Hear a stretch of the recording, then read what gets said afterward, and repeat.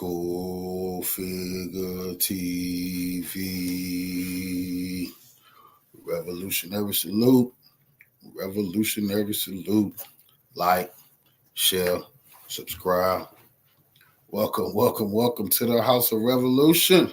You know I'm your humble host, the Yao Ming of Revolution, and NATO's falling apart. Is NATO falling apart? Is Jim Crow Joe losing NATO? Be sure to wipe your feet coming in the House of Revolution. That's hitting the like button for y'all who view the program later. Let's put it in the algorithm. We have NATO member Turkey. It is a Middle Eastern or Asian country siding with South Africa as they file their genocide charges. That's what I'm hearing. That's what we finna look into against the government of Israel. Has it been any genocide going on? We don't know. We just reporting the news here at Cold Figure TV News. We just reporting to y'all what is in the news atmosphere. We respect the YouTube community guidelines here at this broadcast. But we finna get into finding out what exactly is going on in the Middle East. There's still fire everywhere. Nothing's been resolved. Israel is in a bad situation along with Jim Crow Joe. But Turkey backing the South African government with the genocidal charges, that's a very bad look for NATO. Turkey has now officially backed South Africa in the ICJ genocide case. Last week, South Africa Revolutionary salute, Queen. Filed papers in International Court of Justice. And I appreciate you against Israel for the crime of genocide. They broke down why Israel had committed genocide in Gaza. They explained to the International Court of Justice at The Hague last Friday, right, what was going on. Israel, of course, said this is a blood libel. This is anti-Semitic. This is BS. We didn't do anything wrong. We have been careful not to harm Palestinians unnecessarily, which we know is not true. Israel's military operation in Gaza has been the most imprecise in modern history when it comes to avoiding the killing of civilians. So we know it's not true. 8,000 children, more than 8,000 children have been killed. More than 20,000 Palestinians have been killed. It is an act of genocide. People dying in and of itself doesn't make it genocide, but genocidal intention makes it genocide. Conspiracy to commit genocide makes it genocide. Doing acts to reduce the population in whole or in part because of their race, their ethnicity, their national identity is genocide. And finally, South Africa stood up to do the right thing. And it's important that South Africa did it because of their own history.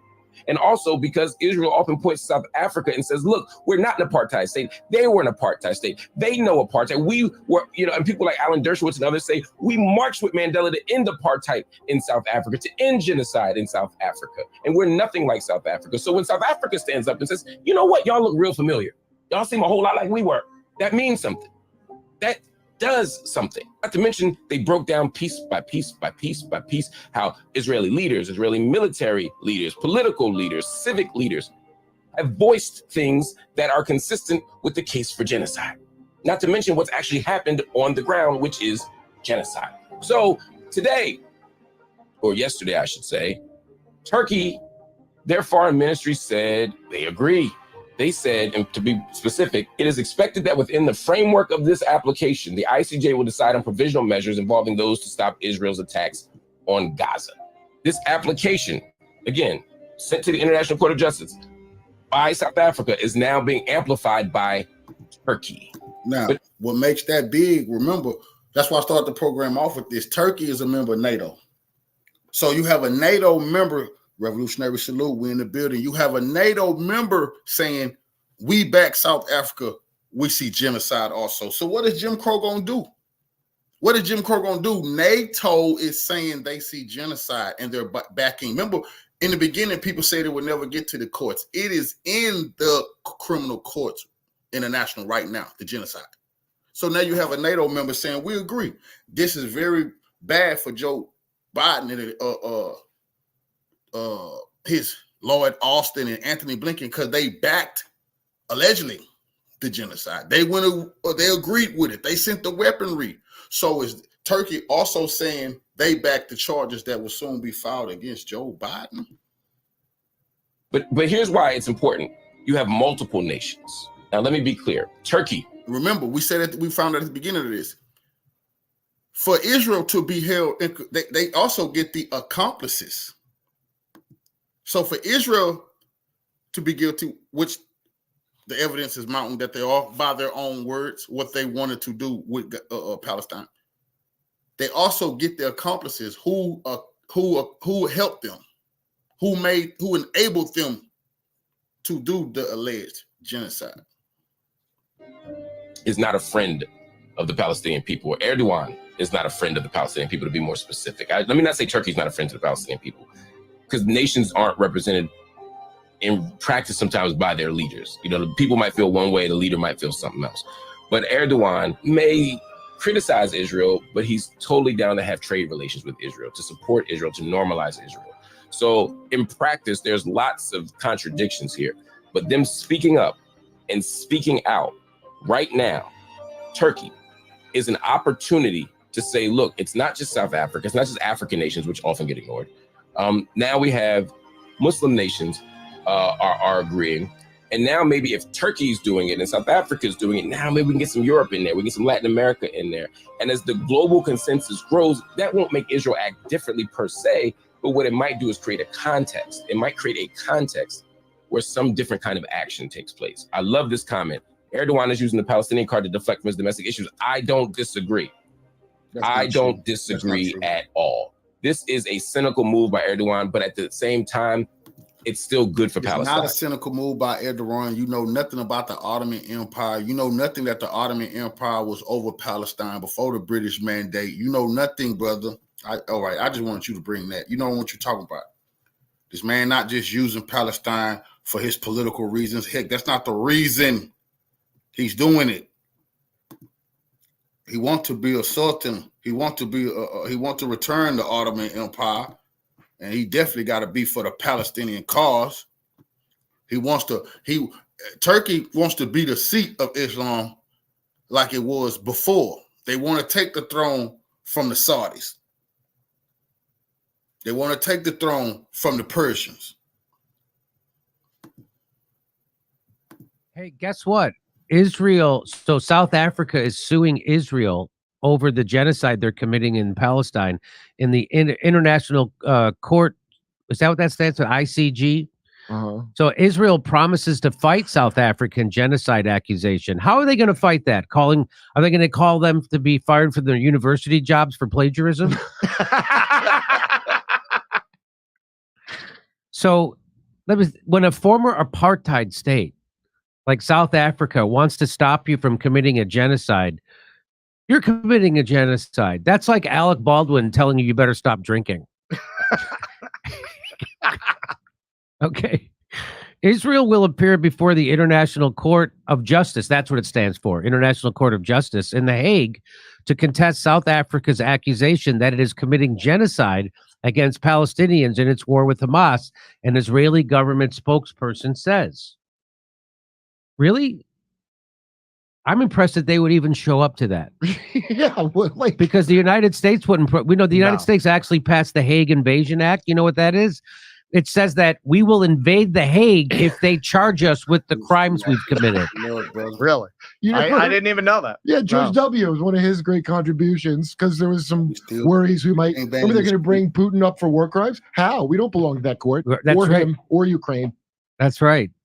That's a cute little criminal court you got there. It's just for try to bring some charges. You see what happens to It's only for black people. If you look at the lot of who's been there, I think Putin's the first white man ever to be indicted. Oh, really? Look it up. It's for Africans. South Africa launched the case against Israel on Friday.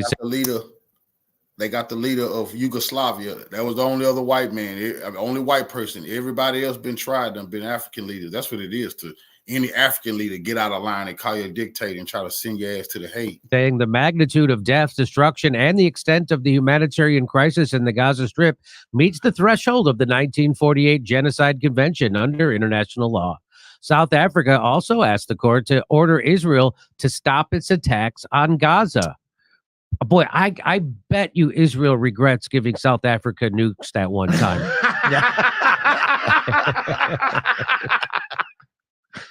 Wow. So you know why the Armenian genocide is not recognized as a genocide? Why? Because another thing that's not talked about enough. when the white settlers were in power in South Africa, Israel, the Zionist state of Israel, gave them nuclear material. They wanted to make them a nuclear power, which was illegal because Israel wasn't even supposed to be a nuclear power. And guess what? The whole time this whites empowering other white nations to keep blacks down, the United States sat back and it was going along with it. Called Mandela a mad, ravaged dog and all that stuff. So here you had the white settlers trying to be a nuclear power in Africa to bring all of Africa under their goddamn power. But it all fell apart. Because Abe Foxman from the ADL, he's not the current guy, but Abe Foxman, a whole bunch of is like ADL, some other lobbies didn't want it recognized as such because they thought it would take away from the original and still the best Holocaust. I swear to God, that's 100% no true. sequels. Yeah, no sequels. So all that, I'm so stupid. I didn't understand never again meant like just us. Just us. I thought it meant these things should never happen. No.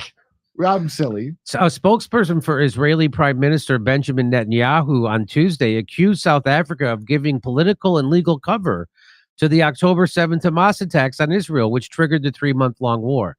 The state of Israel will appear before the International Court of Justice at The Hague to dispel South Africa's absurd blood libel. Whoa. So now add blood libel to the list of words that don't mean anything, like woman. Yeah. And vaccine. Vaccine. Yeah. There you go. Democracy. For decades, South Africa has backed the Palestinian cause for statehood. It has likened the treatment of Palestinians to those of black majority in South Africa during the apartheid era, a comparison that Israel vehemently denies. Wow. That is ridiculous because that's a crazy comparison because Israel's system is way worse than South Africa's. Plenty of people part of apartheid will tell you that. Way worse. Clayson Manela, a spokesperson for South Africa's Department of International Relations and Cooperation, he said in a post on Twitter that lawyers representing South Africa were preparing for a hearing scheduled for January 11th and 12th. The announcement comes as fierce fighting continues in southern Gaza, with Israeli forces bombarding the city of Khan Yunis from the air and the ground. Okay. Blood libel has lost all its meaning thanks to you genocidal gaslighters. I would have to agree. Let's see. Turkey has officially backed Africa's case at the International Court of Justice, which rightly accuses the Israeli enemy of genocide. Wow. Blood libel is the thing about making your matzo with Christian blood, right? That was the original. They got it wrong though. It's actually the stuffing at Thanksgiving. We did a whole video about it. What? Yeah, no. Me and Keaton. Wait. As a joke, or you're telling me something? No, we had to get Christian blood to make the stuffing. So is that what's in stovetop? Because I love that. I love Christian blood. That's what. Well, no, this is the Trader Joe's version. Oh, but if you read the side of the box, it tells you Christian blood. Oh, look at this fucking gorgeous. Get this. Netanyahu reportedly wants lawyer Alan Dershowitz to represent Israel at the upcoming hearing at The Hague. I'm sure he do. You know, he would, since Alan Dershowitz got the Epstein files. These people think Americans are stupid. This is an obvious sign of bullying. Let me tell you something. Alan Dershowitz, I told y'all this before. I'm the only person who brought this up. That's why they want to remove me. He going to the International Criminal Court with information on all the world leaders. They done showed you that Epstein got all the information on world leaders. Forget America. Them clowns been compromised. They keep talking about Prince Andrew. Not just Andrew. The King, Charles' partner, I forgot, Nelly, nothing. Y'all over there in Britain, y'all know that. They've been with the hanky-panky. You think it was just his brother playing those games? Hell no. But they're not going to mention Charles right now because he's the king. Remember, it still was one name redacted. We was wondering, is it Hunter? Is it Joe? It could be King Charles. They will not say King Charles in no goddamn document. They will redact it. He's the king of the white world. But it's a reason why they sending Alan Dershowitz to represent them. They threatening those people too with the Jeffrey Epstein file. I was going to say that ironically as a punchline. I was going to say that they should hire him as a punchline. I didn't know you were going to actually use Jeffrey Epstein's close buddy Alan Dershowitz as Bibi's representatives. You guys they're not only stealing land, they're stealing my jokes. Yeah. Yeah. Have you read, look at this book. Have you read The Holy Bibi? I mean, aha. Boy, could he get more wrinkles? Oh man, who were the lucky girls that got to look at that? That no kidding, sack of hunk. I've read South Africa. Owen Jones says, I've read South Africa's case alleging genocide against Israel. It's one of the most shocking things I've ever read. It feels like you're reading a gruesome historical document about how a genocide was allowed to happen, and then you realize that this is now. Oh. Even if you think you've been following Israel's war crimes in close detail, this loyally, profoundly evidenced file is shocking. From the violent slaughter of civilians to the use of hunger and disease as weapons of war, the gravity of the crime spelled out is overwhelming. Oh, good thing he supported deplatforming, right, Owen? Dipshit. Did he? Yes. I mean, I agree with everything he's saying right there. But again, another one of these fucking The Guardian, we can't platform platform, and you're far right. Well, guess what, moron? Now you're gonna get fucked. Well, that's what's been so strange about the sides people have taken since this erupted, because you're seeing a lot of shit libs who are shockingly taking the right position, and then you're taking people who have been claiming to be these free speech you mean the people fighters with the money for that justice supported taking this? the other side. Oh, that's the people with the money supported this. So back when BLM said, we're with Palestine, whatever, they all politely ignored it. Bill Ackman, that scumbag, he's like, I just realized DEI is bad because Jews aren't included. That's the only reason. He's been doing some research and found out that DEI is actually a pile of shit. This billionaire just figured that out. No, he figured out Jews are considered white people, and now like, oh, enough of this anti-white. That's what happened. Hamas killed woke. That was the first casualty. Yeah. Come see us do a live stand-up show. We'll be in Venice, California.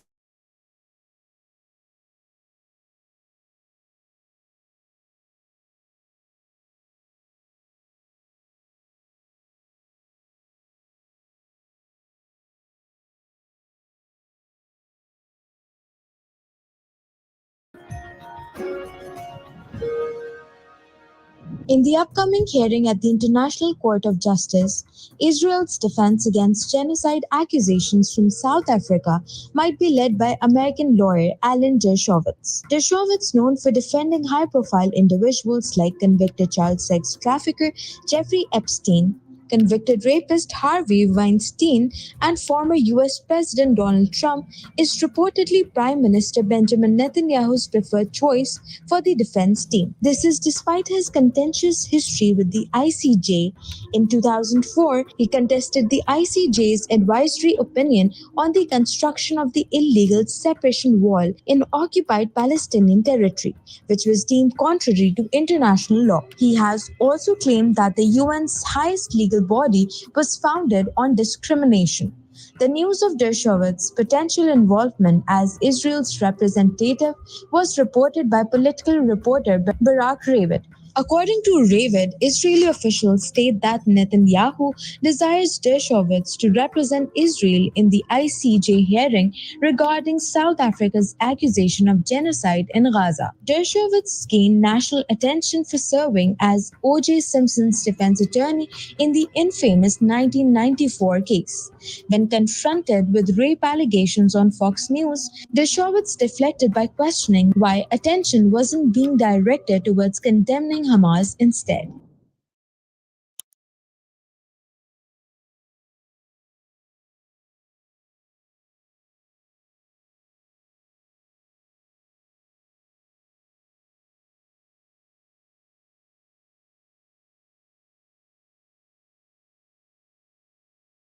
So this week on January 11th, hearings will begin at the International Court of Justice against Israel, who, according to South Africa's complaint, is committing genocide.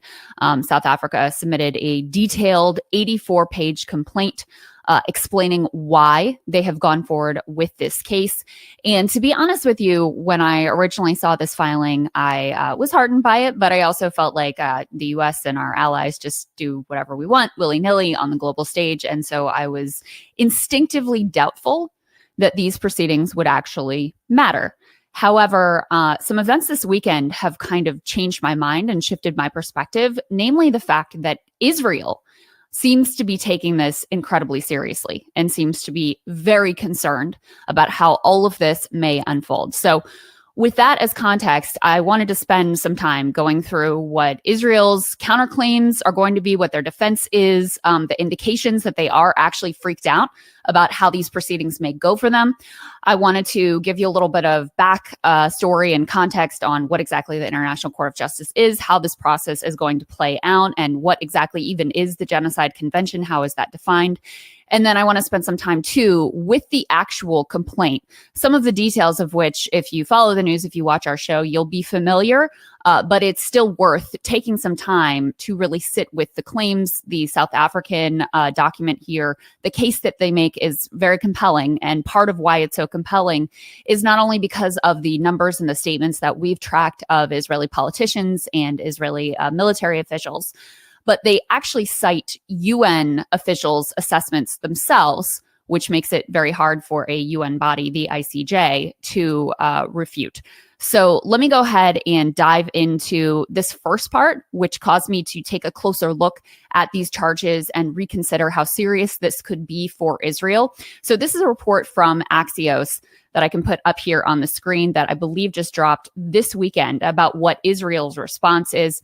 This is from Barak Ravid. He says, inside Israel's plan to quash South Africa's Gaza genocide case.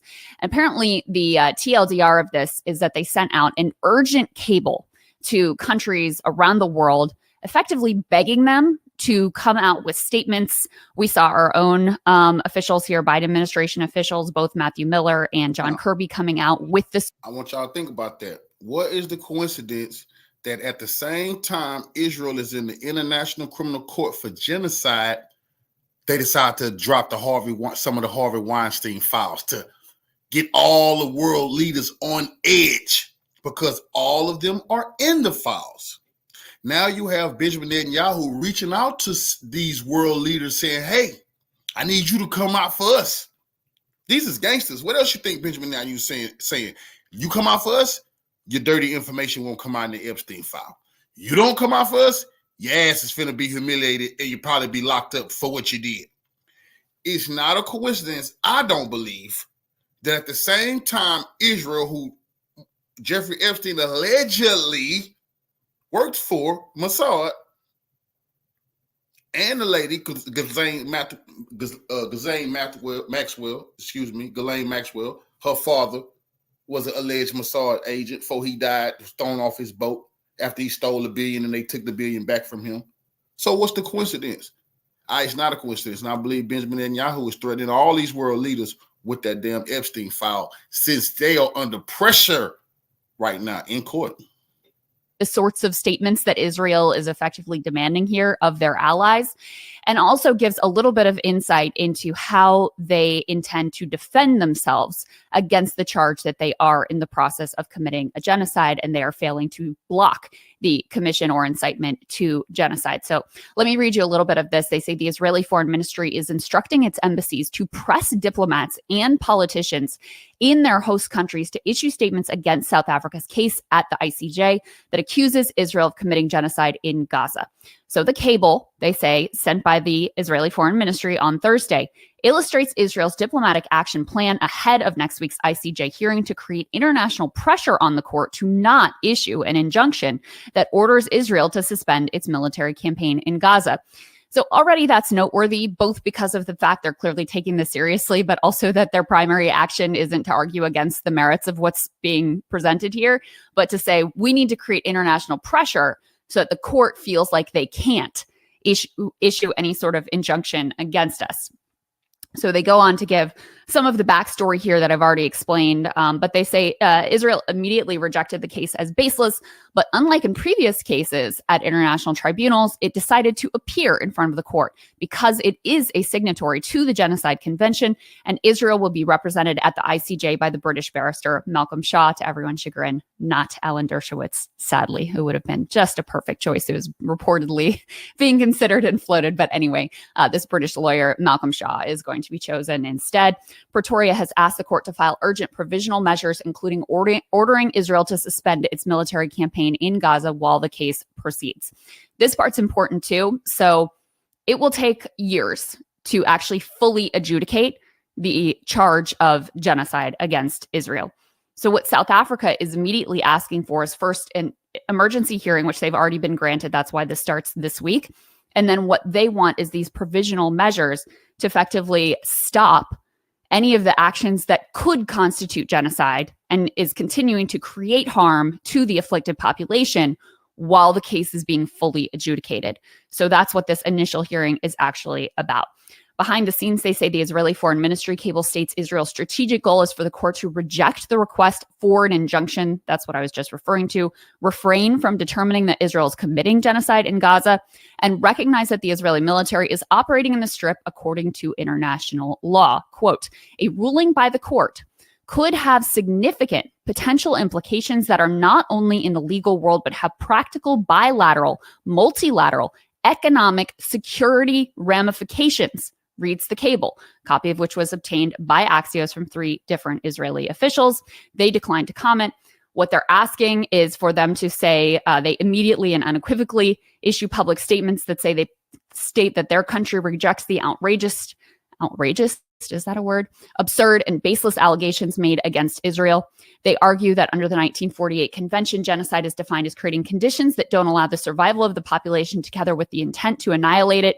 And so they want officials in countries around the world to stress Israel's efforts to increase humanitarian aid to the population in Gaza. Very questionable how they can argue that, as a majority of the population in Gaza is currently starving as we speak, but nevertheless, and to also decrease the number of civilians who are killed. They say that is critical. That also seems to me a difficult argument to make, given that civilian casualties range somewhere around 80 to 90% of the total killed. In the cable, the Israeli embassies were instructed to ask diplomats and politicians at the highest level to publicly acknowledge Israel's working together with international actors to increase the humanitarian aid to Gaza, as well as to minimize damage to civilians while acting in self-defense after the horrible October 7th attack by a genocidal terrorist organization. So they are taking this very seriously. And I did a little bit of additional reading of some of why this could actually have an impact. As I mentioned, the ICJ could issue an immediate injunction saying basically like, you have to stop what you're doing in Gaza, period, end of story. Now, they don't really have an enforcement mechanism. And in fact, they issued a ruling against Russia that Russia is just completely blown off and ignored. So it's not like they really have teeth or any mechanism to actually enforce the signatories to this convention to abide by their rulings. However, here in the US, we can use us as an example. Our administration has said we're not going to even look into whether Israel is committing war crimes. And the reason they're doing that is because, number one, they don't want to get the answer. Number two, if Israel is committing war crimes, we are directly complicit in those because of our shipment of weapons and unconditional support of all of the actions that are being taken.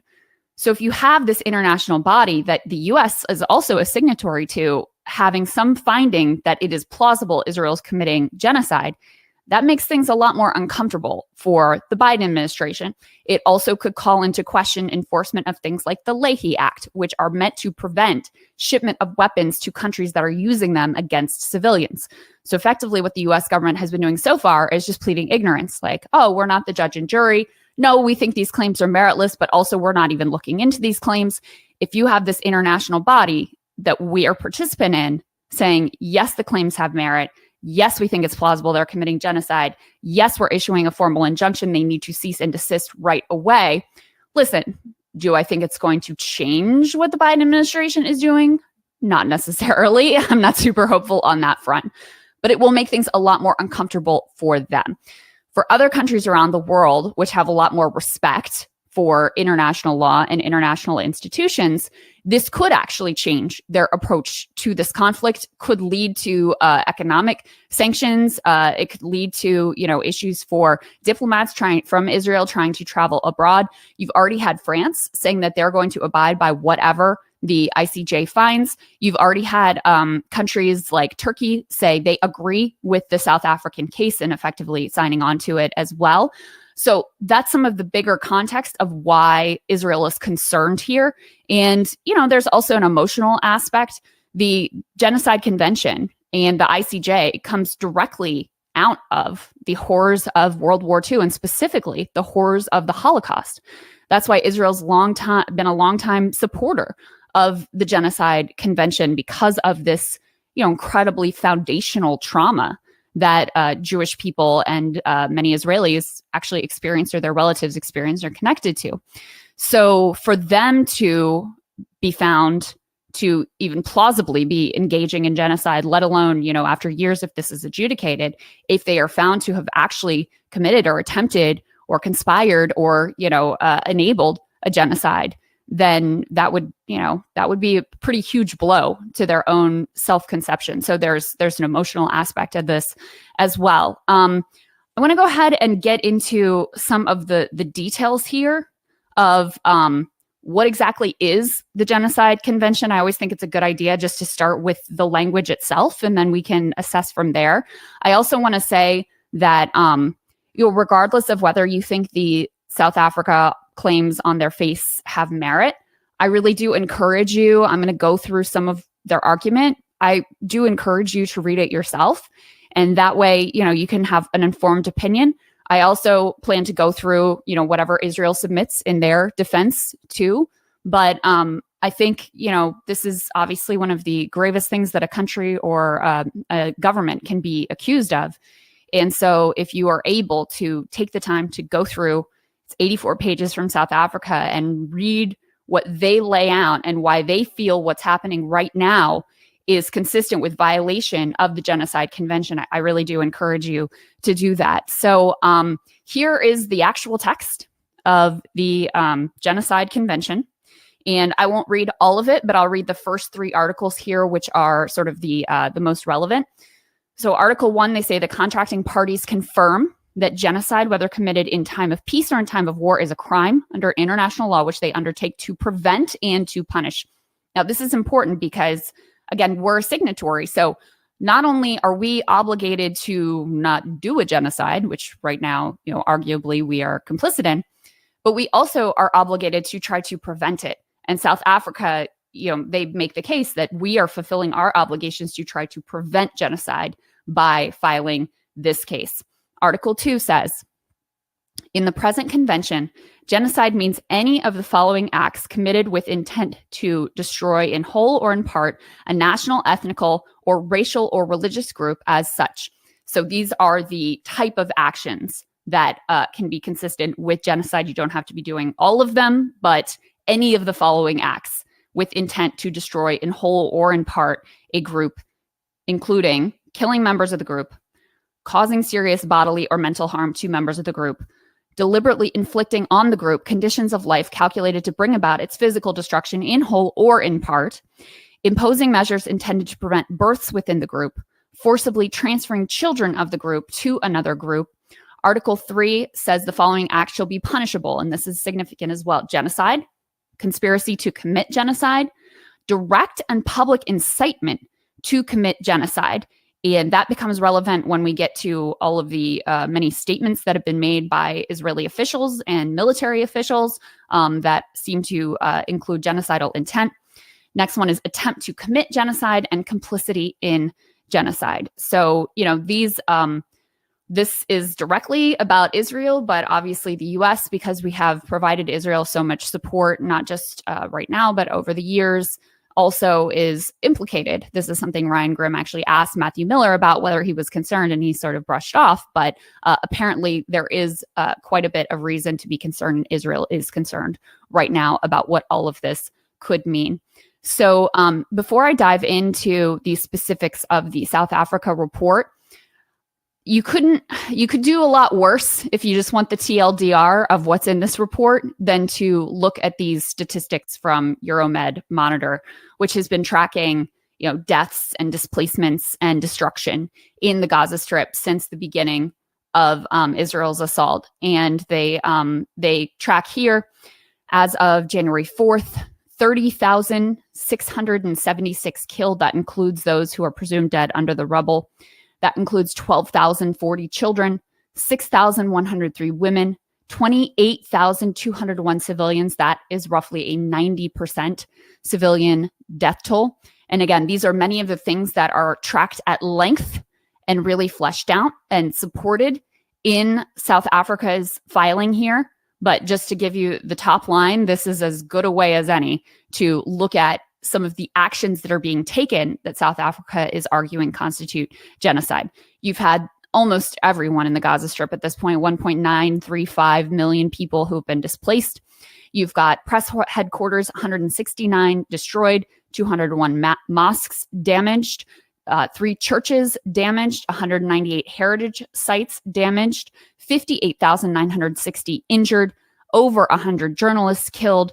You have massive destruction to private residences. So 67,946 completely destroyed homes and 179,750 partially destroyed homes, 318 damaged schools, 524 healthcare professionals who have been killed or injured, 167 civil defense workers. Those are the type of people who would be attempting to pull folks from the rubble. 167 of those killed or injured, 1,612 destroyed industrial facilities, 169 healthcare facilities damaged, 23 hospitals, 57 clinics, and 89 ambulances, and 2,850 detainees or forcibly disappeared. So these are some of the facts that are laid out in depth in the South Africa filing. And I want to go ahead and pull up now the case that they have laid out, their 84-page case itself. So I can go through a bit of this, and obviously I'm not going to read the whole 84 pages, but I wanted to give you a sense of how they lay this out. And there's a number of components here. So first of all, they actually set the context. They say, listen, it's not just what's happening now, it's what's been happening over years with forcible displacements, with violence against Palestinians, both in the West Bank and the Gaza Strip, with an occupation, with a blockade, with a separate system of justice for Palestinians versus Israelis. So they lay that out. Then, of course, they lay out the facts that I was just alluding to of the military action that is happening and the way it has been incredibly destructive to civilian life and has been inconsistent, honestly, with life when you have so many people starving, so many people dead, so much of the Gaza Strip destroyed. So they go through that as well. They also talk about the what they actually want to accomplish with this, and critically, so in terms of their standing and in terms of ultimate finding of genocide, but in the immediate term, this temporary injunction that they're hoping will be issued to try to cease fighting and cease, the assault on the Gaza Strip. And critically, and this is something that I've talked about before and that we've covered fairly extensively, they document page after page of Israeli officials and military officials calling for Gaza to be flattened, saying there are no innocent civilians, and expressing pretty clear and oftentimes completely clear genocidal intent. That part is very noteworthy because usually the reason why genocide is so difficult to prove is because typically people don't go around saying, let's do a genocide. We're doing a genocide. There are no innocent civilians. They all should die. The whole area should be flattened. Usually those sort of statements are not directly made. That is not the case here. And again, we've covered many, but not even close to the majority of the comments that are documented here. I will share a few of them with you today just so you can get a sense of that. But that ability to show intent based on their own words is one of the more damning parts of this case that's laid out here. So let me just start by reading this portion I have highlighted because it kind of gives an overview of what they want to lay out in this report. They say the facts relied on by South Africa in this application and be further developed in these proceedings establish that against a background of apartheid, expulsion, ethnic cleansing, annexation, occupation, discrimination, and the ongoing denial of the right of the Palestinian people to self-determination, Israel, since October 7th in particular, has failed to prevent genocide and has failed to prosecute the direct and public incitement to genocide. More gravely still, Israel has engaged in, is engaging in, and risks further engaging in genocidal acts against the Palestinian people in Gaza. Those acts include killing them, causing them serious mental and bodily harm, and deliberately inflicting on them conditions of life calculated to bring about their physical destruction as a group. Repeated statements by Israeli state representatives, including at the highest levels by the Israeli president, prime minister, and Minister of Defense, express genocidal intent. That intent is also properly to be inferred from the nature and conduct of Israel's military operation in Gaza, having regard inter alia to Israel's failure to provide or ensure essential food, water, medicine, fuel, shelter, and other humanitarian assistance for the besieged and blockaded Palestinian people, which has pushed them to the brink of famine. It is also clear from the nature, scope, and extent of Israel's military attacks on Gaza, which have involved the sustained bombardment over more than 11 weeks of one of the most densely populated places in the world, forcing the evacuation of 1.9 million people, or 85% of the population of Gaza, from their homes and herding them into ever smaller areas without adequate shelter, in which they continue to be attacked, killed, and harmed. So that is kind of their overview, and lays down, as I just explained, the various pieces of the case that they're going to make. And the first part that they talk about is the context of the lengthy occupation, illegal settlements, apartheid, blockade, and consistent violence against the Palestinian people. So they're saying, listen, it's very clear what's been going on since October 7th, but part of what led us to our conclusion that this is an ongoing genocide is the fact that you've had this lengthy history of violence, control, occupation, illegal settlements, etc. And I pulled, just let me find this one part to give you a sense of the case that they're making there. So they say, Israel's actions in the West Bank since October 7th, including for its support for and failure to prevent or punish Israeli settlers for incitement and violence against Palestinians and Palestinian property, including the driving out of vulnerable Palestinian communities from their lands, are intrinsically connected to Israel's actions in Gaza and provide at the very least important context to Israel's violations of the Genocide Convention. So they say, listen, these are not two separate things. You have to look at the assault on Gaza and the loss of life here and the destruction of civilian infrastructure. You have to look at all of these pieces in the context of what has been going on for years and years. These are, they say, intrinsically connected to Israel's actions in Gaza. Let me give you a little bit more of the case that they make in terms of the occupation and the siege. They talk both about what happened in the West Bank and also what they have seen over years in Gaza. Let me just find this piece. If I can spell. Special Rapporteur. Here we go. In 2020, the United Nations Special Rapporteur on the situation of human rights in the Palestinian territories occupied since 1967 described the impact of Israel's blockade on Gaza as having turned Gaza from a low-income society with modest but growing export ties to the regional and international economy to an impoverished ghetto with a decimated economy and a collapsing social service system. They go on to cite that report, saying in 2022, he described the situation as follows. In Gaza, the apparent strategy of Israel is the indefinite warehousing of an unwanted population of 2 million Palestinians, whom it has confined to a narrow strip of land through its comprehensive 15-year-old air, land, and sea blockade, with further restrictions by Egypt on the southern border of Gaza. Ban Ki-moon has called this political quarantining of the population a collective punishment, which is a serious breach of international law. They also lay out in great detail here the apartheid system that exists with regards to the residents of the occupied West Bank and the violence that they have faced. They document how this, before October 7th, was one of the deadliest years in history for Palestinians living in the West Bank. And so they say, listen, when you're considering what's happening right now, you also have to look at what has been happening to Palestinians over years and years. Let me go ahead and turn to their documentation of what is actually happening right now in Gaza. And they go through horrors of the number of civilians killed, the conditions in which they have been killed. They go through here we go.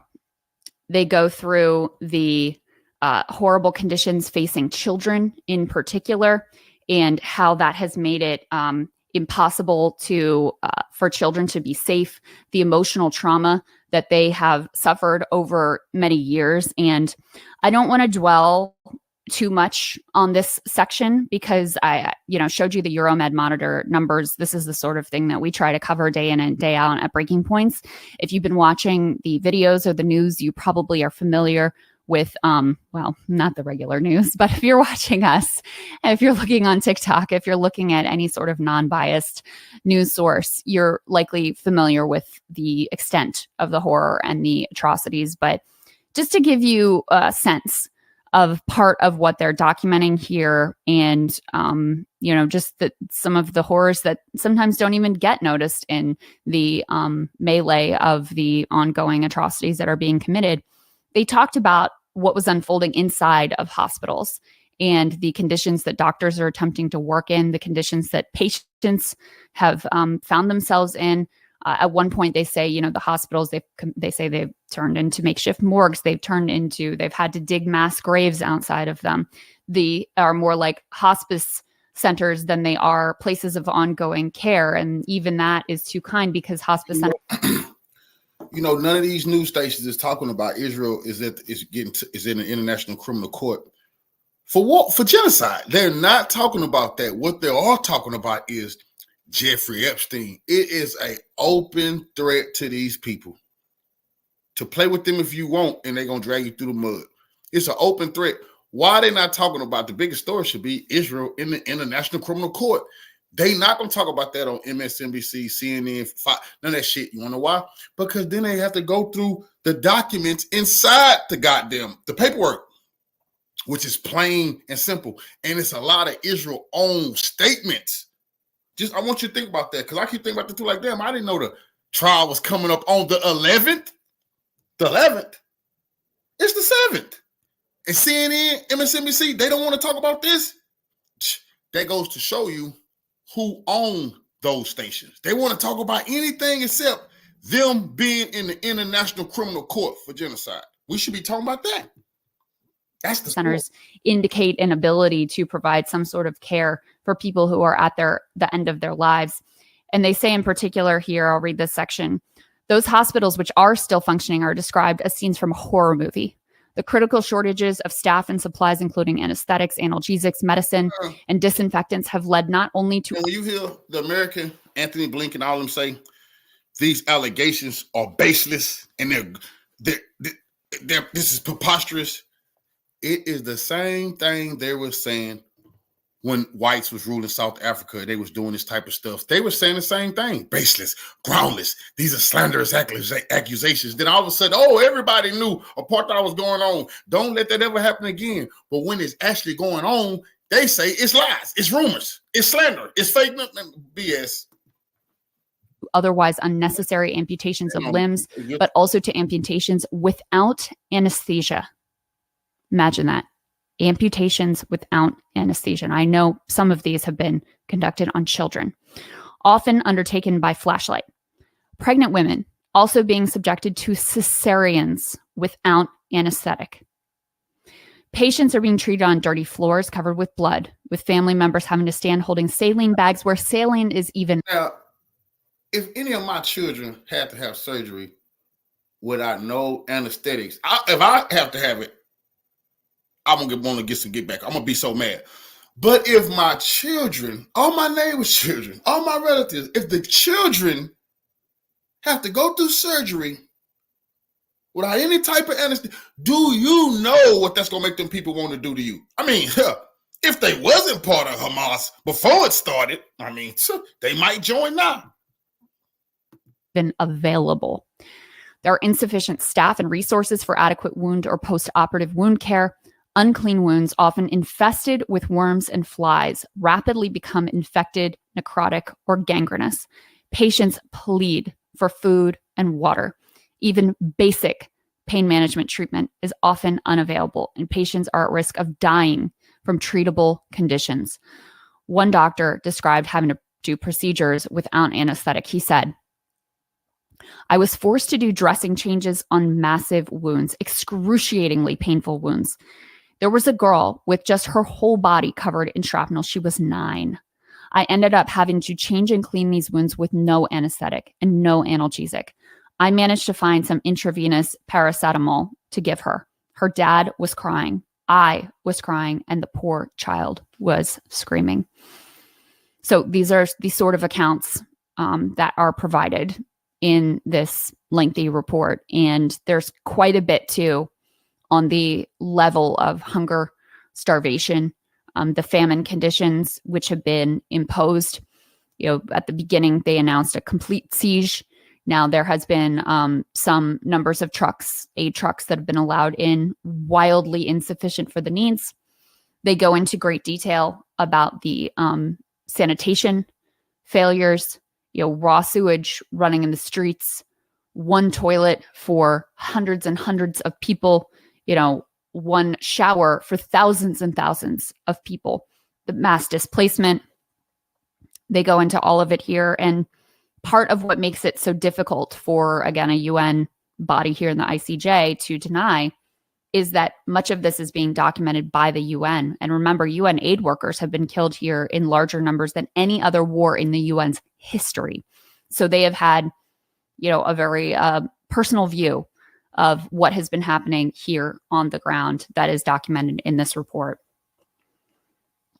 So as I mentioned before, and as I covered a little bit, and we've covered some of these comments, though nowhere close to all of them, there's a lengthy section that attempts to establish intent based simply on the public statements of, let me find this one, the public statements of various Israeli politicians, up to including Netanyahu, Isaac Herzog, senior Likud party members, various cabinet members. I mean, you can see here all of these different ministers: President of Israel, Israeli Minister of Defense, Israeli Minister for National Security, Minister of Energy and Infrastructure, Minister of Finance. A couple here that I'm not sure that we had covered on Breaking Points, which are quite clear with the Palestinians in Gaza. So I'll read a few of the comments here that I think we didn't cover on Breaking Points, but really, you could read any of these and be appropriately horrified about the sentiments that are being expressed just open and in public, not just by random commentators or people online, but by senior officials in positions of power. So this is the Israeli Minister of Heritage. This individual posted on Facebook, "The north of the Gaza Strip, more beautiful than ever. Everything is blown up and flattened. Simply a pleasure for the eyes. We must talk about the day after. In my mind, we will hand over lots to all those who fought for Gaza over the years and to those evicted from Gush Katif, a former Israeli settlement." He later argued against humanitarian aid, as we wouldn't hand the Nazis humanitarian aid, so calling all Palestinians Nazis. And he said, "There is no such thing as uninvolved civilians in Gaza." This individual, which I think we did cover on the show, also posited a nuclear attack on the Gaza Strip. We've got the Minister of Agriculture. There's some statements here from army officials that are quite noteworthy. Let me read you some from Giora Island. This is an Israeli Army reservist major general, former head of the Israeli National Security Council and advisor to the defense minister. He said on October 7th, describing the Israeli order to cut off water and electricity, "This is what Israel has begun to do. We cut the supply of energy, water, and diesel to the strip, but it's not enough. In order to make the siege effective, we have to prevent others from giving assistance to Gaza. The people should be told they have two choices: to stay and to starve, or to leave." Giora Island has made a number of other similar comments demanding that the humanitarian crisis be furthered and that they not give in. Say the state of Israel has no choice but to make Gaza a place that is temporarily or permanently impossible to live in. He also said of the attack on raid on Al-Shifa Hospital, which he described as inescapable. I hope the head of the CIA got an explanation of why this is necessary and why the U.S. must ultimately back even an operation like this, even if there are thousands of bodies of civilians in the streets afterward. Another time he said Gaza will become a place where no human being can exist.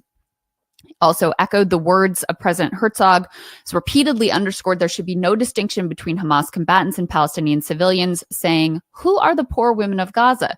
They are all the mothers, sisters, or wives of Hamas murderers. On the one hand, they are part of the infrastructure that supports the organization. On the other hand, if they experience a humanitarian disaster, it can be assumed that some of the Hamas fighters and the more junior commanders will begin to understand the war is futile.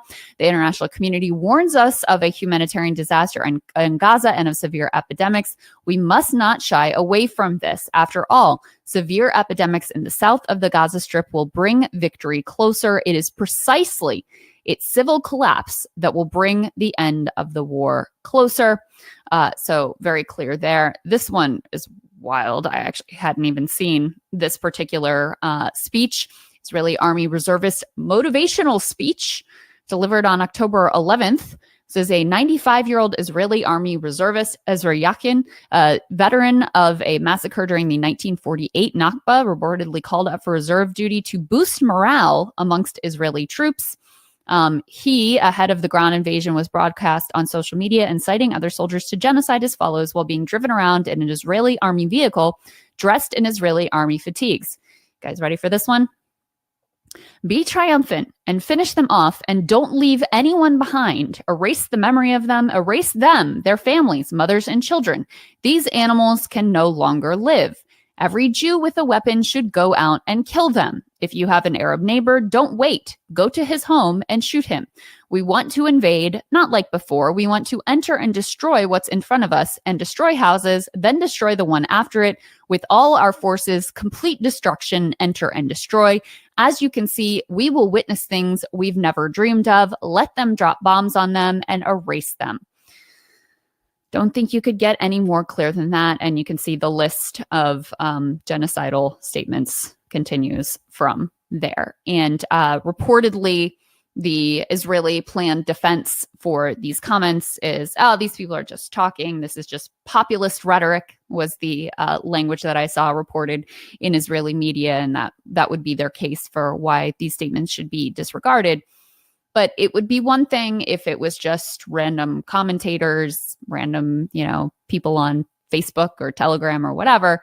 But when it is the prime minister, the president, various ministers, various current and former defense officials, and on down the line, it becomes very difficult to say, oh, this is an official government policy. Oh, this is just some fringe figures spouting off. Well, does the prime minister constitute a fringe figure? It seems to me like he is would be pretty fair representation of what government policy actually is.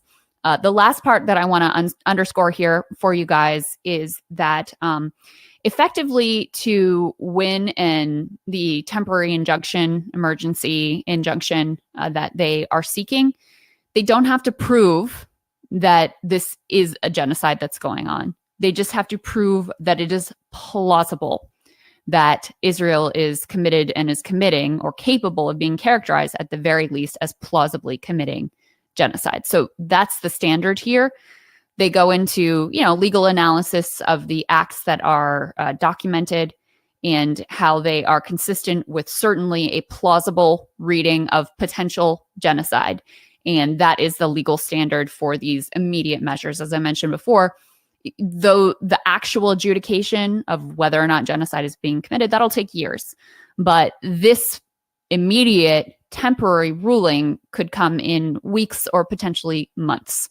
So still, if you're a Palestinian in Gaza who's starving and wondering if you are going to live to see the next day, I'm sure that still feels like an eternity, but some action is being taken. And I think that it is difficult to rebut many of these claims just because it is documented by the UN, because it is being proclaimed loudly in the words of senior officials, and because we can all see the videos of what is unfolding before our very eyes. So,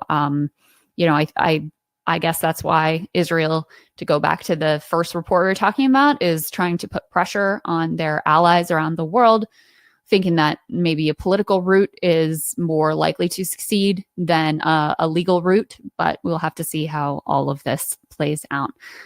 Thanks, guys, for sticking with me.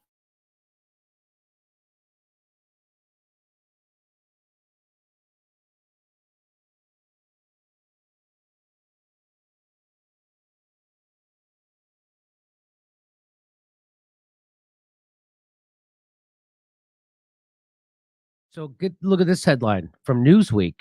It says Joe Biden campaign volunteers are quitting in droves. Hey, speaking of not wanting to have anything to do with the Epstein flight lift investigation, you know what the trouble is? That if this headline is I mean, the actual situation is probably a million times worse than this headline is even putting it. He's even losing the nerds who never smoked weed. Isn't that something? Yeah. Should have never fired all the potheads. That's what I say. Biden has faced immense pressure from members of his own party over the United States policies in light of the surprise Hamas attacks on Israel on October 7th, which killed so they always talk about the October 7th deaths. Isn't that something? They should probably stop saying how many people it killed, because it's so much less than Israel has killed. So now you're harming yourself. Yeah. Just say it killed a lot of people and then let people imagine it's anywhere near 22,000.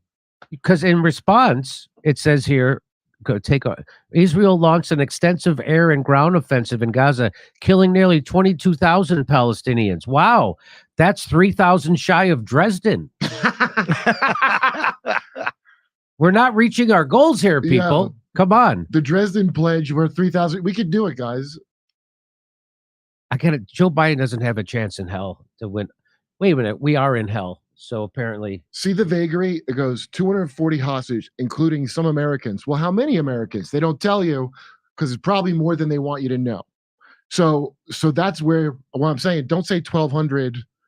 Don't mention these numbers if you want. I'm just helping you. I'm just trying to help Israel here. They're killing Palestinians so quickly. I started writing an article and I had to keep changing the number, because every day the number was like 1,000, 2,000. Do you think that's a bad thing? Because I'll accuse you of genocide against the Jewish people. I do feel it's a bad thing, and it's very rare as a Jew that you're in the position. Not if you're a self-hating Jew, the worst kind. The worst kind. The worst ones. So in a letter published Wednesday on Medium, an anonymous group of Biden's campaign staffers demanded the president call. First of all, why are they still remaining anonymous? I'm pretty sure Joe Biden can figure out who wrote this, because they're all the people who just quit. You know what? Actually, maybe Joe can't figure that out. So good call. Good call. Anthony Blinken will figure it out. So anonymous staffers, a group of Biden's campaigns have demanded the president call for a ceasefire in Gaza, citing concerns that not shifting his policy on the issue could hurt his 2024 chances. Wow. It's funny that they don't seem to have any. They quit without having any remorse or apparent desire to change his position. They're just filing out in droves. Just filing out in droves. How much is a drove? Well, how much is a drove? About 500 cattle, 400, 500 cattle per mile. It's not just a number. It's like they have drove lanes. Isn't calling for a ceasefire. When I hear them say they call for a ceasefire, what I hear is you're calling for the genocide of Jews. That's all I hear. That's all I can hear. I'll take that straight to Harvard and demand an answer from the. That's exactly right. Plagiarist president that it never bothered me until just now. So apparently this has struck a nerve, I guess. Like so many others, we continue to be devastated by Hamas attacks against Israel civilians on October 7th. It was a vile assault, one that touches, oh, God damn it. God damn it.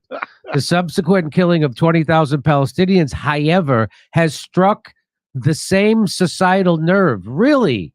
But I want to ask them, do they condemn Hamas? Even though they just wrote that. But do you condemn Hamas? 20,000 people dead, and it has struck a societal nerve. Is that how dull-witted and numbed out we are on antidepressants, that the death of 20,000 people just strikes a fucking nerve? Yeah, well, I mean, not just antidepressants. I mean, there's weed, alcohol, also Oxy. sober people don't give a shit as well. I think, you know that saying, are we the bad guys now? It should be reworded to, are we in a zombie apocalypse now? Because side effects may include becoming a sociopathic cow. Ask your doctor if becoming a blank-faced slobberwit is right for you. Are we the baddies? Are we the baddies? I think you guys don't understand the concept of good and bad. You see, it's good because we did it. Like, is God good because he does good things, or because everything God does is good? Good, that's right. Everything God does is good. Everything Israel does is good. Everything America does is good. So you're asking the wrong questions. I like here where it says we cannot repeat the mistakes of the past by a lot. We cannot repeat. What? See, that's where they're doubly wrong. Of course, we can repeat the mistakes of the past, and it's not a mistake. It's on purpose. Yeah, you mean keep doing the crimes we've been doing? Yes. We cannot Mistakes. repeat. Well, Those Disney cannot keep making the same movie. What are you talking about? They act like it's a whoopsie. Yeah. It's not a whoopsie. These aren't mistakes. These are being done on purpose, fully conscious of what they know These they're are the doing. ones that didn't smoke pot, so that's why they can't think. That's right. The campaigners cited a recent poll published by the New York Times, which found that a majority of Democratic voters, 64%, believe that Israel should stop its military campaign in order to protect against civilian casualties, even if Hamas has not been fully eliminated. Wow, how nice of them. Wow, 64. Go put your face burqa back on and get a booster. They're against it? Were you going to do anything about it? No, I'm going to mask up. How magnanimous of them to grant life to the remaining innocent people left in Palestine. Isn't that? I mean, I say move them on out of there. Give them a new. Send them to the Congo. What's wrong with that? It's lovely this time of year. The same survey found that 72% of voters under the age of 30 disapproved of Biden's handling of the conflict, which the letter noted is traditionally a key Democratic voting bloc. So these young staffers under 30 voted blue for decades. Don't they mean it? So don't they just mean a decade? Yeah, we voted blue for decade. That's all you can say. Yeah, a decade and 2 years. It says here, Biden for president staff have seen volunteers quit in droves, and people who have voted blue for decades. Oh, maybe they mean just in general. Maybe in general. General volunteers. Oh, okay. They feel uncertain about doing so for the first time ever because of this conflict. What? The feeling they get when they look at a menu of anxiety? Look at these people getting red pilled. This administration is so bad that you're getting people who thought they were supporting President Bartlett to wake up to the fact that they're supporting a psychopath. President Bartlett never hung queer non-binary flags all over the White House. That's right. They thought they were supporting something. If it were on the air today, you better believe all the would? furniture in the White House would be rainbow colored. If it were today, yeah. You couldn't make it today. It's like 30 Rock. Well, I certainly hope some detached, narcissistic wine moms can group shame these staffers. I don't think they can, Jimmy. I guess we're going to see. Here's a headline from USA Today. Joe Biden falls behind Donald Trump with young voters, a key group ahead of 2024, a poll says. Really? Wow. So USA Today, that's the newspaper of the 30-year-olds, isn't it? The paper of record of people IQ under 90. Oh, the young people flock to the USA Today because they get them free in the hotels. Yeah, the official paper of a free continental breakfast with some cereal and a couple of dry bagels. I always, whenever I'm on the road, I always see the kids hanging out, enjoying the free breakfast and the best Westerns. Yeah. USA Today, the publication for people who don't want to read their hotel room Bible. Yeah, the Democrats are taking the pulse of society while standing on dead bodies. Okay. So here's what USA Today has to say. It's not enough to merely be the alternative to Donald Trump. The campaigners continued. The campaign has to shift the feeling in the pits of voters' stomachs is the same the same feeling that weighs on us every day as we fight for your reelection. The only way to do that is to call for a ceasefire. It's not enough to merely be an alternative to Donald Trump. Since when? Yeah. Why did you support Biden if you just now figured out it's not? Right? None of the other shit tipped you off? How about when he fired all the volunteers that had ever smoked pot in their lives that got him elected and said, you got to get the hell out? That didn't tip you off what kind of management this was? That's because they may be in their the people that weren't smart enough to lie that they've never smoked weed. The staffer's letter comes on the same day a U.S. Department of Education policy advisor told the Associated Press that they submitted their resignation in protest of the president's. Oh, so look at that. A U.S. Department of Education policy advisor quit in protest of over Gaza. Tariq Kabash, who was appointed by the Biden administration, told the outlet that he submitted his resignation after he had done everything imaginable to register his objection to administration leaders within the system in place. I bet he was cool at Drag Time Story Hour. Well, I think he was. We were looking at an interview that he did this morning. And yeah, no, he was like, Joe Biden, everything he was doing, I support it. I just, he's dumbfounded. Hamas surprised that he's working for a monster. Because if you care so much about these identitarian issues, which is all they have, why would you support a person who arguably, and I don't think very arguably, has done more damage to black and brown people than any living politician? No doubt. Why would you support that stupid flag with all the colors on it, that it was a real thing and not some nonsense? Hamas killed woke, and who's the guy, Bill Ackman, the billionaire that wanted these people out? That's him. Whoopi Goldberg gave us the first indicator. She was the canary in the coal mine. All these like rich donors thought that Jews weren't white and they were included with the blacks. They thought they were, and then when they found out, like when Whoopi said that the Holocaust is just white on white crime, basically, that was the first indicator. Then I'm like, Whoopi, you're not taking this moment away from me. As a Jew, I never get to say as a fill in the blank. Yeah, this is my moment. As a Jew, I don't support genocide. I mean, really, the only person who should be able to say that, to make it clear that you're not anti-Semitic for not fully supporting Israel killing all the people. I mean, Joe Biden might be a pebble-brained mumblefuck, but at least his advisors are smart enough to get out of Dodge. And that's the right word, Dodge, because the accusations are coming. You're a genocidal administration, and you're going to have to dodge these accusations for the rest of your fucking lives. I mean, they will dodge that. I'm sure they will. He's got not that long to live. He'll dodge it. This is like being associated with Biden's administration is going to be like being associated with Epstein in the future.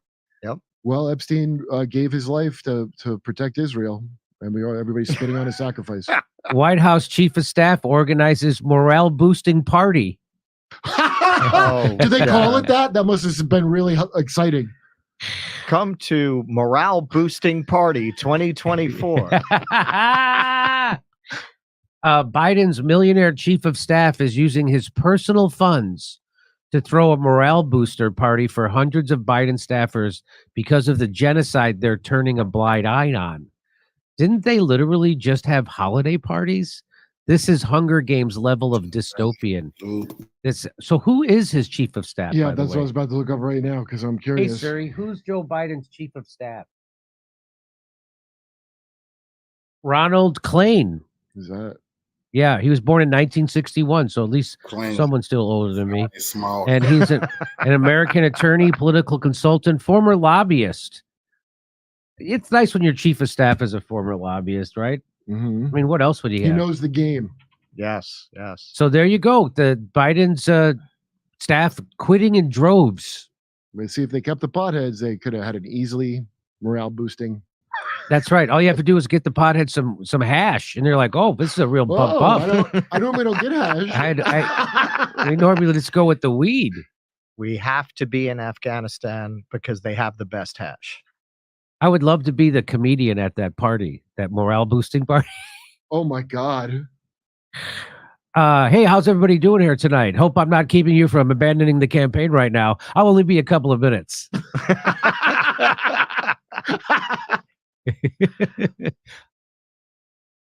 So guess what?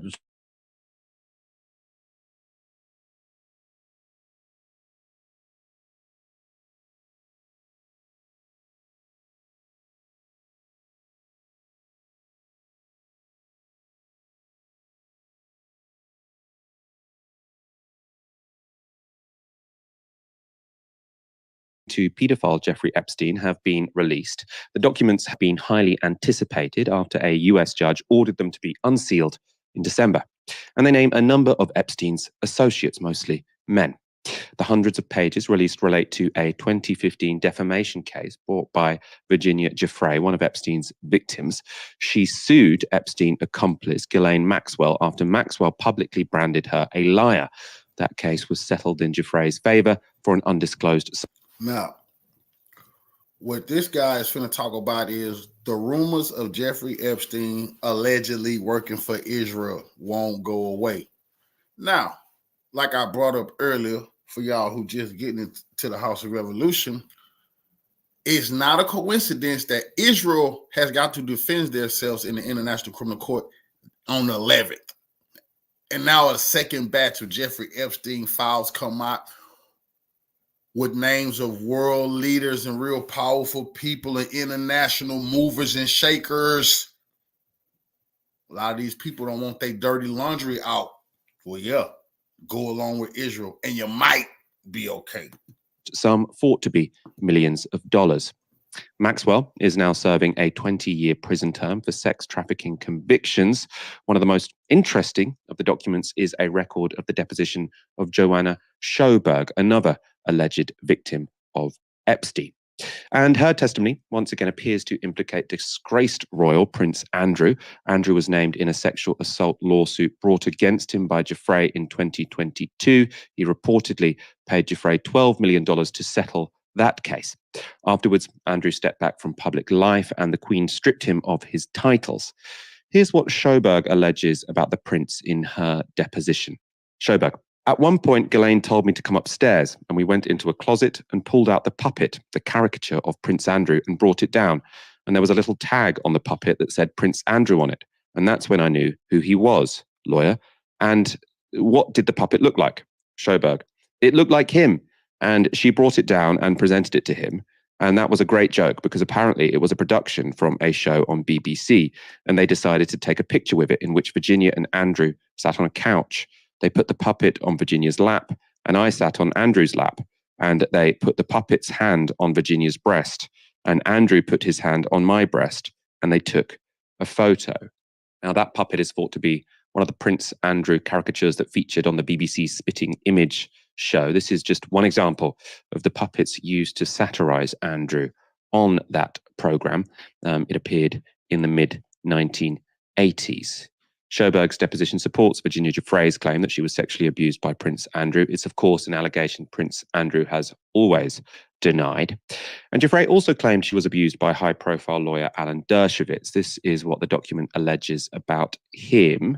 One such powerful individual that Epstein forced then minor Jane Doe, number 3, to have sexual relations with was former Harvard law professor Alan Dershowitz, a close friend of Epstein's and well-known criminal defense attorney.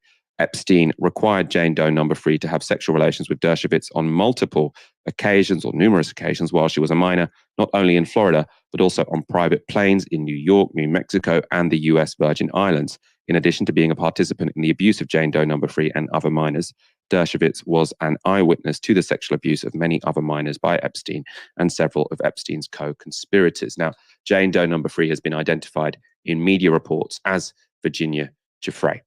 But since that deposition was given, Giuffre has withdrawn her claims against Dershowitz. In 2022, she dropped her lawsuit against the prominent lawyer, saying she may have made a mistake in her identification of him.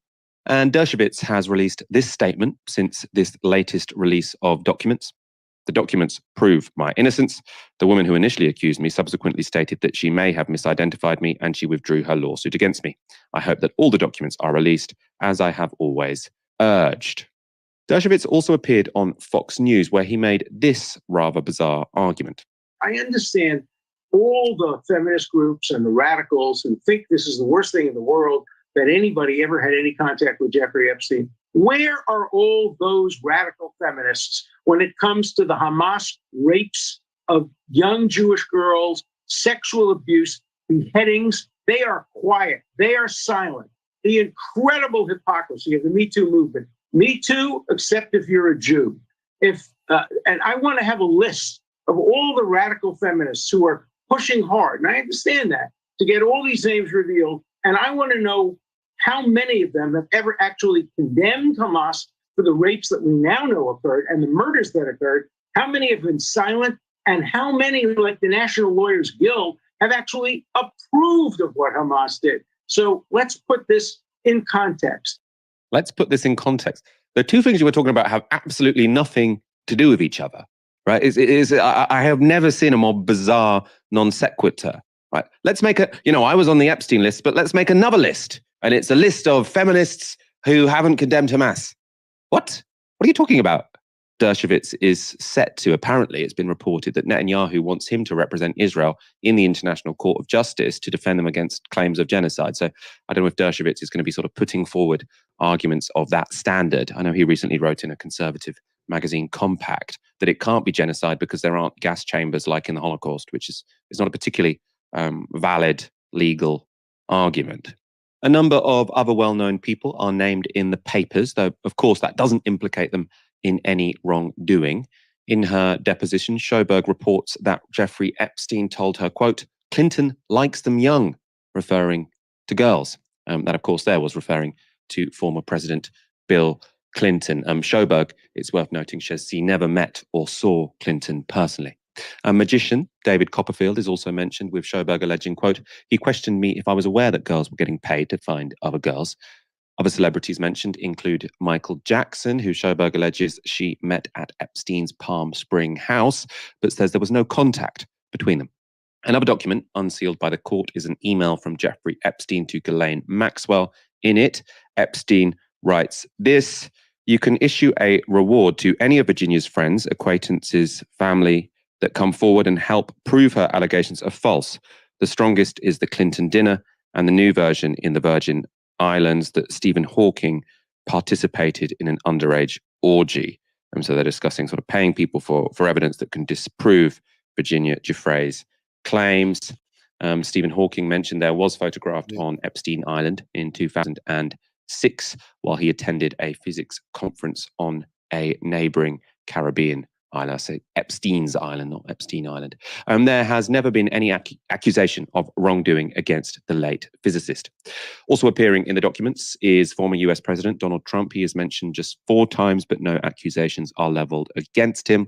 Ghislaine Maxwell is also mentioned in the documents 208 times. In one document, the allegations of Epstein's former household manager, Alfredo Rodriguez, are reported like this: "I know she went out and took pictures in the pool because later on I would see them at the desk or at the house, and nude. 99% of the time they were topless. They were European girls."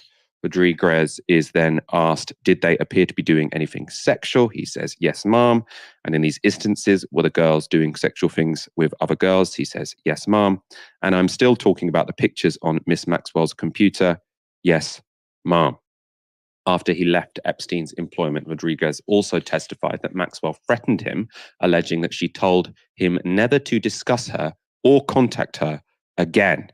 So this is Alfredo Rodriguez again. She said, "I forbid you that you're going to be. I will be sorry if I contact any of her friends again."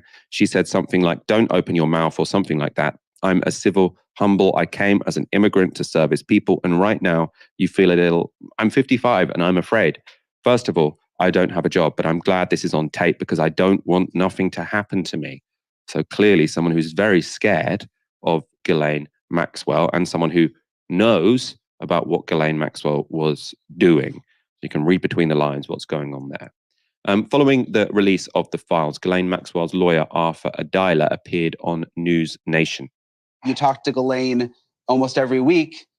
You know, is she going to start talking? No. Well, I don't think she has anything to talk about, except maybe that if you look at this crime, this overall crime, it's all about men abusing women for a long period of time, a lot of men. That's what we're waiting for this list.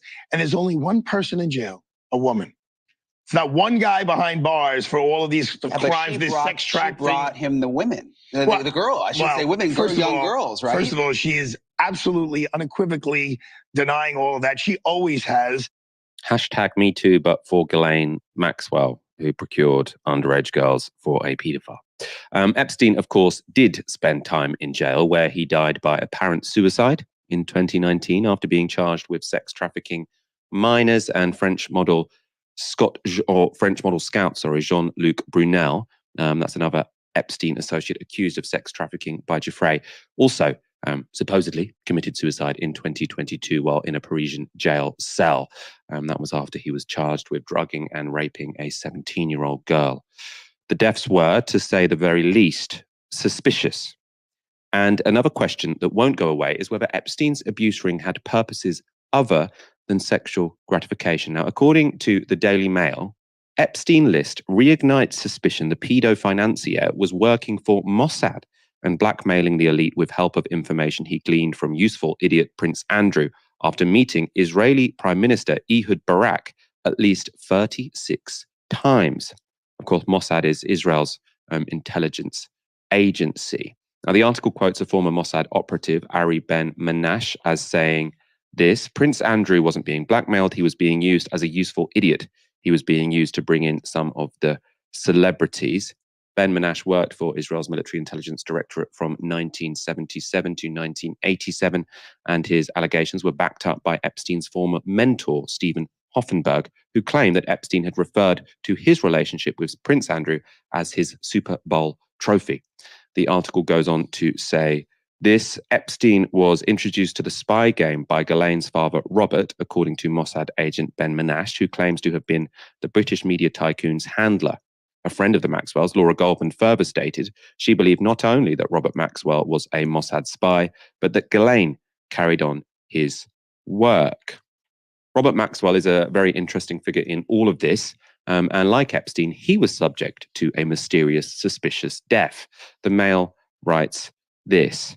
So Robert Maxwell was said to have drowned while aboard his luxury yacht, the Lady Ghislaine, in Spain's Canary Islands in 1991. At the time, the tycoon was facing major financial woes, having raided $623 million from his media company, Mirror Group's pension funds, to try and cover his massive debts. Despite the scandal, he was given a hero's funeral on Israel's Mount of Olives, attended by former intelligence chiefs, the Israeli Prime Minister, and the Israeli President. So clearly someone very connected to Israeli intelligence. From the Mail, while police ruled out foul play in his death, theories which of suicide or even a potential assassination by Mossad still persist. In their book, Robert Maxwell, Israel's Super Spy, The Life and Murder of a Media Mogul, authors Gordon Thomas and Martin Dillon suggest a conflict between Maxwell's public interests and his private role as a spy are what led to his mysterious death. They believe Maxwell was helping himself to Mossad money in a bid to recoup his losses with deadly consequences. Now, I haven't read that book in question, and it's not entirely clear to me how someone would just help themselves to Mossad money. I know it's just lying around. What's undeniable, though, is that a Mossad agent would have lots of knowledge that could embarrass the organization. If Maxwell was in financial trouble, you could see why that would be a risk for Israel. When you're in financial trouble, you're vulnerable. When you're vulnerable, people might be able to get secrets out of you. And if you have lots of secrets that would be valuable to, or that would be damaging for Mossad and Israel, what's going to happen, right? What do intelligence agencies do when they lose trust in a high-value agent? Now, I'm not sure there are many limits. Of course, working for an intelligence agency could also have benefits. In 2007, Epstein got an extraordinarily generous plea deal after he was put on trial for sex crimes against minors. The US attorney who cut that deal was a man named Alexander Acosta. Acosta would later go on to become Donald Trump's Labor Secretary. And according to the Daily Beast, this is what went down in the run-up to that appointment. Epstein's name, I was told, had been raised by the Trump transition team when Alexander Acosta, the former US attorney in Miami, who'd infamously cut Epstein a non-prosecution plea deal back in 2007, was being interviewed for the job of Labor Secretary. The plea deal put a hard stop to a separate federal investigation of alleged sex crimes with minors and trafficking. So a great deal for Epstein. Is the Epstein case going to cause a problem for confirmation hearings? Acosta had been asked. Acosta had explained breezily, apparently, that back in the day, he'd had just one meeting on the Epstein case. He'd cut the non-prosecution deal with one of Epstein's attorneys because he had been told to back off, that Epstein was above his pay grade. I was told Epstein belonged to intelligence and to leave it alone, he told his interviewers in the Trump transition, who evidently thought that that was a sufficient answer and went ahead and hired Acosta. Now, the Labour Department had no comment when asked about this. Wow. All right, as you're saying, the plea deal, the extraordinarily generous plea deal, apparently here, Alexander Acosta told the Trump Transition Committee, oh yeah, that they told me he was intelligent, so to back off. Right? Wow. That's from Vicky Ward, who's actually written a lot of really good articles on Epstein. She's got one in Rolling Stone that I read just before we went live, which is definitely worth checking out. Jeffrey Epstein, therefore, certainly appears to be well connected to American intelligence. He is known to have met with the current head of the CIA, Bill Burns, on multiple occasions. That was in 2014, so long after it became apparent that he was involved in sex crimes. And according to his brother, Epstein had significant compromat on leading US politicians, including Trump and Hillary Clinton. On Wednesday, Epstein's brother told this to the New York Post. Here's a direct quote, so from Jeffrey Epstein. If I said what I know about both candidates, they'd have to cancel the election. That's what Jeffrey told me in 2016. So we have clear links between Ghislaine Maxwell, her father, Epstein, and Mossad, and evidence that the information Epstein gathered gave him real leverage over politicians in the United States. Now, is that how he got away with his crimes? Or is that why he was doing his crimes in the first place? Right? Is this what this was all about? He was collecting compromat for various intelligence agencies. Well, last year, the Rumble host, Kim Everson, put the Mossad allegations to Alan Dershowitz. Many of us suspect that Jeffrey Epstein was an asset to Mossad, and that Ghislaine Maxwell was in fact an agent of Mossad. There's a lot of evidence that point to this direction, and that they were operating a blackmail operation in order to get very powerful people, including people like yourself, in precarious positions to where you could potentially work on behalf of the state of Israel or protect the state of Israel. I've been working on the state of Israel. I've been working for the state of Israel since before you were born. Jeffrey Epstein once visited me in Israel. He had never been there. He didn't know anybody in Israel. He didn't work for the Mossad. The Mossad wouldn't hire him. And I hope he had videotapes of everybody, because they would show I never did anything improper.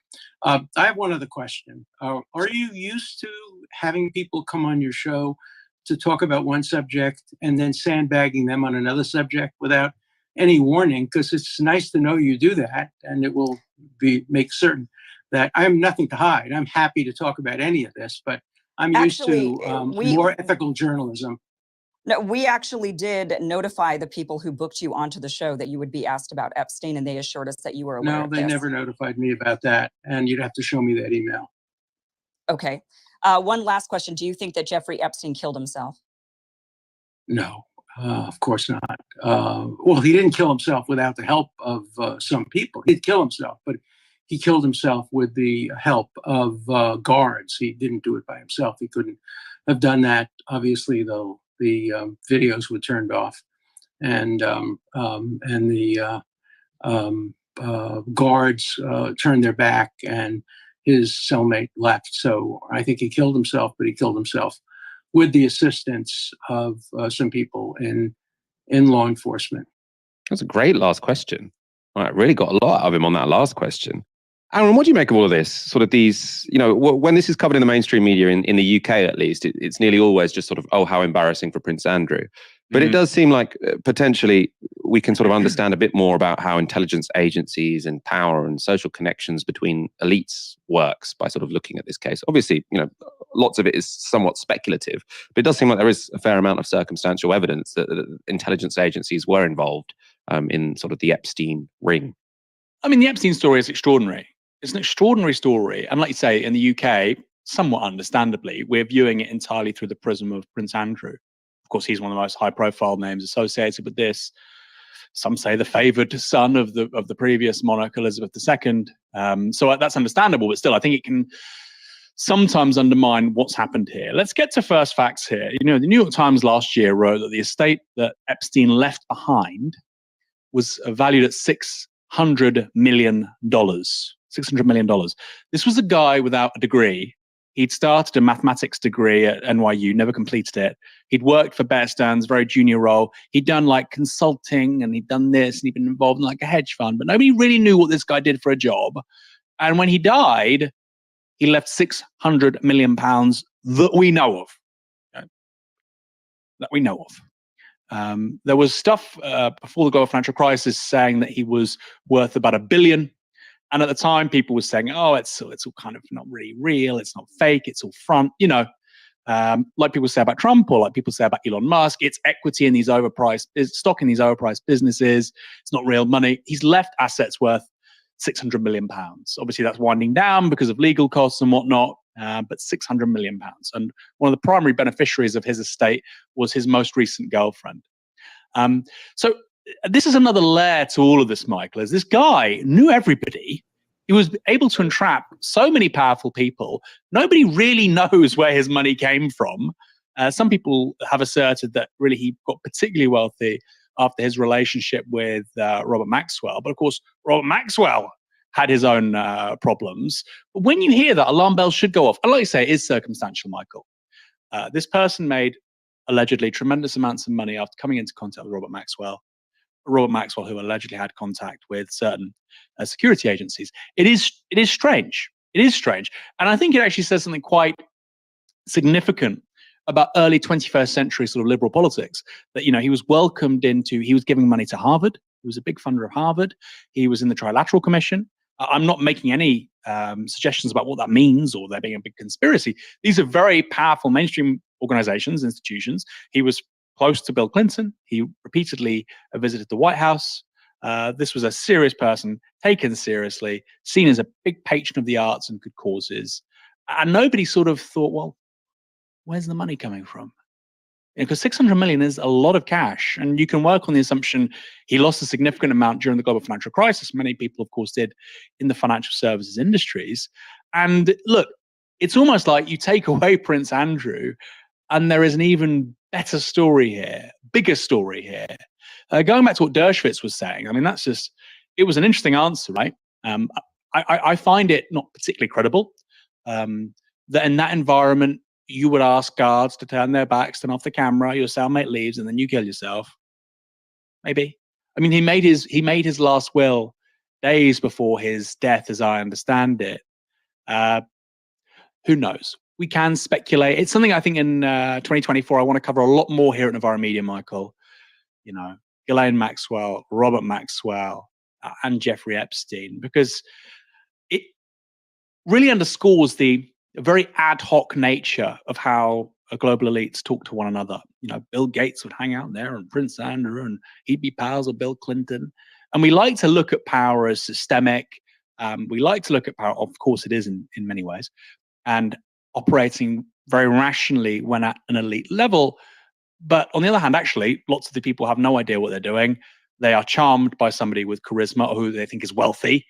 And I think that, to me, is why Epstein is so interesting. You know, our elite like to think they're so much smarter than us, so much more psychologically attuned than we are, emotionally intelligent than we are. I think there's an argument for the opposite, frankly.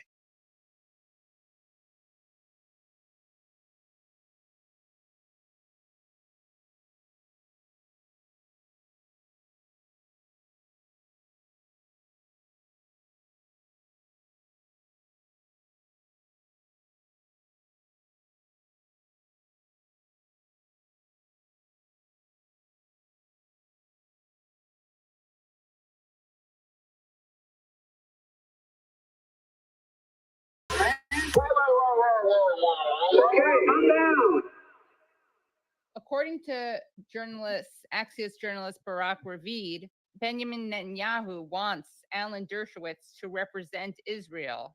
Particularly of Israel, you've been very, potent in speaking out in favor of Israel's right to defend itself. I've read reports, and I don't know if they're true, that you might be representing Israel before the International Court of Justice. I don't know if you can comment on that, Alan, or if you just want to talk about whether there's a case there. There is a case there, and of course I would be honored to speak up on behalf of Israel in any capacity. It's not a strong case. Israel is not engaged in genocide. I have to say, this morning when I discussed it with my friends, Jamie Stern-Weiner, colleagues, comrades, we almost all thought it was a joke. These people live in such a bubble, this Jewish supremacist bubble, that they don't see that Alan Dershowitz is not taken seriously anymore. He's an object of complete ridicule. Why would you even do that? If you watch the recent interviews he did an amusing one with this Qatari interlocutor. And he said, Alan Dershowitz said, UNICEF is Hamas. UNESCO is Hamas. The climate movement is Hamas. And Human Rights Watch is Hamas. And finally, the interlocutor, Qatari, he said, Professor Dershowitz, is there anything that's not Hamas? I mean, the man is, all right, he's older. I hope I can retain my lucidity when I'm his age. Otherwise, I beg and plead with my friends, Norm, stop. You know, Alan Dershowitz obviously has no friends. Right. Because they would have told him, Al, your day has passed. So why would they choose him? Actually, somebody tweeted, if Alan Dershowitz is representing Israel, then Norman Finkelstein should represent South Africa. Actually, I have to say, I would get a good laugh out of that. But they have very competent people. There's John Dugard, who apparently played a big role in writing the South Africa genocide brief. There's another guy, Vaughn Lowe, who's excellent. They have good people. Why they would choose Dershowitz is beyond me. Actually, they do have, there's Yoram Dinstein, and there are others who, I don't like their politics, but they certainly can make a compelling case before the court. What the South Africans are asking for, I should be clear, they're calling on the international justice to issue effectively what we call in our society a temporary restraining order. If I can explain for your audience, there is a genocide convention. Israel is a signatory to that convention. South Africa is a signatory to that convention. And South Africa is saying that Israel is guilty of genocide. It's in breach of the convention. Israel says it's not in breach of the convention, and therefore that constitutes what's called a dispute under international law. And that being a dispute, the International Court of Justice, which can arbitrate on disputes pertaining to international conventions, as is the Genocide Convention, the International Court of Justice can decide who's right and who's wrong in this matter, in this dispute. South Africa wants to expedite the process because the genocide's happening before our eyes in real time. And the way you can expedite the process is to say, we are not asking for a final judgment by the ICJ, the International Court of Justice. We're not asking for a final judgment whether it is or isn't genocide. What we're asking for is something else. We're asking that you acknowledge that we're making a plausible case for genocide, and therefore, if we can use the example, a temporary restraining order should be put on Israel until the whole case can be adjudicated. So that's their demand. It was very well done. So on the merits, I would say they make a plausible case. But these things are never decided by the merits. They're not decided by the law. They're decided by politics. You can't get around that. And so what do you have now?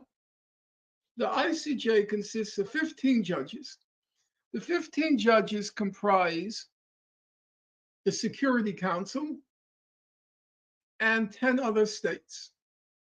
So Russia, China, the US, the UK, and France. Okay? The 5 permanent members, they have representatives on the ICJ. So you think to yourself, oh, great. Okay, we lose with the US for sure. We lose with the UK for sure. France is a question mark, given the statements it's been making about what's going on in Gaza. I would call it a question mark. And then we say, oh, great. We have one question mark, and then we have Russia and China. And you think, okay, we have Russia and China on our side. Well, Russia is now being challenged or accused of genocide in Ukraine. And that's a pending case in the ICC, the International Criminal Court. So do they want to open up the Pandora's box of that genocide convention, which might backfire and be used against them? Very unlikely.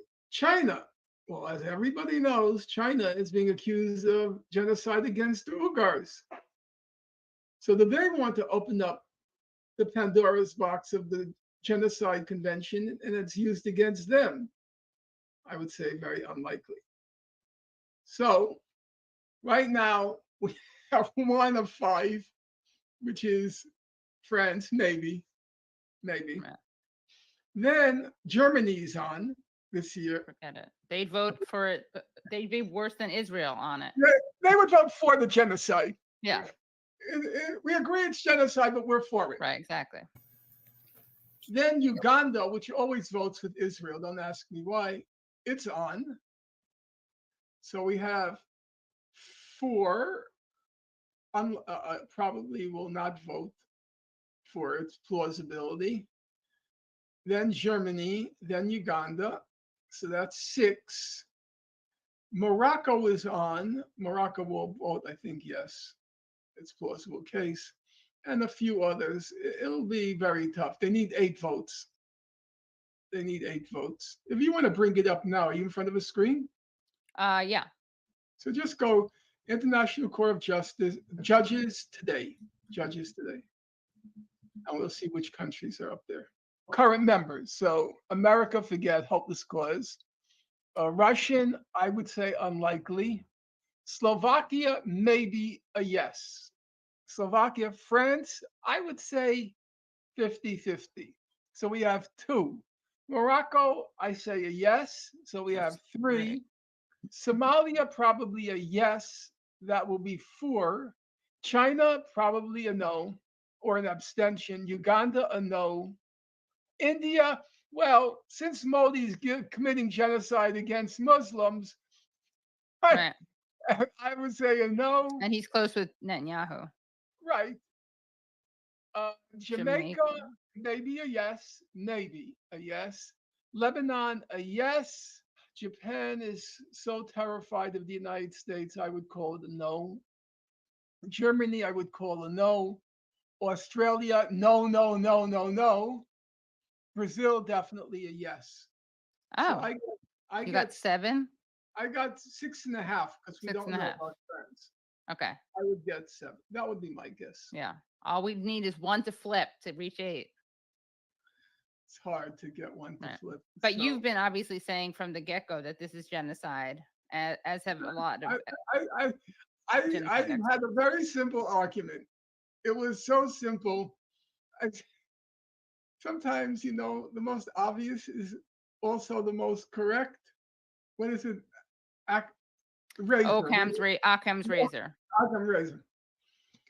If you say that you're not going to let any food, water, fuel, electricity into a civilian population, can you tell me what you're advocating? Genocide. That's not, to me, that's a no-brainer. Right. You don't really need much more. I mean, obviously, if you read the brief, there's a lot more you can add to it. But to my thinking, that was case closed, as they say.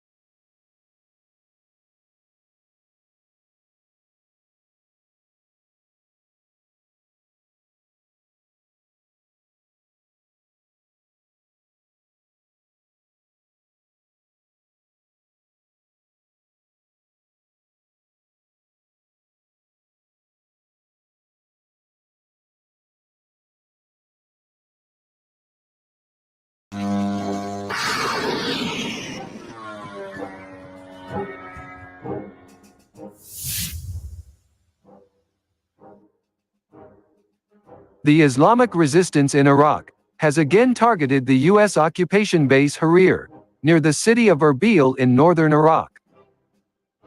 They also released video footage on January 5, 2024, in which the Harir base was attacked by a kamikaze drone, filled with explosives, which showed a fire breaking out, where the drone died.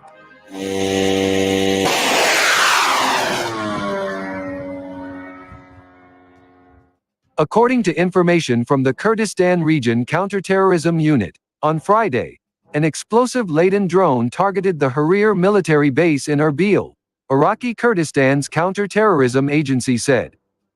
At this level of attack in Iraq and Syria, the U.S. is forced to immediately evacuate, leaving the region. Meanwhile, on Thursday, Shiite militia commander Abu Taqwa was killed in a drone attack on the headquarters of the Popular Mobilization Forces in Baghdad. Iraqi armed forces accused the U.S.-led international coalition of responsibility for the deadly attack, calling it an act akin to terrorist activity, and an escalation, and a dangerous attack on Iraqi sovereignty.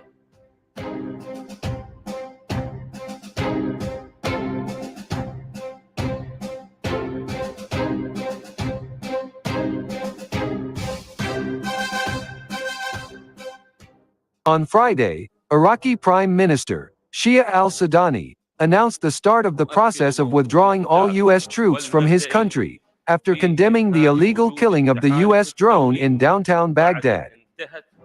He stated that the Iraqi government was the only body authorized to implement the law in Iraq. The U.S. military presence in Iraq is coming to an end.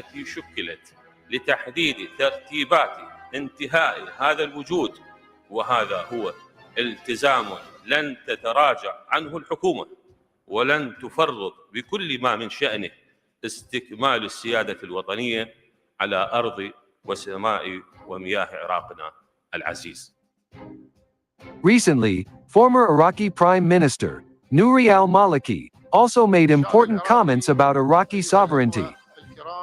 ISIS is an American creation created in Al-Anbar Square, and directed by the U.S. government as punishment against Iraqi people, for the collapse of Syrian regime, because it will lead to the collapse of all countries in Iraq, said al-Maliki.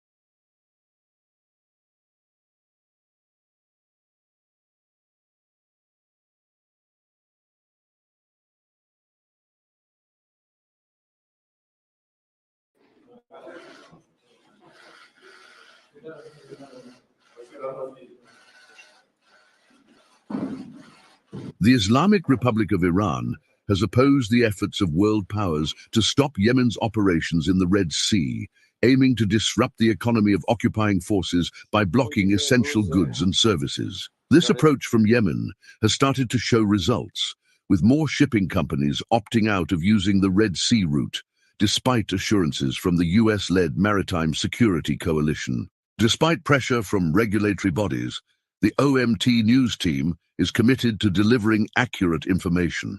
Your support in sharing and subscribing to promote honest reporting and increase awareness of the ongoing situation in Palestine is appreciated.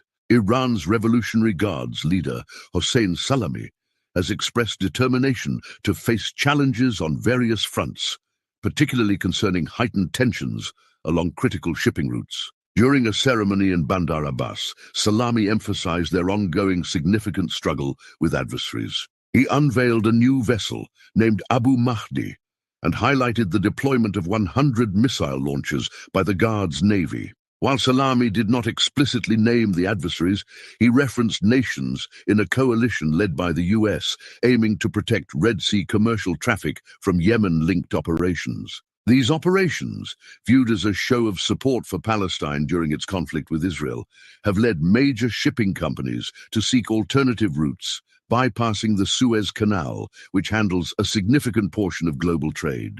During a televised address, Salami highlighted the importance of protecting national interests in various arenas and cautioned against potential risks, stating, "It's unwise for adversaries to approach these areas." Salami highlighted advancements in defensive and offensive capabilities, noting significant progress made by the Guard's Navy, positioning itself to engage with major naval forces worldwide. Reports from Iranian media mentioned the entry of Iran's Al-Borz warship into the Red Sea earlier in the month to secure shipping routes' safety. Iran seems determined to prevent the Red Sea from being used by those opposing peace and ceasefire in Gaza.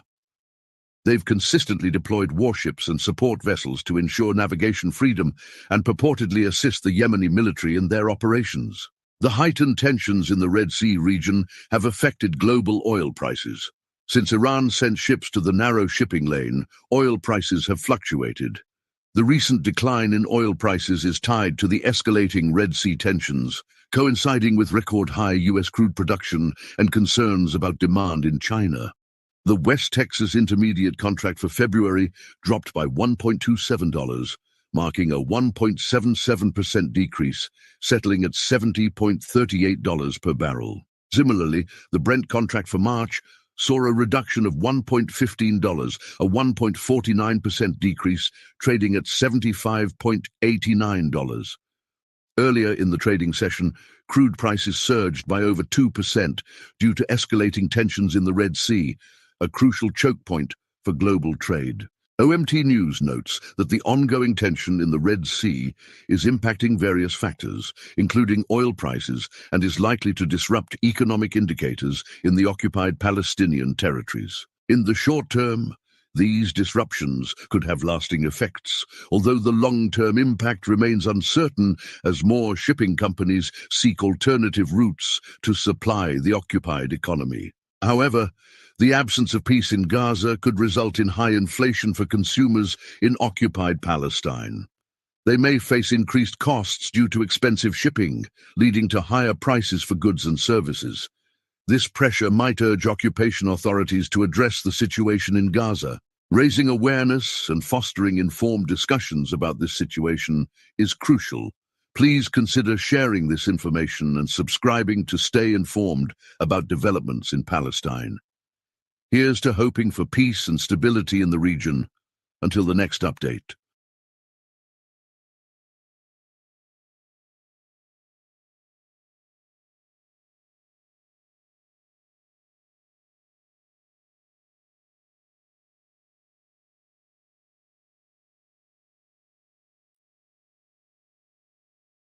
The Yemeni military's efforts to address the crisis in Gaza by seeking negotiations have shown signs of progress. Their focus on preventing ships from supplying resources to the occupied area and enhancing its military capabilities has resulted in notable changes. As a result, several major shipping companies have chosen to cease using the Red Sea route for delivering goods to the occupied Palestinian territories. This shift marks a significant development for the people of Gaza, who have faced continuous hardship due to conflicts with the occupying forces. Our commitment to shedding light on stories often overlooked by mainstream media remains firm. We welcome engagement and support in sharing this content to raise awareness. Consider subscribing to stay informed about developments in Palestine. Initially, these shipping companies relied on the collective efforts of the International Coalition for Maritime Safety, led by the United States, to address the Yemeni concerns. However, it has become evident that resolving this issue requires diplomacy and adhering to Yemen's demands to ensure stability in the Red Sea region. Most participating partners have declined suggestions to deploy their ships to secure the vital Red Sea waterways. This stance may have signaled to the United States the importance of urging Israel to halt its bombing campaign in Gaza. Nevertheless, while there have been indications of a changing landscape, the United States still appears hesitant to exert pressure on Israel to cease its actions. Both countries, Israel, regarded by some as an apartheid regime, and the United States, criticized for its support, face mounting international pressure to halt the ongoing conflict. U.S. Secretary of State Antony Blinken's visit to the Middle East for consultations reflects concerns about the potential escalation of the Israel-Palestinian conflict into a larger regional crisis. And with the people of Yemen supporting the move by the army, there's increasing need for the USA to act now or never to secure peace in Palestine. We came out today to confirm our continued support for the Palestinian cause and Gaza in particular. We will not stop doing this, and we don't care about any alliances, as we are carrying out our religious and humanitarian duty. The Security Council was supposed to protect children and women and leave the siege on the Palestinians, but unfortunately it did not do so, and is even trying to prevent that. In the streets to support our brothers and our fathers in Gaza, and we will support all the people in Gaza with our blood, all the Yemeni people. Meanwhile, U.S. State Department spokesman Matt Miller announced Secretary Blinken's upcoming itinerary, which includes stops in Turkey, Greece, Jordan, Qatar, the United Arab Emirates, Saudi Arabia, Israel, the West Bank, and Egypt. This visit marks Blinken's fourth trip to the Middle East since the Palestinian counteroffensive began on October 7th. Originally scheduled to arrive in Israel at week's end, Blinken's arrival has been postponed to early next week. Over the course of the next week, the Secretary will visit Turkey, Greece, Jordan, Qatar, the United Arab Emirates, Saudi Arabia, Israel, the West Bank, and Egypt. During his visit to Israel, Blinken aims to discuss the transition to the next phase, following the recent conflict, focusing on facilitating the return of Palestinians to their homes and neighborhoods as hostilities diminish. However, differing viewpoints exist regarding the motives behind this visit.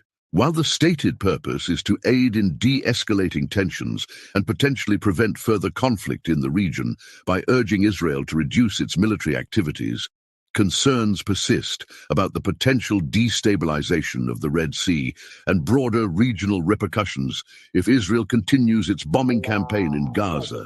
Israel's decision to block Palestinians from returning to certain areas in northern Gaza, citing ongoing resistance activities, remains a point of contention. Recent statements from the US, including Miller's remarks, signal an escalation in calls for Israel to permit Palestinians return to these areas, especially where homes have been destroyed during the conflict.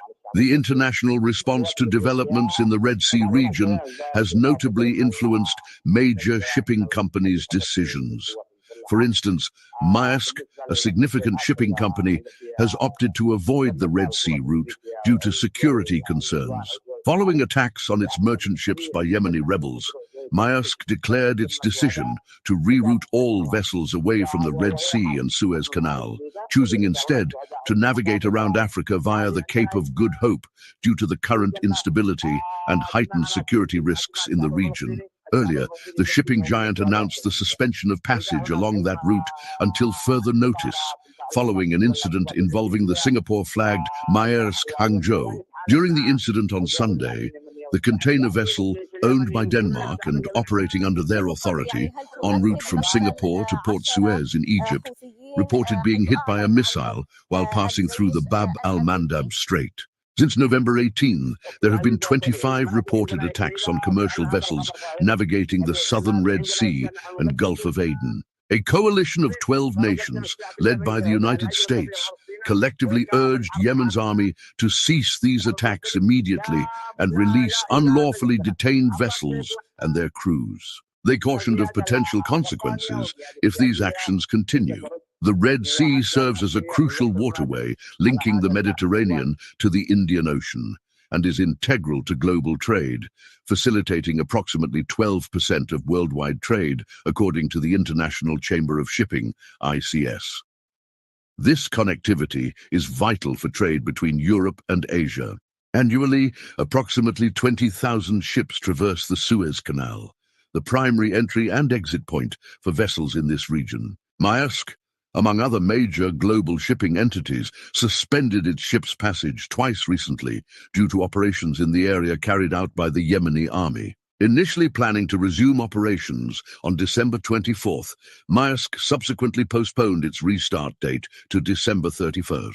Additionally, there have been reports of a significant development involving the Yemeni army employing advanced sea drones. An unmanned surface vessel, USV, reportedly launched from Yemen, approached U.S. Navy and commercial ships in the Red Sea, exploding within proximity. This incident occurred after the U.S. and 11 other countries urged Yemen's army to cease certain activities in the region, citing concerns and warning of potential repercussions. The recent incident involving the use of a drone ship to attempt an attack on commercial vessels in the Red Sea and Gulf of Aden is a concerning development, marking the first reported attempt since the Israel-Hamas conflict began in October.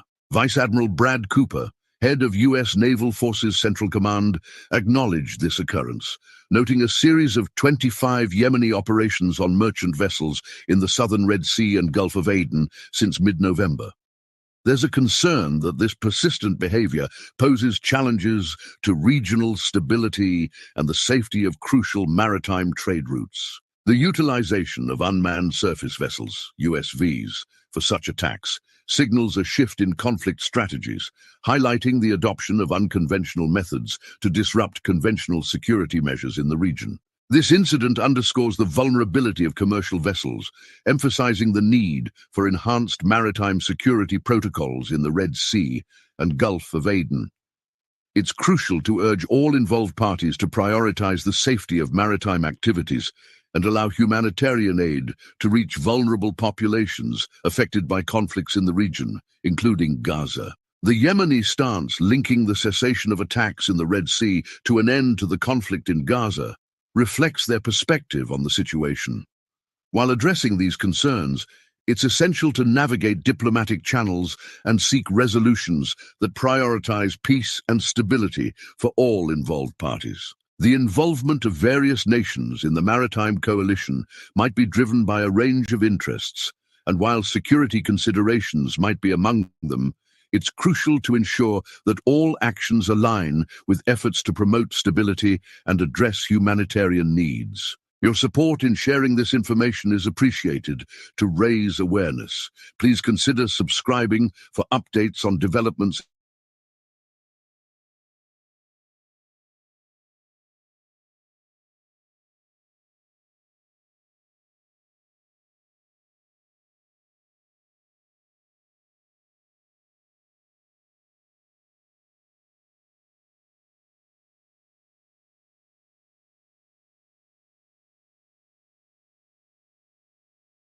Fighting for justice, fighting for freedom, fighting for liberation. And to do that, we understand that it's a global struggle. We understand that it is a global fight to liberate the people. And to liberate the people, we got to tell the truth. Right now, everybody who's in the room, make sure you make your presence known. Hit that like button so the algorithms know you're feeling what we're talking about, that you're into the topic. Also, while you're out there, please, please, please let me know where you're writing in from. It is almost 7 o'clock on the East Coast here in the United States. I know there's people here from the world's attention was fixed. On November 7th, the world was still talking about it. On December 7th, people were talking about it. But now, as we are in January, and now we're in the 90s of days, people ain't talking about it the same way. So it's our job, it's our responsibility to keep the spotlight on Palestine, to keep the spotlight on Gaza, to keep the spotlight on the West Bank, to keep the spotlight on everything going on inside the state of Israel, and to keep that analysis tied to a deeper and broader analysis of what's going on in the world. We can't disconnect Palestine from Haiti. We can't disconnect Haiti from Sudan. We can't disconnect Sudan from Mauritania or from, Colombia. We have to ask these questions and we have to press. So that's what we're doing here tonight. So initially, when I came to talk a couple of days ago about this issue, I was frustrated. I was maybe even outraged. I saw something that really disturbed me. I saw a report in the Times of Israel. The Times of Israel. If y'all don't know the Times of Israel, it calls itself an independent Israeli newspaper. But as you know, in the media, ain't nothing independent, ain't nothing centrist, right? You turn on Fox News, it has a point of view. You turn on MSNBC, it has a point of view. You open up the New York Times, it has a point of view, and so forth and so on. Washington Post, the Wall Street Journal, they all have points of view. So this stuff is never neutral. So I looked on the Times of Israel, and I saw this. Israel in talks with Congo and other countries in Gaza voluntary migration plan. There's so many pieces to that we got to talk about, right? The Gaza voluntary migration plan. You see the byline here, or not the byline, but you see the sub here. Senior official says Jerusalem working on post-war resettlement of Palestinians from Strip. Some ministers tout Saudi Arabia as destination for Gazans seeking construction work. And then we see right here, the voluntary resettlement of Palestinians from Gaza is slowly becoming a key official policy of the government, with a senior official saying that Israel has held talks with several countries for their potential absorption. Zman Israel, the Times of Israel's Hebrew sister site, has learned that Prime Minister Benjamin Netanyahu's coalition is conducting secret contacts for accepting thousands of immigrants from Gaza with Congo, in addition to other nations. And here's the funky thing. They wasn't the only ones. You know, I don't just go to one source. I don't just analyze one group of people, because that will throw you off, right? So I started looking at the television. I watch Israeli television. I don't know if you all pay attention to Israeli television, but a lot of you have I-24 on your New York cable. A lot of you have I-24 on your local cable. I know you don't want to give them no money, but at the same time, you need to know what's going on. And on I-24, they say Israel in talks with Chad and Rwanda to welcome Palestinians from Gaza. That is the report, right? That was the report. And when we look at what they say here, the principle is to grant a generous financial subsidy to any Palestinian who wishes to leave Gaza, as well as significant aid to the host country. And what they specifically say here is that Israel is in talks with Rwanda and Chad. Rwanda, and so we've heard Congo, we've heard Saudi Arabia, of course, but we've heard Congo, we've now heard Rwanda, and we've heard Chad. And it says, the two African countries have agreed to continue discussions with Israel on this subject, unlike other countries which have refused the very principle of moving the Gazan population.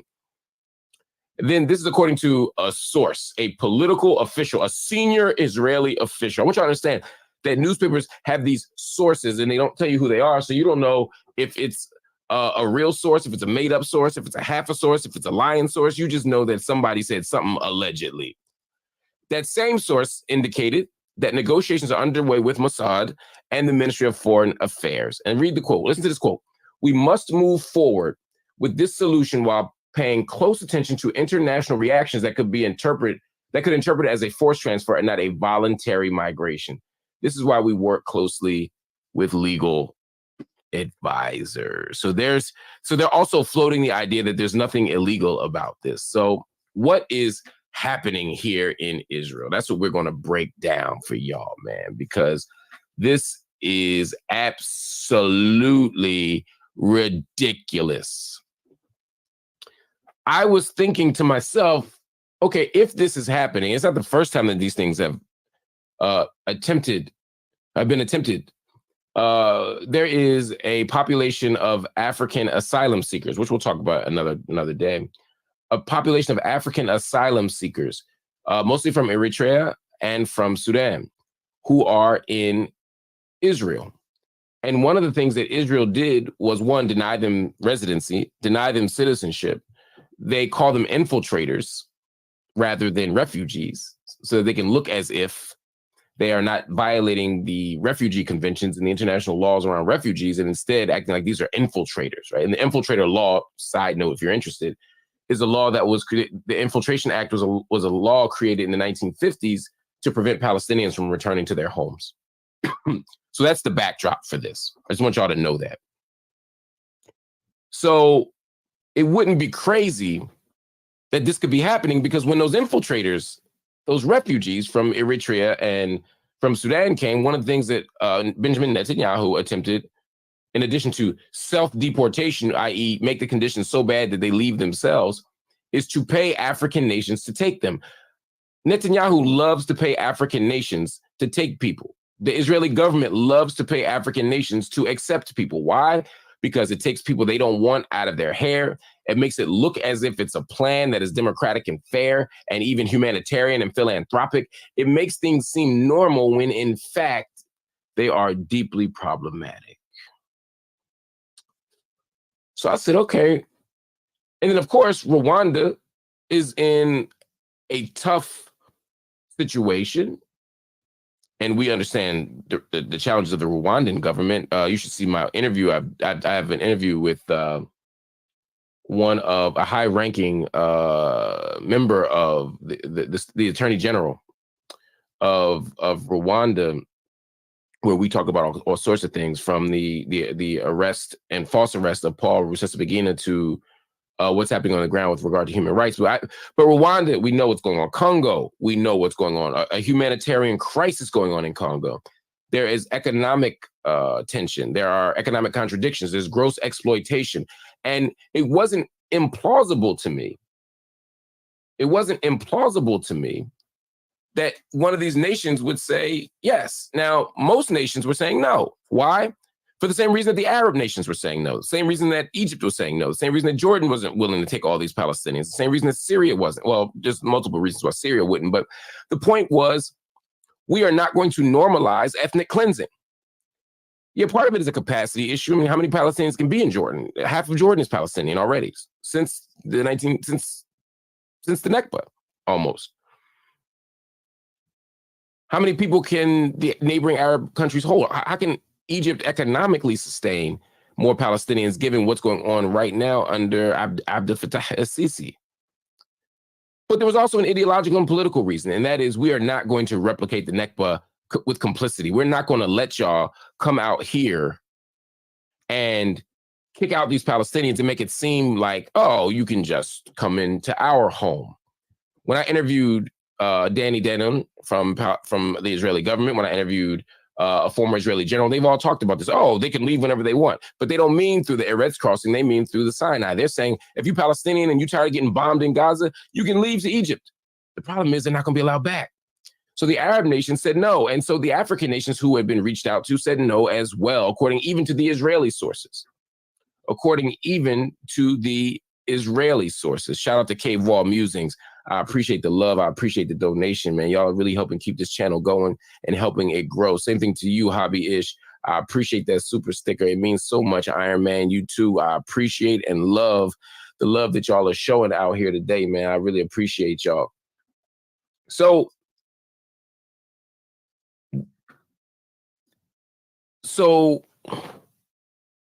what does it mean then for an African nation to accept Palestinian refugees? It means they might be looking out for their own interests. It could mean that they recognize also the legitimate humanitarian cost and of the crisis, right? That is to say, what 2.2 million Palestinians on October 6th in Gaza, and now we've seen tens of thousands killed. More than 8,000 children as of the last count I saw a few days ago. A mother is killed every 2 hours in Gaza right now, according to reports. So I can see why they would want to do that. I'd understand. But guess what? That's not what's happening. That's not what's happening. Shout out to Miss Anonymous, who says it's close to 30,000. I don't doubt that. Like I said, I've only seen the official numbers. I say tens of thousands. You know, the numbers will probably be close to 30,000. I don't have official numbers, but we know even at 20,000, it was extraordinarily evil. It was a debacle, a moral debacle. Even at 10,000, and to see thousands of children killed. It's a crisis. So I was prepared to talk about what it meant for African nations to do this. But then we got some news, not from the Times of Israel. No, not from the Times of Israel, but from other reports from Rwanda, for example, reports from Congo, for example. We got reports from the African nations who were purportedly engaged in this type of negotiation with Israel. And let's see what they say. Rwanda not in talks with Israel on transfer of Palestinians from Gaza. I'm gonna say it again. Rwanda not in talks. Not in talks. This is from a Rwandan newspaper. Some of y'all, I know, y'all don't see Europe on it. Y'all don't see white people on it. Y'all think it's not a legit newspaper. This is the New Times. This is a Rwandan newspaper called the New Times. This is Rwanda's one of Rwanda's national newspapers. And what they say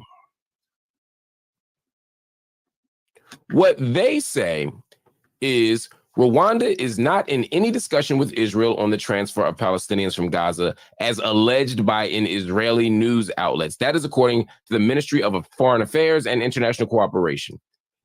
They called it a disinformation alert. A disinformation alert, not a wrong information alert, not a misinformation alert, but a disinformation alert. This is important. The ministry indicated that the government of Rwanda noted the disinformation published by Zaman Israel, that is the sister publication of the Times of Israel, an Israeli news outlet, that alleged talks between Rwanda and Israel on the transfer of Palestinians from Gaza. They say, this is from the Ministry of Foreign Affairs. This ain't from Mark Lamont Hill. This ain't from Palestine. This ain't from Gaza. This ain't from South Africa. This is from Rwanda. They say this is completely false. No such discussion has taken place either now or in the past, and the disinformation should be ignored. Notice this again. They said no such discussion has taken place either now or in the past. That's an important point to make. Why? Because you don't want them later on to say, well, they probably had discussions and they broke down. You know, like in sports, when teams attempt to trade and they have trade talks and then it don't work out and they're like, we never tried to trade you, son. Because, you know, you still got the player. You don't want to walk around people thinking they were getting traded if they don't get traded. It's one thing if they do. It's another thing if they don't. But this ain't it.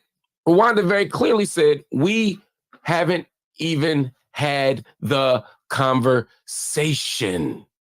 Nia, oh my God, thank you for that kind comment and generous donation. I appreciate you, Nia. They said, we've never had the conversation. Rwanda said, we weren't negotiating anything. What are you talking about? There was no negotiation. You say, okay, well, maybe they got it wrong. Maybe that was a different African nation. Maybe they just can't tell African nations apart. Well, let's look at Congo. Congo denies talks with Israel to welcome Palestinian migrants. Again, they're not just saying we don't have a deal. They're not just saying we're not close. They're saying they made it up. It is not true. It has never been true. Hit the like button if you understand that this is disinformation. If you understand that this is disinformation, hit the like button. Because this is wild. Now you got two nations, not one, but two nations saying this is not true.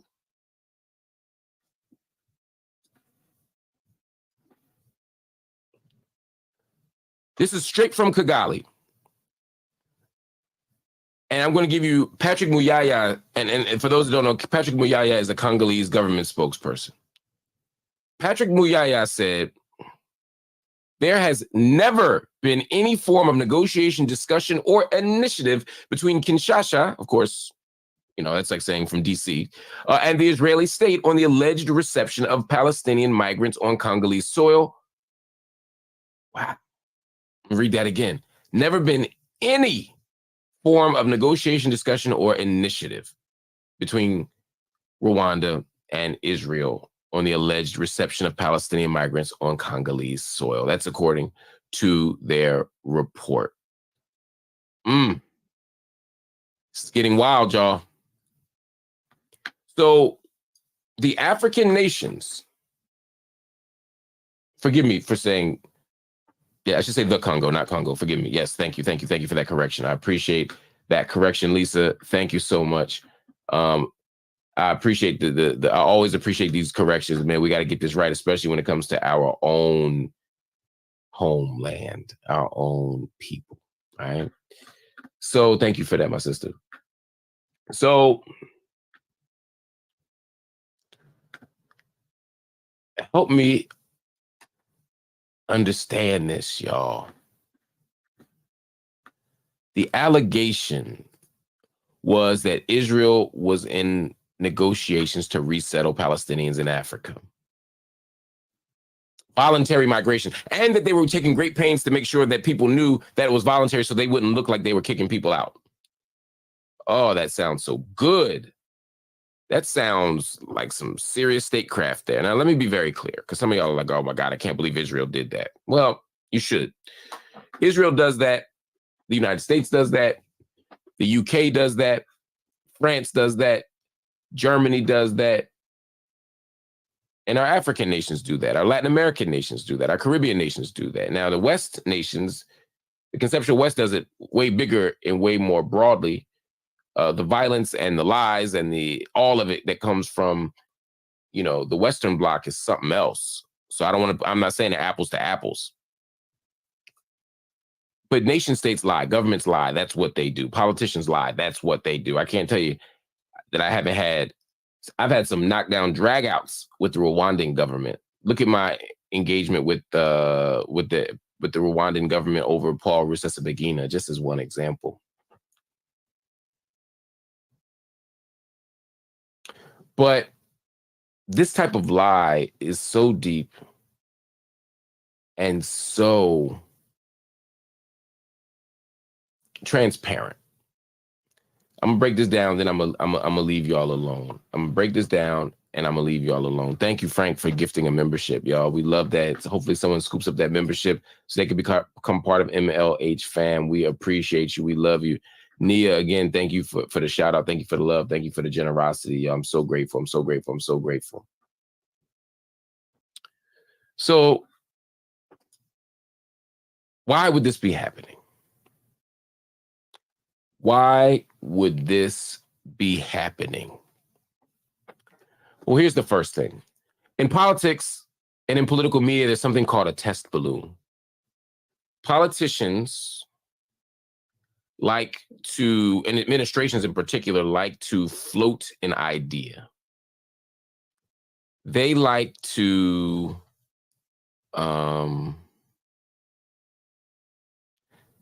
say something is happening anonymously and see how the public takes it.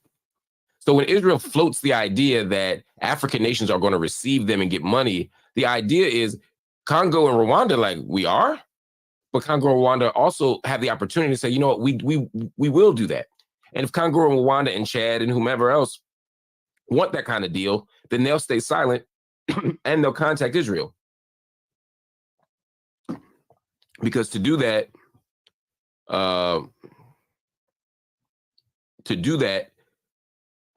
is to play ball, right? And the African nations could want to play ball, or Saudi Arabia may want to play ball.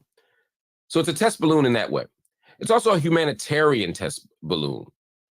Will humanitarian organizations, will human rights organizations be okay with this? How will this be received in the popular humanitarian circles? Also, how will the general public receive this test balloon?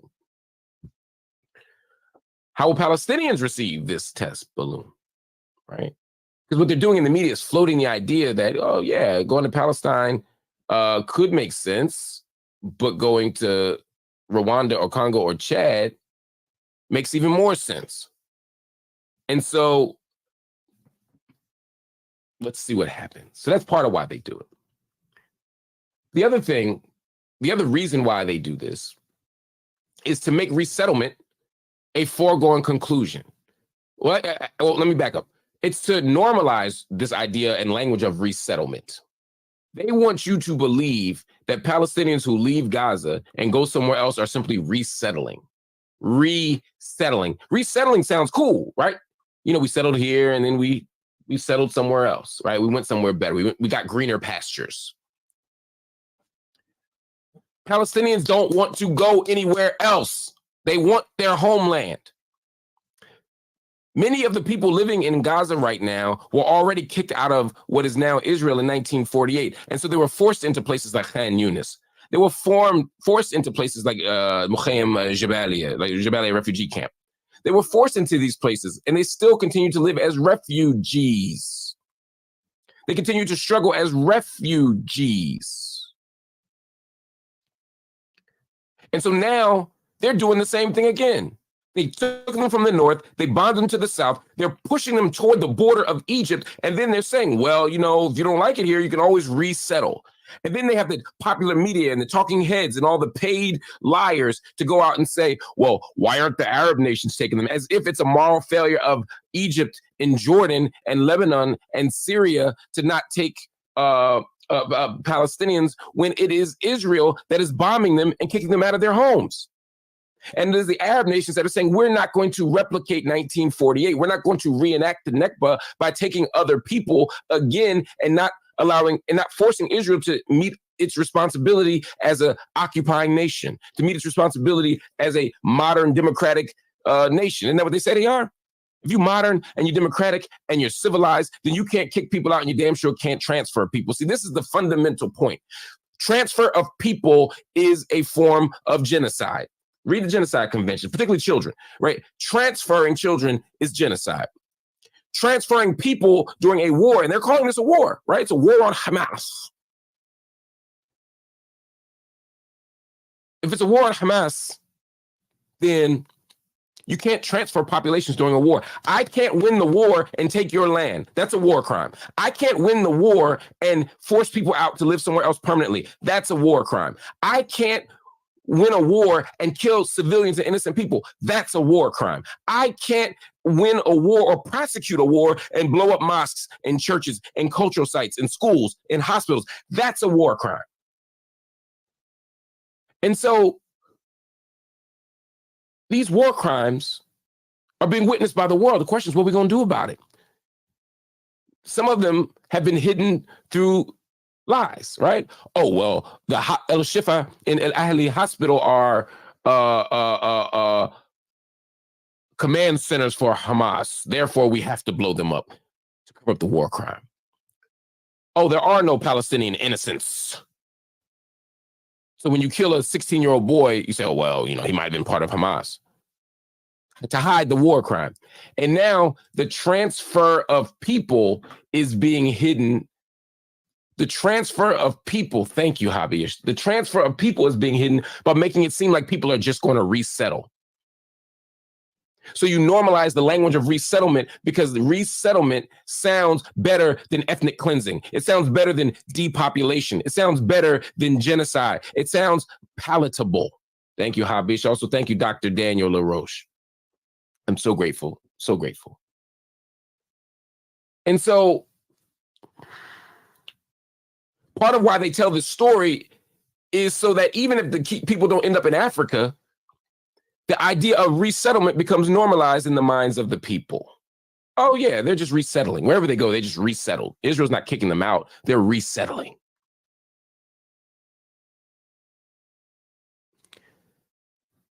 But there's another piece here. There's another piece here. Shout out to Alex Glantz. Thank you. You're right. I am frustrated. Righteous anger is what we all need, yo. I'm frustrated by this.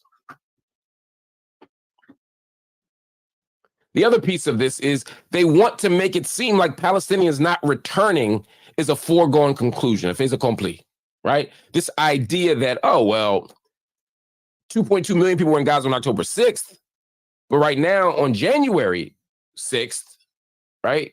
Because October 6th, the day before the quote unquote war started, and now January 6th, 3 months later,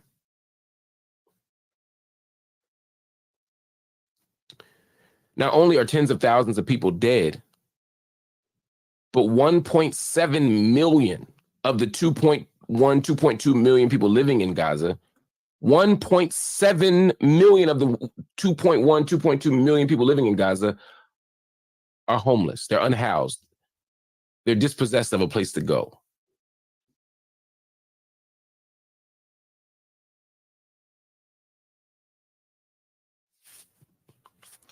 So the idea is, if we bomb Israel, if we bomb Gaza, I'm speaking as Israel now. Israel's position is if we bomb Gaza, as they've said, they're going to bomb it back 3 generations.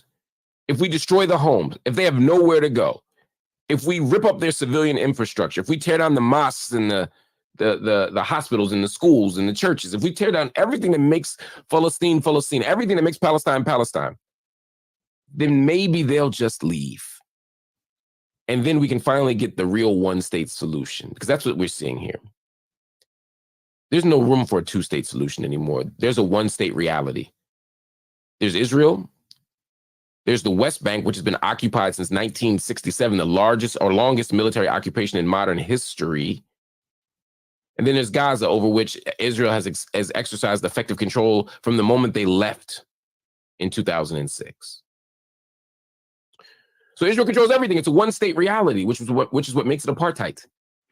Because everybody ain't got the same laws. Everybody ain't got the same rules. Everybody ain't got the same policies. Everybody ain't got the same procedures. So if that's the case, then the transfer of people becomes another piece of that. Just like settlement expansion in the West Bank becomes another piece of that. So these lies are not harmless. Basil Tiffany says, how does Biden sell the idea our democracy faces an existential threat in 2024, yet he's enabling a genocide? I mean, there's a huge contradiction there.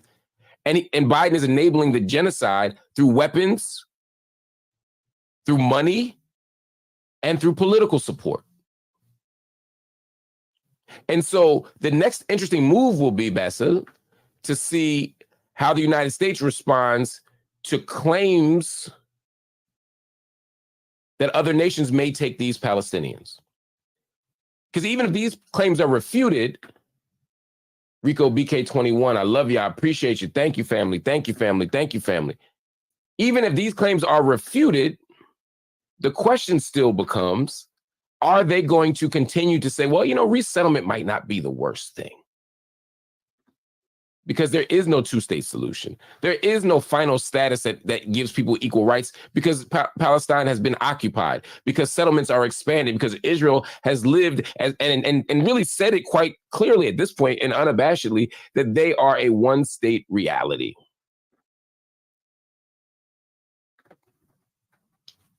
So it is important that we refute these false reports, these false narratives. But it is also important that we break down why these false narratives exist. In other words, we got to tell people, look, ain't nobody taking Palestinians in Africa. We also need to encourage that narrative to expand, that it's not going to happen, so that other nations don't try to make it happen, because they will eventually catch someone who is vulnerable, someone who needs it, because the West exploits Africa. They extract from Africa. They underdevelop Africa. And then they place Africa, and I'm speaking Africa in broad terms. Certain sub-Saharan Africa gets a certain kind of treatment. West Africa gets a certain kind of treatment. North Africa gets a very different treatment. I'm not trying to paint Africa as a monolith, but my point is the global South. Take Africa off the table for a second. The entire global South gets exploited, and then when you're exploited and underdeveloped and drained of resources, sometimes you make decisions you otherwise wouldn't make. So we have to break this down, but also set an ethical and political standard that says not only do we have to spotlight the fact that it's not happening, the resettlement in Africa, but also that it shouldn't happen, that it can't happen. But we also have to take it another layer, as I did today, and break down why they want you to think that it is happening. Because those stories, those lies are the ones, those are the ones that will allow the Israeli occupation to grow and sustain itself. It allows the apartheid state to grow or at least sustain itself. We have to fight the other way by putting a spotlight on this. So, y'all, I know y'all were mad when you thought Africa was taking these refugees. We got to be just as mad that they lied about it. And that's the truth. Anyway, we'll talk more.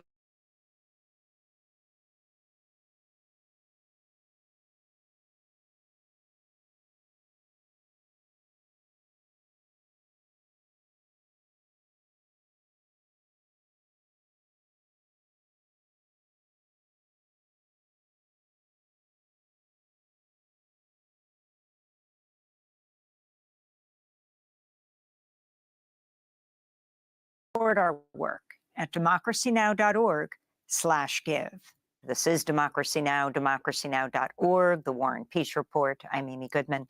We continue our coverage of Gaza as we turn to California, where hundreds of Jewish activists and their allies shut down the California state capitol in Sacramento Wednesday during its first floor session of the new year to demand a ceasefire in Gaza.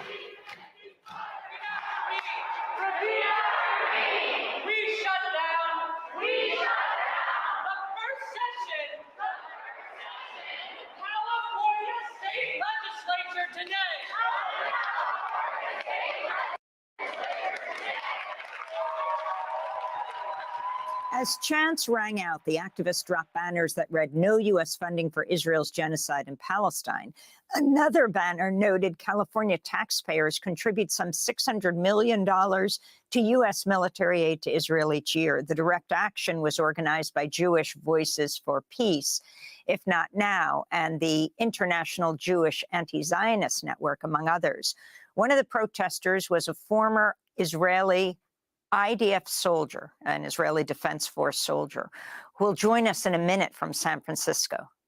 This is Meital Yaniv addressing their fellow demonstrators.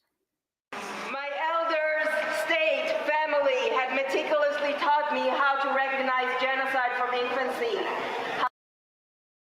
how naked bodies get rounded up for torture and execution, how mass graves smell, how starvation and hate shapes a body, how ethnic cleansing martyred entire lineages and buries the wisdom of the land caretakers. The black and white images are now in color. The stories are live. And in this cycle, we don't need gas chambers because we have US-made bombs. That's Meital Yaniv addressing Wednesday's protests that shut down the California State Assembly, an organizer with Shoresh, a new Israeli anti-Zionist group based in the U.S. They were born in Tel Aviv. They're a former IDF soldier, which they write about in their new book, Bloodlines. Welcome to Democracy Now!, Meital. Can you talk about why you've decided to take the stand and talk about what you did as an Israeli soldier and your change of heart? Yes, thank you, Amy, for having me, and thank you for the work that you do. So I was raised in a very, I would say, extremely Zionist family, but also very common way of being raised in Israel. I have a lot of war heroes in my family, fallen soldiers, Lehi recruiters, Air Force commanders, and the like, Mossad agents. And as the child of my father, I was recruited into the Air Force. And after 6 months of serving, my base was moved from Tel Aviv to the south. This was 2002. And I was asked to send planes to fuel planes that were going into Gaza, to bomb Gaza. At that time, I didn't have the language to understand exactly what's happening. But as we returned to the base, I had my first panic attack and couldn't enter the base. And the next day had to come and stand trial. And I was grounded to the base for 3 weeks. And in those 3 weeks, I understand that I have to leave the army. And that knowing at that moment made me want to take my life because it was so against everything I was taught. And that started a process that I will be in for the rest of my life, which is the undoing of that indoctrination and that brainwashing and the way that the Israeli identity has been merged with the Zionist identity. And what I'm doing with Bloodlines and the prayer that is Bloodlines is to really bring the Israeli identity and Israeli state to a loving and caring death for the liberation of the land of Palestine. What year was that? What year did you bomb Gaza? 2002. So 2002, we're talking about 20 years. And you're in a very elite group, the Israeli Air Force. Talk about that. There are actually a number of dissenters within that. For example, the well-known resistor, Yonatan Shapira, and others. And what it means for you now to speak out and how much support you have publicly in Israel and maybe privately, people who are afraid to speak out. Yeah, my need to leave the army at the time really came from like my body said no, and it was an elite situation. Like we all want to be in the Air Force for different reasons. We're also 18-year-olds that at the time, you know, we feel like that the Air Force has better conditions, and it is considered a perk. And leaving the army was at that time felt an impossible decision, and also there was no other decision in my body, so I had to follow that. And in terms of being heard, I am trying to be heard as loudly as I can, because I do think that the only thing that is really unique about my experience is that I was raised extremely Zionistic and have walked here to the very other shore. And I remember each step. And from that place, I can compassionately relate to where everyone is at. But to reach voices inside Israel is extremely hard. I'm grateful to be a member of Shoresh, and that is kind of like the work that we're trying to do here, is really find ways to be heard here and there. Yeah. I should be more specific. As a former IDF soldier, you were responsible for assigning planes that the Israeli Air Force sent to refuel the other planes that were bombing Gaza? Yes. That was your job. I was, yeah, my job was to send basically fuel planes. But you didn't actually fly those planes? I'm assuming. No, I was on the ground. Mm-hmm. So if you can talk about the equation that some critics, pro-Israel advocates make of being anti-Zionist with being anti-Semitic.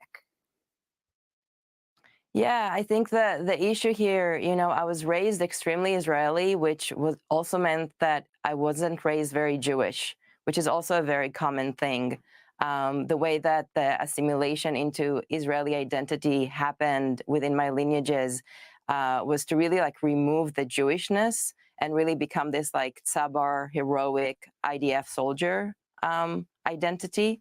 And from that place, it's almost impossible from that place to, sorry, Amy, can you repeat your question? I was just saying if you can comment on those who say to be anti-Zionist is to be anti-Semitic. Yes. Thank you. From that merging, you know, the Zionist identity, a part of that propaganda is to really hold it within the cage of anti-Semitism. Like every time that we criticize Israel, someone can say you're anti-Semitic, but in reality, there's nothing anti-Semitic about criticizing Israel. The merging of Israel with Judaism is something that Israel would like us to hold as a way to protect itself. But in reality, anti-Semitism is a very specific thing that we are not causing it, and we will not undo it. And the only thing we can do is to continue to resist it. And at the same time, what Israel is doing right now has nothing to do with anti-Semitism. What Israel is doing right now is a genocide. What Israel has been doing for the past 75 years is apartheid, is occupation. The techniques that are being used in the West Bank are clearly apartheid techniques that have nothing to do with anti-Semitism. So criticizing that, walking in streets that are only for Israelis, that Palestinians are not able to walk on in Hebron, there's nothing anti-Semitic about criticizing that. Like that is something that we are doing as Israelis. And can you talk about how you are informed by your the fact that you're a descendant of Holocaust survivors? Yeah, and that is really something that I think has really formed my identity. And that is something also that I think really helps with the undoing of it all, because I really feel that that trauma seed really started there. And that is something that I'm also trying to do in Bloodline, where I start with the story of my great-grandma, telling their story of survival, because in that story of survival, there's also the need to escape, and in that need, the need to assimilate into a new identity of a colonizer, of a settler colony. And in the doing of that, there wasn't a moment of care to take care of what just happened in their bodies, and that became a need to arm ourselves. I mean, I feel like I see it as a fear of annihilation, also an extreme form of victimhood that is in our bodies. And from that place, it's always been very, very hard when I see my elders to release the arms and to really tend to that original trauma and seed of the Holocaust. Maytal, as we wrap up, I wanted to ask you what message you have for young people like Tal Mitnick, who is a refusenik, who's refusing to be an Israeli soldier in the occupied territories, to these young people, and here you are in the United States shutting down the California legislature to the United States, your message. Mm-hmm. My message is, first of all, for everyone who can, to just find their heart and to liberate themselves from this identity that we call an Israeli identity. And there is no need for any one of us to serve in the IDF. The IDF should not exist. The state of Israel should not exist. We can be free without it. We can have a true connection to our heart without that identity. To the US legislators in California, the fact that we were even able to take a break while there's a genocide happening is an impossible idea to hold. And in this moment, when you're back from the break, we shut it down on one day, but now you really need to make decisions. And, in the federal level, we are not being heard. So please, I beg of you, make this stop in whatever way you can. Maytal Yaniv, organizer with Shoresh, a new U.S.-based Israeli anti-Zionist group, born in Tel Aviv, former IDF soldier, descendant of Holocaust survivors. Their new book is titled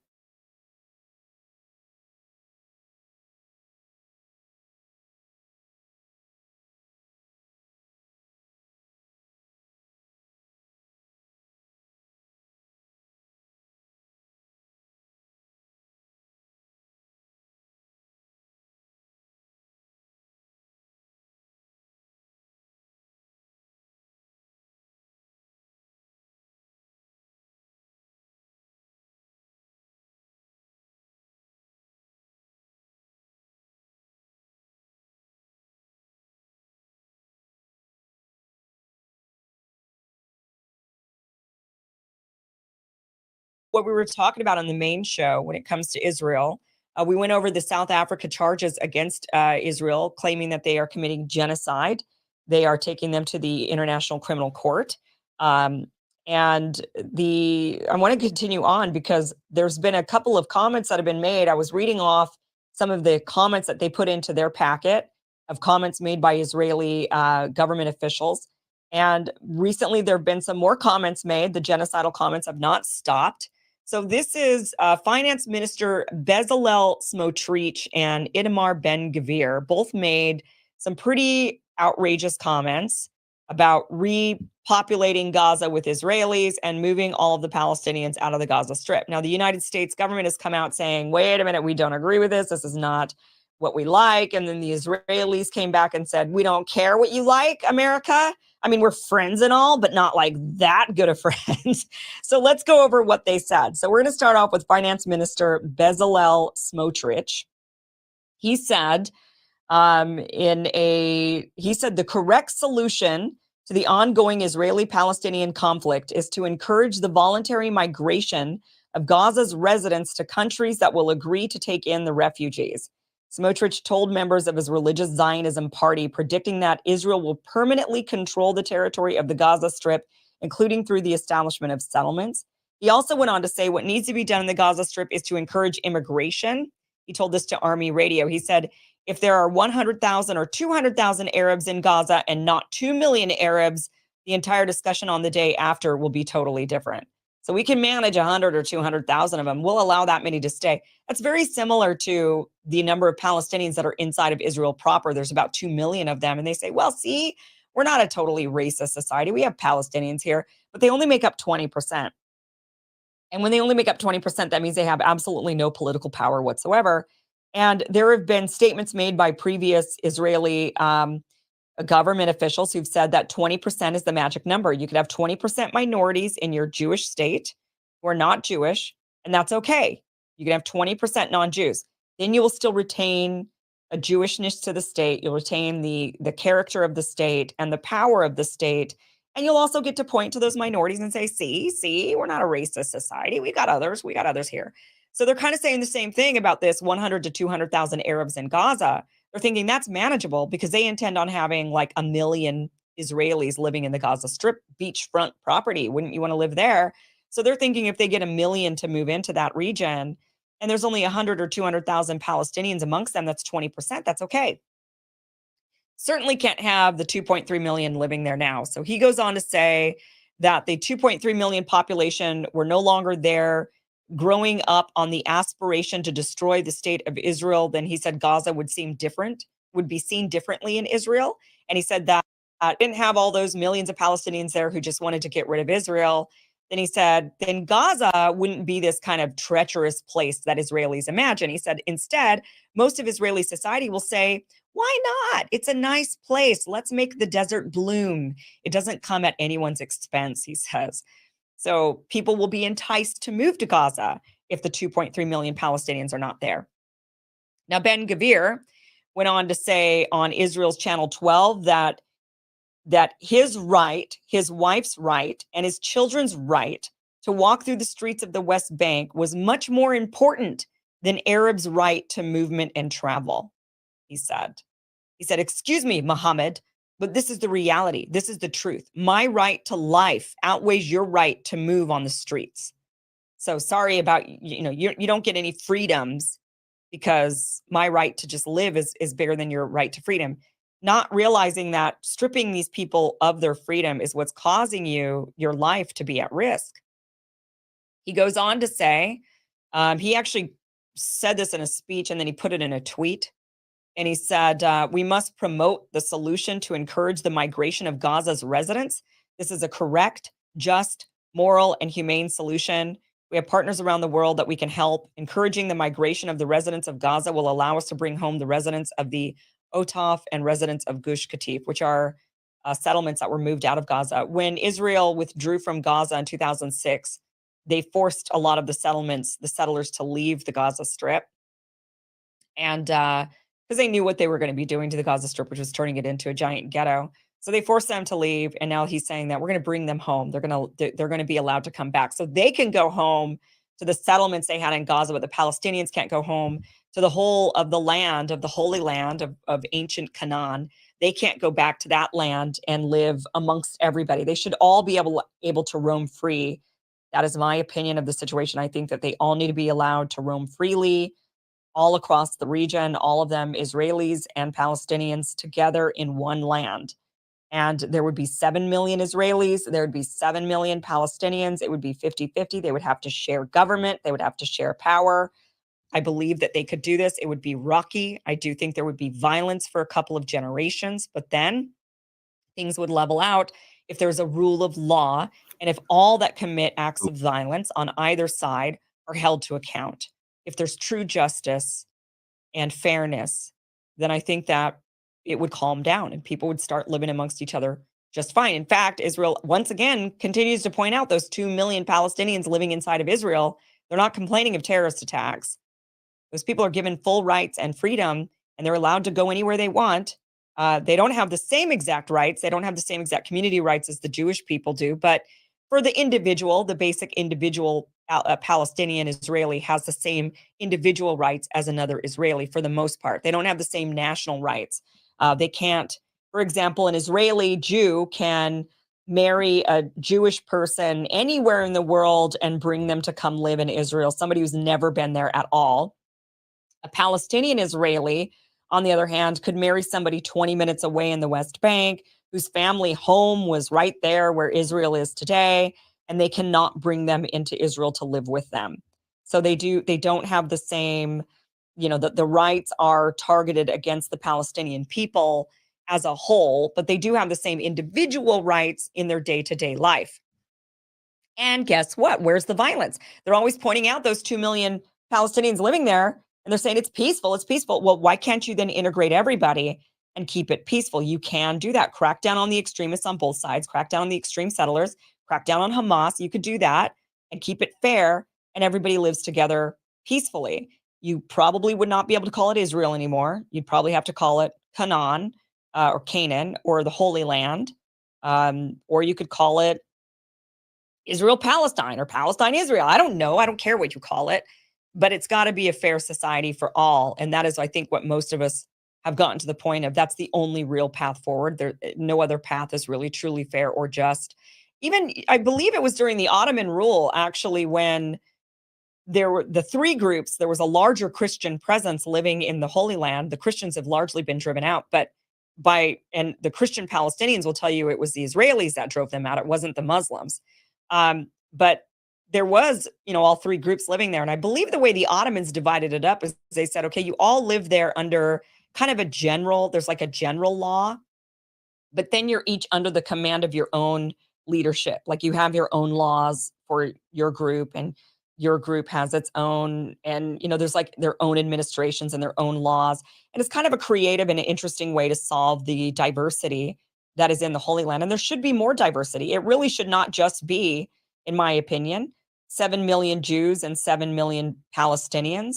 There should be Christians in the region as well. They should be allowed to come back and immigrate back to the Holy Land and enjoy the birthplace of Jesus and all of the things that they believe for Jesus Christ. I think that should be allowed as well. And the three groups need to share the land and maybe come up with an interesting solution, like how they ruled it in the past with different, there was an overall law that everybody had to agree to, and overall shared resources and security. But then after that, either that or bring in the Buddhists who don't care about any of it at all, just completely neutral. Just bring in the Buddhists and have them run everything and have them say, okay, none of you guys can get along. So we're going to like zen the place out, and everybody's going to get along now, and we're going to keep the peace. I don't know. We got to come up with a creative solution to the region.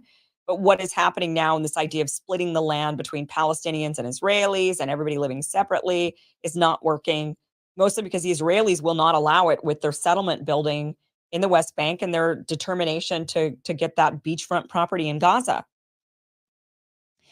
The State Department, let's move on here. The State Department called out the Ben-Gvir and the Smotrich statements saying that these guys are nuts, right? So the State Department said, here's Matthew Miller. He said, the United States rejects the inflammatory and irresponsible statements from Israeli ministers, Smotrich and Ben-Gvir. There should be no mass displacement of Palestinians from Gaza. But then Ben-Gvir responded. This is how the Israelis are. This is why I say my opinion is the United States has lost all power in this. There was a time when the United States was more powerful than Israel. We were giving them a lot of money. They were really dependent on it. But now I believe that the Israeli lobby is more powerful. There's more money going to the politicians in Washington from the Israeli lobby than there is American money flowing into Israel, and they now control us in a lot of ways.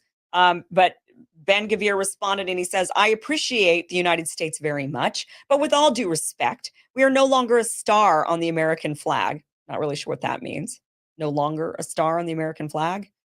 You never were. You never were. The United States is our dear friend, but we will do what is best for the state of Israel. Immigrate hundreds of thousands of Gazas, will allow the residents of the Gaza Strip settlements to return to their homes and live in safety, and will protect IDF soldiers. So Israel is doubling down and saying, thanks, but no thanks. We don't really care what you have to say, America. Thanks, but no thanks.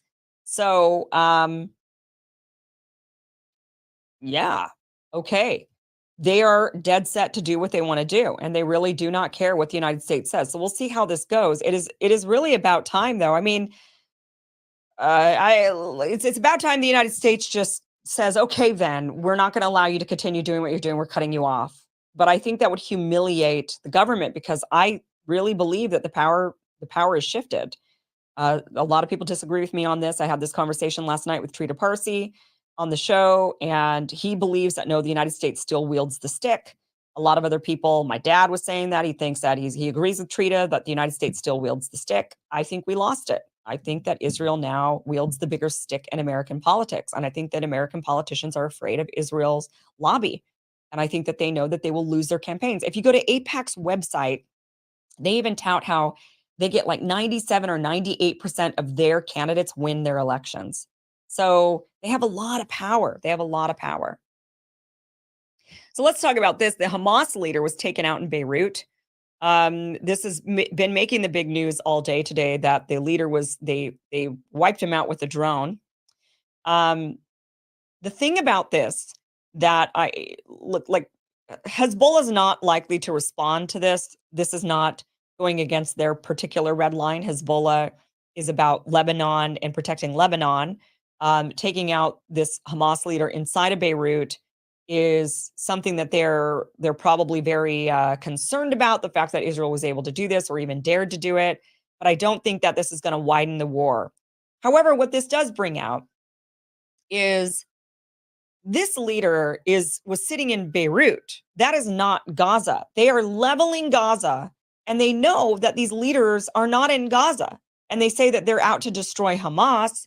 Yet you've got these leaders for Hamas who are being interviewed, and they're sitting in Abu Dhabi, or they're sitting in Beirut, or they're wherever they are. And you know that the Israeli military, you know that their intelligence knows exactly where these leaders are.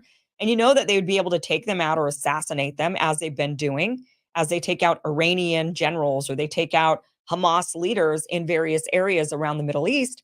They have the capacity to do this. So why then, except we all know the answer, why then are they then bombing and leveling Gaza and terrorizing the Palestinian people when they know that their leaders aren't even there, that their leaders are sitting in Beirut?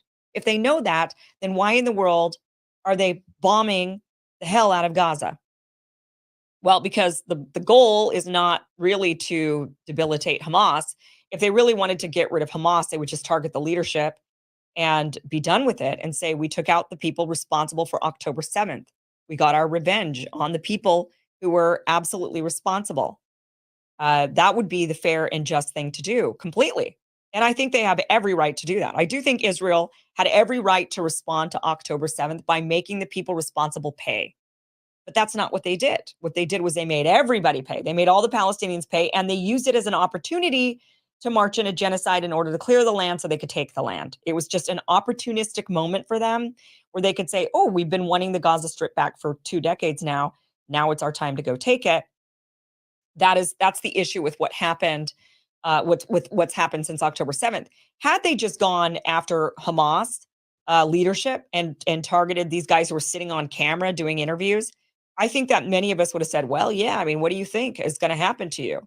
I think that I think that they should and have every right to hobble Hamas and even take Hamas somehow out of power in Gaza somehow.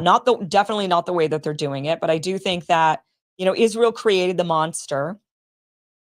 Nobody learns when it comes to the Middle East. We have been so responsible for creating so many of the various different terrorist organizations in the Middle East, because we were arming them, sneakily helping them because we wanted to fight the Russians or whatever it was. And it turned into Al-Qaeda, right? And then turned into ISIS. And Israel did what they did, and it turned into Hamas the way that Hamas is.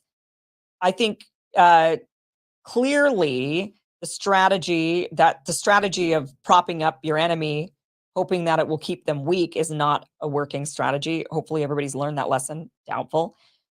But then beyond that, it's how do we then debilitate those regions?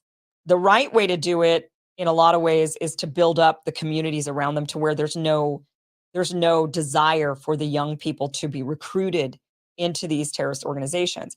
You take a kid that's got college and education and opportunities and businesses and marriage and children, and they're not going to want to join a militant organization to go fight. But you take a kid who has none of those opportunities, and you go and you say to them, look, you have nothing. You have no family either, by the way, because they killed your family. You have no opportunities because they've taken all your opportunities. You have no ability to have any wealth because they won't allow us any resources to economically build. Join us. We're going to fight the oppression. And they say, okay, I'm with you. It's so easy to recruit.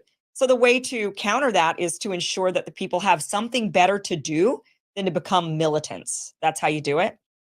But of course, that's never been the strategy. We don't want them to build up. We don't want them to be powerful. But I do think that Israel had, after October 7th and even prior to that, and many in the Palestinian side don't like Hamas. They don't want Hamas, but they just see no other hope for them as a people anymore towards, they've tried everything. They've tried diplomacy. They've tried peace. They've tried moderates. They tried liberal. They've tried everything, and none of it worked. So a lot of them have said, well, we never tried these crazy right-wing extremists yet, so maybe they'll get it done. Maybe they'll get the job done. So that's kind of what has caused people to turn towards Hamas. But largely, the Palestinian people don't really support Hamas or the ideology. They're not trying to build some religious caliphate. They just want freedom. So there is there's maybe a strategy there that could have been implemented to debilitate Hamas, take out their leadership, and then tell the Palestinian people and really bribe them, essentially, bribe Gaza and say, if Hamas is in power, we're not giving you the resources. We're going to give you a bunch of resources, however, if we put back in the Palestinian Authority or something like that. And that would have been a way to eradicate Hamas, hold the people accountable for October 7th without causing a genocide. But they've instead, but that's not the goal. The goal wasn't really to get rid of Hamas, it's to get rid of all the people so that they could have the land. So it's moot. But just bringing up the fact that they've been able to take out this Hamas leader in Lebanon, sitting in Lebanon while they bomb the people in Palestine, in Gaza. And that just goes to show what the real true motivation is in that.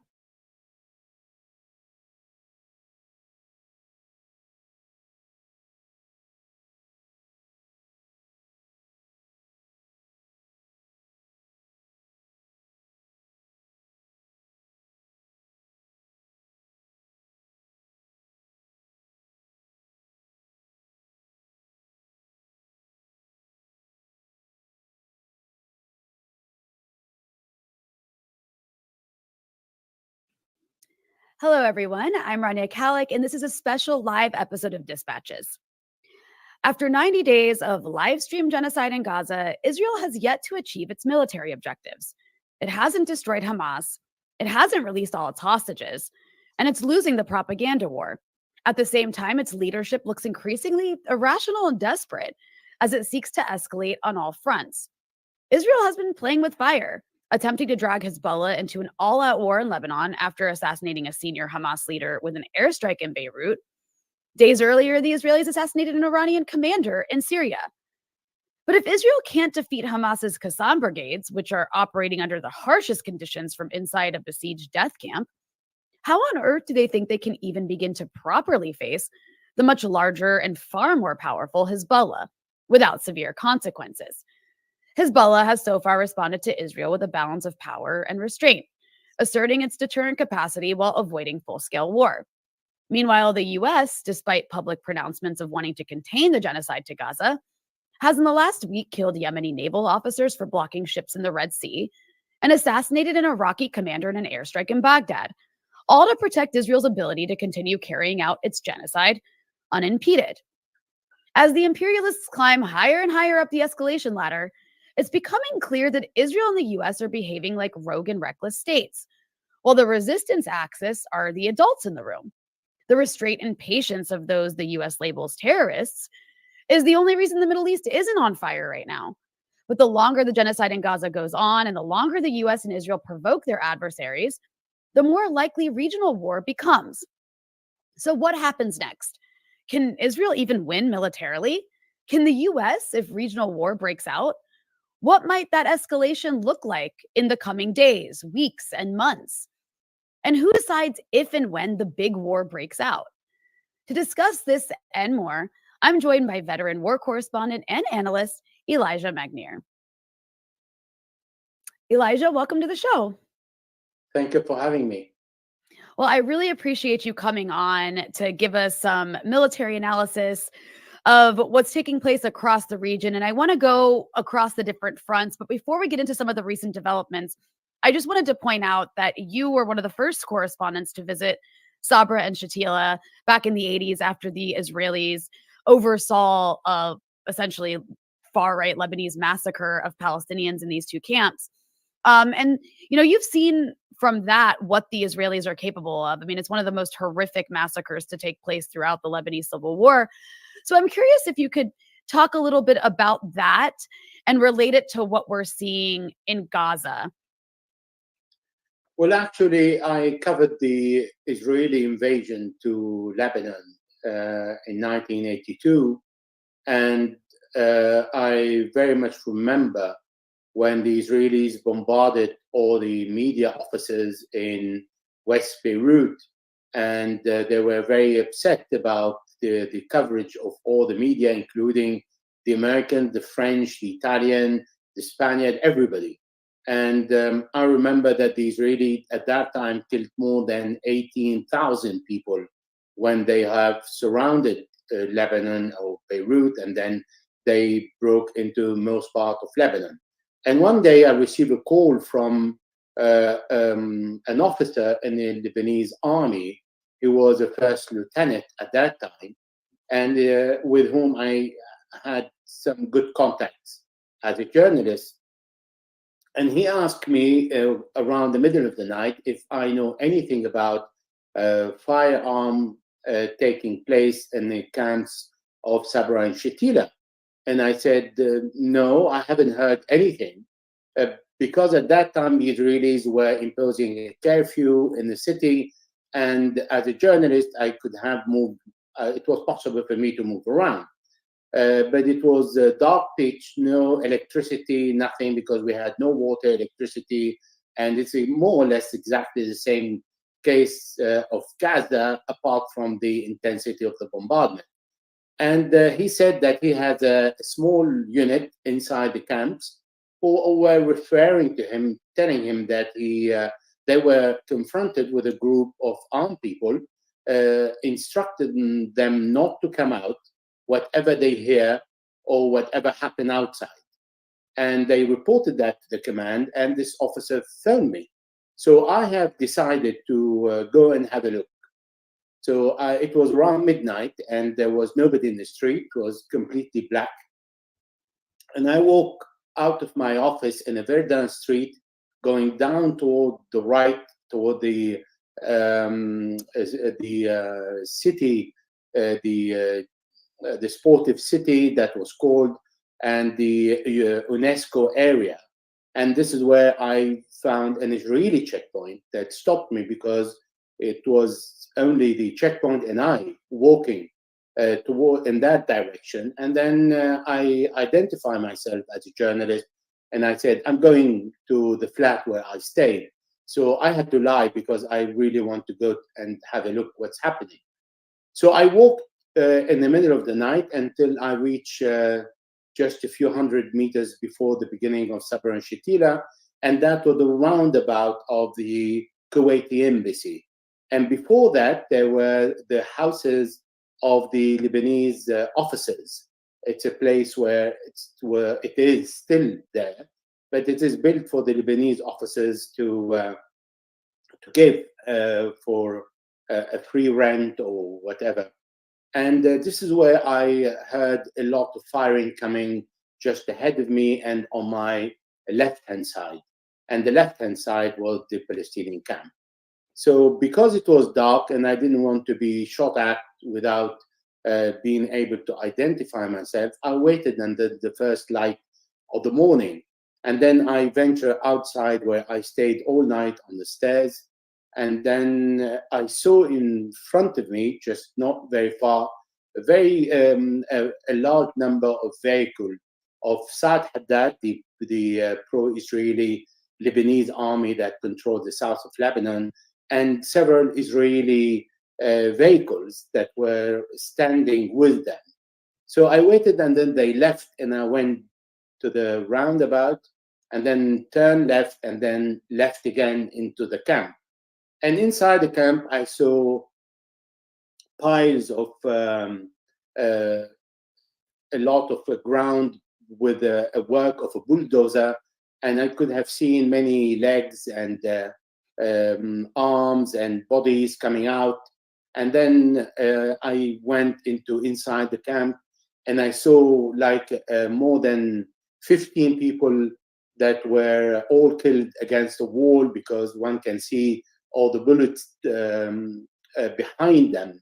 And I grabbed a number of ID cards, and there were Lebanese ID cards. So there were people, Lebanese people and Palestinian people. So I went around and I saw many bodies in the street, and people who were very scared, were still alive, but just shyly looking outside the door just to make sure that they're not going to be killed next, and that those who were doing the killing have left. And then I took the IDs and returned to my office, wrote the story, and then phoned my friend, who is a retired general today, and informed him after I filed the story about what happened. So I delivered all the IDs to the police center that is not far from my office, and this is where I have learned and saw as a first eyewitness the massacre of Sabra and Shatila. Wow, and you can imagine, I mean, that's happening essentially, something along those lines is happening every hour in Gaza. It's just one Sabra and Shatila after another. And so I want to move on to who's winning and who's not winning. I mean, we're hearing different versions of who's winning from each side, which makes sense. But like, I want an objective analysis of who is. But first, I think one of the most significant things that happened this week was the assassination of Saleh al-Aruri, the deputy head of Hamas's political bureau in Beirut earlier this week. He was killed in a drone strike by the Israelis, which was a very significant escalation. And you covered some of your views on this assassination, the circumstances around it, and the other targets that were killed along with Aruri. So I'm curious if you can offer your analysis about the significance of that assassination. And I mean, if you hear the Israelis talk about it, you would think that this was like a huge victory for them to take this guy and his associates out. Was it a major victory for Israel?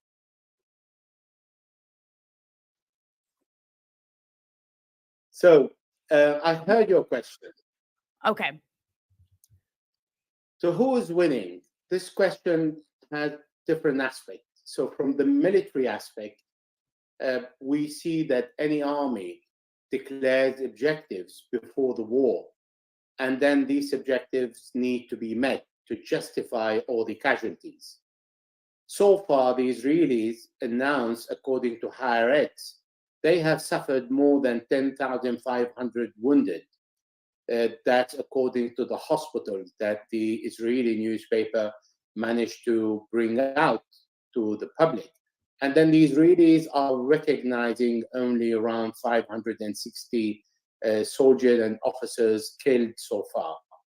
Now, these numbers are extremely high, but can be really insignificant in case the objectives are met. And the Israeli army's objective are two. First of all, is to destroy Hamas, and second, to free all the prisoners. These two objectives have not been met, and all the Israeli officials today recognize that it is impossible to defeat Hamas, and it is not possible to free all the prisoners without a negotiation with Hamas. Therefore, these objectives have not been met. In conclusion, the Israeli army failed to achieve these objectives. This is a clear failure to the army. Secondly, the failure of the army started on the 7th of October, when it was not aware of the plan to attack all the villages outside Gaza and the Gaza envelope. Thirdly, the image of the Israeli army as an invincible one and one of the 18th most powerful armies in the world and the strongest in the Middle East has totally failed in Gaza for a simple reason. Today, Israel has announced it is withdrawing from most part of the north. That part of the north, the Israeli army broke in and declared its occupation on the 27th of October. And then they said we have occupied the area, and then we have said we have controlled the area. So the occupation means a presence on the ground, and the control means the defeat of all sources of resistance. Now, we have seen in the last 2 months the Israeli army pulling out, bombarding the north, and then pushing back again, and then being hit by the resistance and then pulling out. This is not a control, and this is not an occupation, to the point that after more than 90 days of war, the Israelis have failed to occupy the north, and they are still engaged in the south, and they are suffering between 15 to 44 casualties per day. Now, what is the objective of the Israeli army? This is an answer nobody can give, not even the army commanders, because they are fighting inside an urban city where they have no experience how to fight an urban warfare, and they are confronted with the resistance determined to defend the ground, and is not only in the tunnels, but thanks to the Israeli destruction, the Palestinian resistance is also using, rightly, the rebels, and they are hiding, having command and control centers in a destroyed building that the Israelis managed to flatten most of the north of the Gaza Strip, offering golden opportunity to the Palestinian resistance. So this is why we understand from the very beginning, the plan was not to go into Gaza. Otherwise, an army would not destroy and offer to the resistance hiding places in so many streets, so many areas, and then being confronted with what they have done and don't know where the attack is coming from, where we see the Israeli army moving in a very relaxed way, but we also see the video emanating from the Palestinian resistance, how they were hitting them and taking all their time to aim and hit or to set up traps and then attract the Israeli infantry to it. So this means there is no control. That is not a victory that Israel can claim. But yes, we have to recognize that no army in the world is capable of killing so many children and women in such a small lap of time. In 3 months, the Israelis managed to kill 23,000 Palestinians, of which, according to the United Nations, 70% are children and women. Now, this is an achievement, if we dare to call it as such, to the Israeli army that can be given because it is bombing indiscriminately. Now, it also, there are other victories for the Israeli army to register, such as the killing of 133 UN personnel, that the destruction of 230 schools constructed by the European Union and by the United Nations, and the destruction of the hospitals, the justice building, the finance building, the universities, everything. This is the achievement of the Israeli army, and I'm not sure if they are very proud of it. That's one. So real quick, I just, because you pointed out all that, basically that's the destruction of civilian infrastructure. But is there a military purpose to that? If I like just looking at it very coldly, is there a military purpose of destroying hospitals and of flattening civilian homes? What would the military purpose of that be from the Israeli perspective? 3 objectives: terrorize the population, push them to an exodus, and if the exodus doesn't work, for another Nakba like in 1948, turn them against the Palestinian resistance. This is what people hope. This is what the Israelis hope to achieve in the light of the failure of all the military objectives they have announced. But these are hidden objectives. However, in my experience in war zones, during the war, people don't turn against the resistance or don't turn against anyone. People are only thinking, are they going to survive the next day? What about their family members? Are they going to eat? Are they going to be able to feed their children? Are they going to be able to find enough water? What about the medicine? And what about the medical support? Where can they go? They go and they start gathering around hospitals, because if ever they feel attacked or killed, they know that the ambulances, of which Israel have destroyed so many in this war, the ambulances don't need to go and fetch them or have the Israeli authorization to go and collect their bodies or the bodies of their families. So they stay close to hospitals, and this is why the Israelis bombed the entourage of all the hospitals in the north and is doing exactly the same in the south. So basically what the Israelis are saying, we don't want you, just leave. And if you don't leave, we're going to kill as many possible as we can. And if you stay, you're going to live miserably, because so far there are more than 350,000 homes that have been completely destroyed in an area where 2.3 million people live in more or less 5 to 6 miles wide and around 24 miles long. So we're talking about the biggest open air concentration camp where people have been squeezed. And according to the United Nations, there are more than 1,800,000 internally displaced refugees today. That is another achievement of the Israeli army. I don't know if they can be, again, very proud of it, but it seems many members of the Israeli government are indeed very proud of what they have achieved.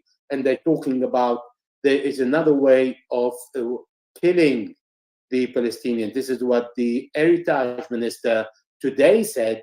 We don't have to kill the Palestinians because they would feel nothing if we kill them. So they have to suffer first. So that is a member of an Israeli cabinet where is the way is saying that there will never be a peace with the Palestinians. And the only peace we can give to the Palestinians, not by killing them, but to make them suffer first. And then they kill them. Well, so then the question becomes, okay, so that's Israel's achievements. But like you mentioned before, they're having to retreat. Their objectives are unclear. Let's move on to Hamas then. What are Hamas's achievements? And how long can Hamas last under these circumstances? I mean, they've proven that they can last 3 months because they're still fighting back quite fiercely, as we can see from the videos they're putting out, but they are in a besieged death camp. So that can only last for so long. So I guess, yeah, let's go to what are Hamas's achievements and how long can they last? A question of how long the resistance can achieve, and why I'm saying the resistance for 2 reasons. First of all, the United Nations consider the Israeli army as an occupation force. Prime Minister Ariel Sharon in 2003 announced that the Israeli army is indeed an occupation force, and Barack Obama in 2013 said Israel is an occupation force. For those who disagree with this terminology, Israel stepped in Gaza. It has become an occupation force of Gaza, at least. So for that, there is no doubt. A resistance group can never be defeated, and resources can never end, because the defeat of the resistance group means the defeat of the population. And as long as there are people living in Gaza, this is where the idea of the far right-wing ministers in the Israeli cabinet saying we want to get rid of them and kick them out to Egypt that refuse, and then they're talking about Uganda now. It's because the presence of the Palestinians, if it is 500,000 or 100,000, it means the resistance will always be alive. And we have seen how the Palestinian resistance managed to take the bombs, unexploded bombs of tanks and jets that were found in Gaza and turn them against the Israelis and use them against the Israeli infantry. And if you look at the Second World War, Europe was not prepared for the German occupation. And when the Nazi occupied Europe, the resistance had nothing in comparison to what Hamas and the other Palestinian groups inside Gaza have. Moreover, they did not have the knowledge and the experience to manufacture enough bomb at home at the same level of what Hamas today is capable of doing and producing. Therefore, the resources of the resistance never end. And we've seen in every one or two attacks, the Palestinian resistance always managing to recover spoils of war and weapons from the Israeli army, because the Israelis, when they are hit, and we know from the Israelis, they have dozens of casualties per day, they leave their military material on the ground. And this is where the resistance goes and collect them. So it is not a question that is valid to say how long Hamas and other Palestinian groups can last, because they can last as long as there is a population. Why? Because as former Prime Minister Ehud Barak, the Israeli former Prime Minister, who was a brilliant general, and he led the army and led the government, said Hamas cannot be defeated. It is an ideology, and it is not an organization. And we hear today the American administration, like John Kirby yesterday said, Hamas cannot be defeated. So if we recognize that Hamas cannot be defeated, although they don't explain the reason, but I'm going to, it's because it is part of the population. No resistance in the world can survive a day without the support of the population. So it needs a society to embrace it and to protect it and to support it and to finance it and to encourage it and to help it and to look after it. And this is why Hamas cannot be defeated. Now, what is the victory of Hamas on the 7th of October? I really don't know where to start from. On the 7th of October, Hamas did not attack the civilians in the villages and the cities outside Gaza only. They have attacked the Gaza brigade. They've attacked the Golani brigade, the special forces, who declared they have suffered 87 officers and soldiers killed on the 7th of October in their clash. Hamas attacked 11 military barracks on that day. They've attacked 10 police headquarters in all the Gaza envelope. So they were engaged with the army, and the Israeli army reacted after 7 hours and bombed its own people because, of course, they had a doctrine that is Hannibal and allow them to kill the Israelis while they are potentially taken as hostages or prisoners. So because of that, because of the destruction of the image of the invincible army, Hamas has inflicted something on the Israeli army that is unforgivable. However, there is something even more. The lack of certainty that Hamas has imposed on the settlers, pushing all the settlers to leave, more between 70 to 120,000 settlers who have lost confidence in the army and in the government, who came to Israel from all over the world because they were offered free land and a protection. So what do they do with the free land if they don't have a protection? They know, and they are very much aware, that they are standing on a ground that doesn't belong to them. And because of that, because of the lack of certainty, and because of the uncertainty that Hamas has inflicted on the Israeli settlers, this is equivalent to I don't know how many nuclear bombs. And that can never be repaired unless Gaza is totally destroyed and the Israeli kill 2.3 million people, which is something they will not achieve. Therefore, the security that the settlers are asking, and according to the Israeli statistics, more than 600,000 Israelis fled the country and went back to the country they came from and where they originally were born, and this is where their roots are, because there is a lack of certainty.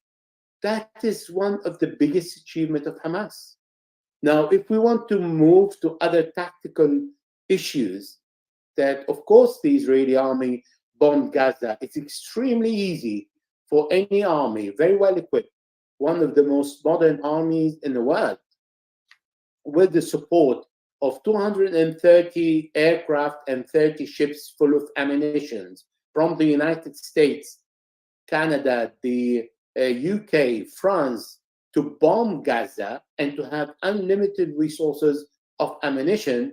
It is very easy to destroy your objective in front of you if it is made of city and buildings where you don't care where the bomb is falling, which is what the Israelis have done.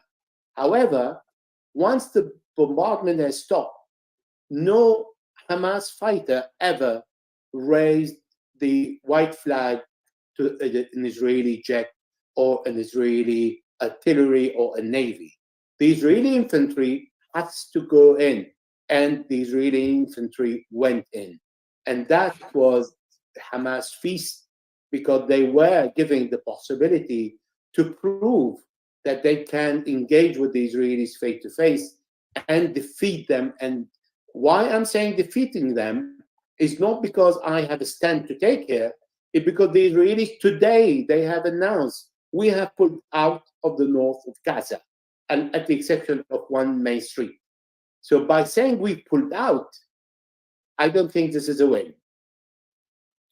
You know, and it's interesting too. So I want to go back to something that I had mentioned before, which I want to get your thoughts on. And that is the fact that Israel, as it was saying, we're going to withdraw these brigades from Gaza, took the decision to do a targeted airstrike on Hamas leader Salah al-Aruri in Beirut a few days ago, which was a massive escalation on the Lebanon front.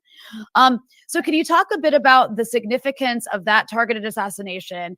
Particularly, I mean, on the one hand, they were, of course, playing with Hezbollah's red lines, but also they portrayed it afterwards as some sort of victory because they got a Hamas leader. How significant is that? Did they do significant damage to Hamas by killing this person? Okay, so let us look at the role of Saleh al-Aruri, but not only him. There were two other commanders of the Qassam, which were even more important than him, and they were in Lebanon, and they were killed in what is known to be a Hamas office in Beirut, the Lebanese capital. All these three people, plus the other four that were killed in that target assassination, were in Lebanon, not in Gaza. So from the day they have killed al-Aruri and his companions to today, the 2 days, what happened in Gaza? The Israelis today withdrew from Gaza. So did the killing change anything in the course of action inside Gaza of the Palestinian resistance? Were these three people on the ground in Gaza? No. These three people serve Hamas, and they are significant within Hamas once the war ends or before the war, to prepare for a war or to equip Hamas or to support Hamas or to extend the connection, as Aruri used to do with Iran, with Qatar, with Turkey, because, by the way, he was coming back from a tour to Qatar and Turkey when he was assassinated. He was someone who was going around overtly, taking normal planes with his name, his passport, without any problem, and calling for meetings in the what is known to be Hamas office in Beirut. So he was not hiding, because he believed that if he's going to be killed, he's going to be killed anyway, anywhere. So that's a part of the target assassination. It's a very small, euphoric joy for Netanyahu that he cannot really sell to the Israeli population. And if tomorrow he kills not only Saleh al-Aruri, but he kills Mohammed Adayf, or he kills Yahya Sinwar, these organizations like Hezbollah, like the Iraqi resistance, like the Syrian resistance, like the Yemeni resistance, they have horizontal leadership. One is removed, there are 100 others that can replace him. It is not a pyramid where you remove one piece of the pyramid and the whole pyramid falls. No, he can enjoy it for one day. And then what is next? What is happening on the ground? Is your assassination changing anything on the ground? If you go and plant bombs in Iran, Kerman, for example, what is going to change? There is one thing that Netanyahu hoped, before I go to the consequences of hitting Beirut, is in all the implication to go and kill an Iranian IRGC general, Razi Mousawi, in Syria. And then a few days later, killing Saleh al-Aruri. And then killing, we have an explosion of IEDs, 2 IEDs in Kerman in the south of Iran. And then the target's assassination of one of the Hashd-e-Sha'bi leaders in Baghdad. They are all related. They lead to one point, is inviting Iran, Yemen, Syria, Iraq, and Lebanon to escalate and enlarge the front. Because enlarging the front really helps Netanyahu. Now he's under attack from his government because the far right-wing members of the government who form his coalition wants him to escalate even further and destroy Gaza. It's something that he cannot do, and he saw the capability of the army. There is no harmony between the aspiration of the political leadership in Israel and the capability of the army to defeat the resistance in Gaza. Therefore, his only hope to survive and remain in power, because if he doesn't, the ministers threaten to resign, and if they resign, it means his government falls, and he will be immediately in front of the justice system for all the corruption accusation that he was confronted with, and he managed to escape because he is a prime minister today. And then the only thing is to enlarge the conflict and to widen it, and to say to the Israeli people, you have to stick with me because we can't change a government during the war, and we have to wait until the war ends.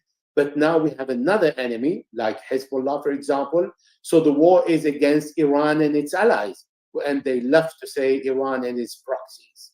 So this is what the information that Netanyahu would like to give to his population, and for all the mainstream media to grab it and start dwelling on it and divert the attention away from Gaza and the Palestinian cause.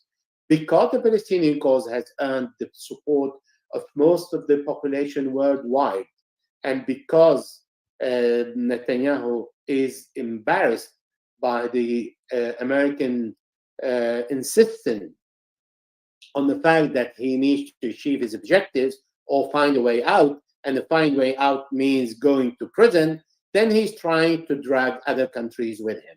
Now, this is why Hezbollah, and I come to that, is not going to is going to respond. It has to respond, because by not responding, as I know the Israeli and Hezbollah know the Israelis, they will go next day and look for another target. It can be a Yemeni in Beirut, or an Iraqi, or an Iranian, or Hezbollah leader. So they can go and target any of these leaders in the suburb of Beirut, because Hezbollah did not answer, and because Netanyahu didn't see the consequences of his act. So Netanyahu needs to see targeting the suburb of Beirut, or targeting any building and killing people, regardless the identity of the person who was assassinated or the person were assassinated, then Hezbollah has to respond. Now, the response is going to be an intelligent one. Why intelligent? Because Hezbollah doesn't want to fall into the Israeli trap. So the Hezbollah resistance group needs to think about a hit that is hard enough to hurt Benjamin Netanyahu, but not hard enough to push him to declare war on Lebanon. Because if he does that, then perhaps the Palestinian cause will be more or less forgotten, and then the whole population and the social media will be diverted toward another war. This is where Hezbollah is very careful, and Iran is very careful not to respond to Kerman in the way that it would like to respond, or the Iraqi Hashd al-Shabi, because the Americans hit an official force. This is why the Prime Minister described it as a terrorist act for the first time. And today he formed a committee to discuss the way to ask the Americans to leave the country as soon as possible.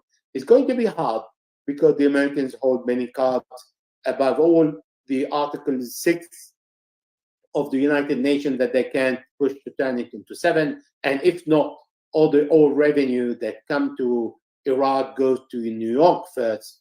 And this is what Donald Trump in the past threatened to hold on the money to prevent the Iraqis from having their revenues, which is 90% of the total revenue of Iraq, if they force the Americans to leave. So it's a kind of a blackmail and bullying. So to go back to Hezbollah, Hezbollah will respond. It doesn't have the option not to respond, but the response has to be very carefully studied to the point that is painful enough, but not too painful. Yeah, it's quite a difficult balancing act.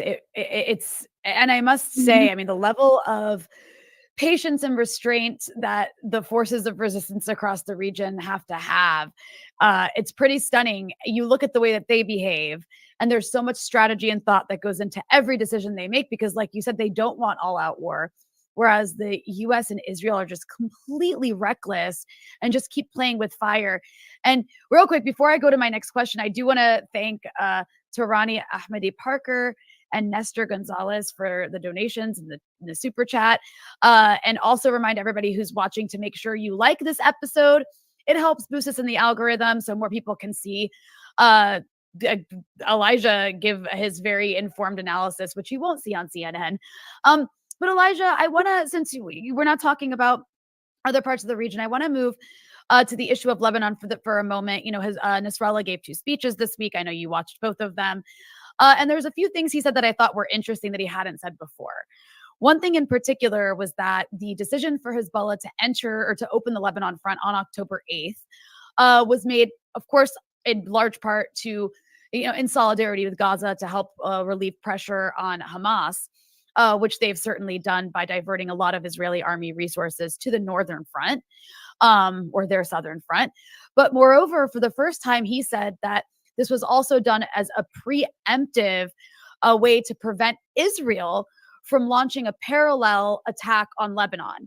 And when I say attack, I mean an all-out attack on Lebanon. And we have seen in both the US and Israeli media, it's been revealed that the Israelis did in fact have a plan to launch a war in conjunction with its war on Gaza, also on Lebanon, preemptively to get rid of Hezbollah, as they were also trying to get rid of Hamas. That, of course, didn't happen. The US media claimed it was because Biden put a stop to it. The Israeli media said it was because Netanyahu put a stop to it. Regardless, both of those states are claiming that that was, in fact, the case. So that was one thing he said. And another significant aspect of what, well, at least what I think, another significant aspect of what he said this week was what you've also mentioned, which is that they have no choice but to respond.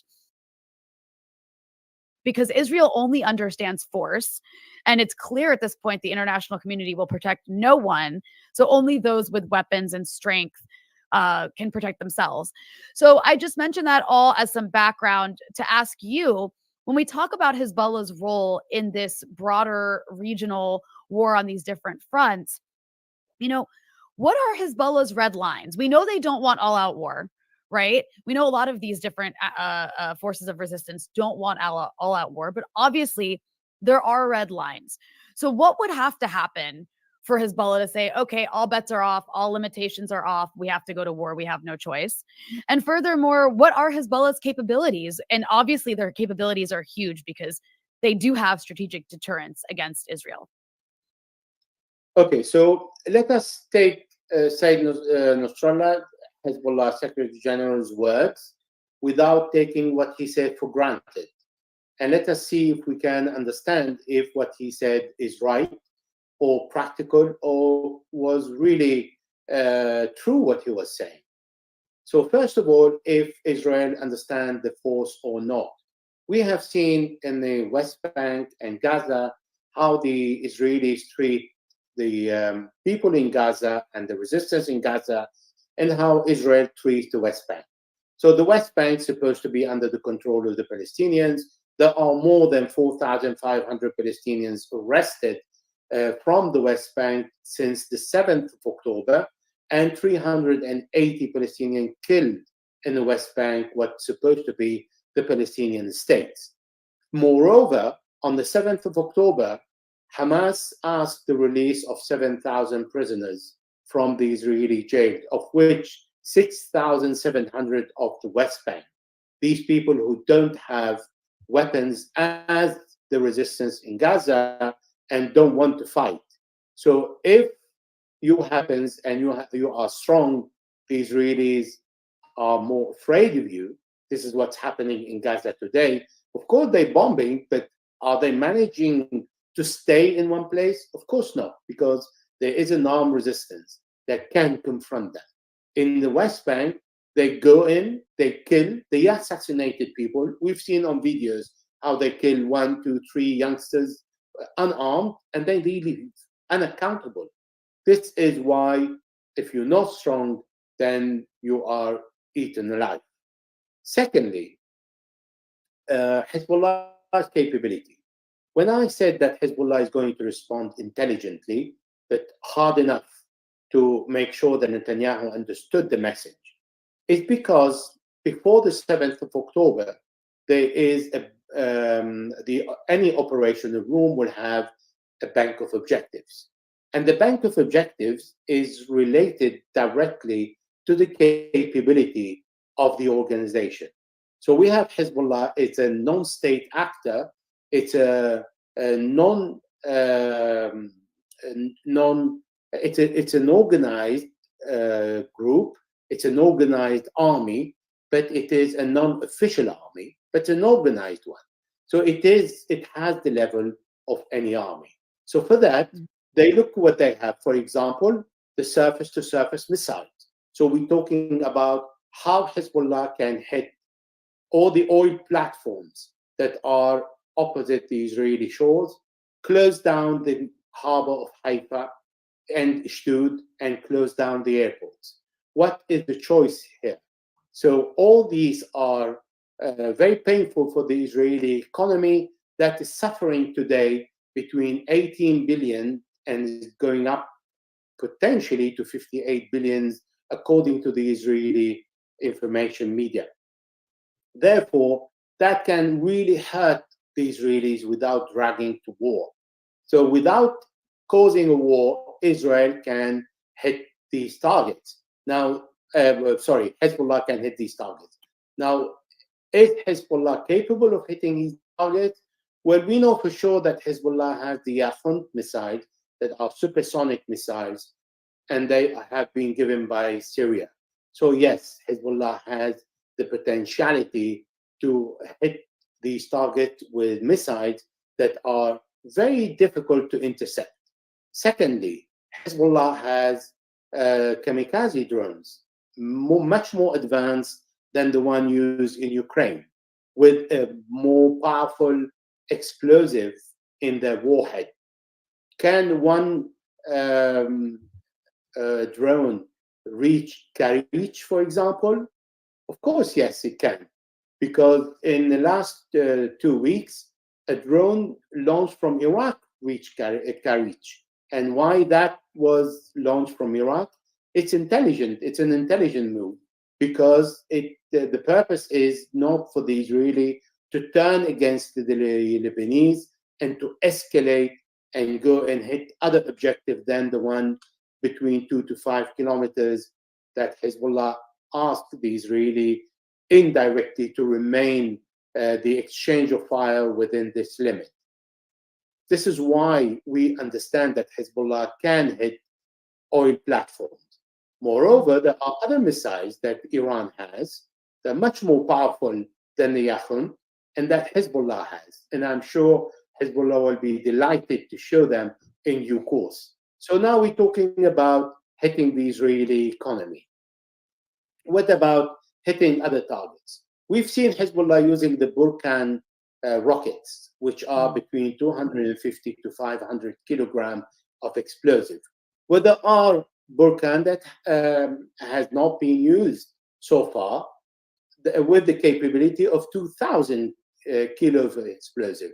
So can you imagine for the first time the Israeli tasting what the Palestinians have been living under for the first time?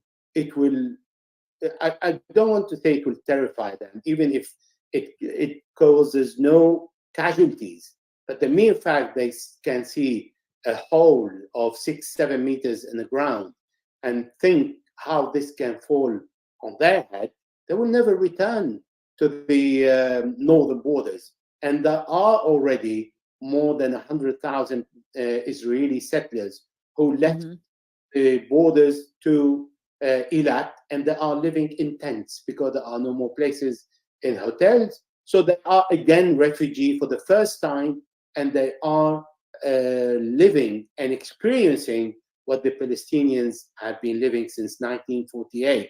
Because for people who don't know, most of Gaza is made of camp. Jabalia camp, Beit Yahun camp, Khan Yunis, everything in Gaza is made of camps. So now the Israelis are also living in camps, and they understand what that means. Already the Israelis are telling the Israeli prime minister and the defense minister they don't want to return and let the problem with Hezbollah is solved, and the Israeli cabinet doesn't have a solution for Hezbollah on the northern border. So that's one of the capabilities. Other capabilities, today the war is an intelligent war.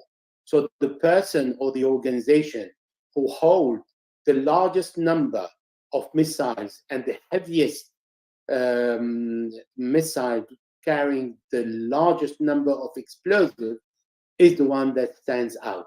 Now we know that Israel has that, but is Israel ready to receive all the missiles that come from Hezbollah?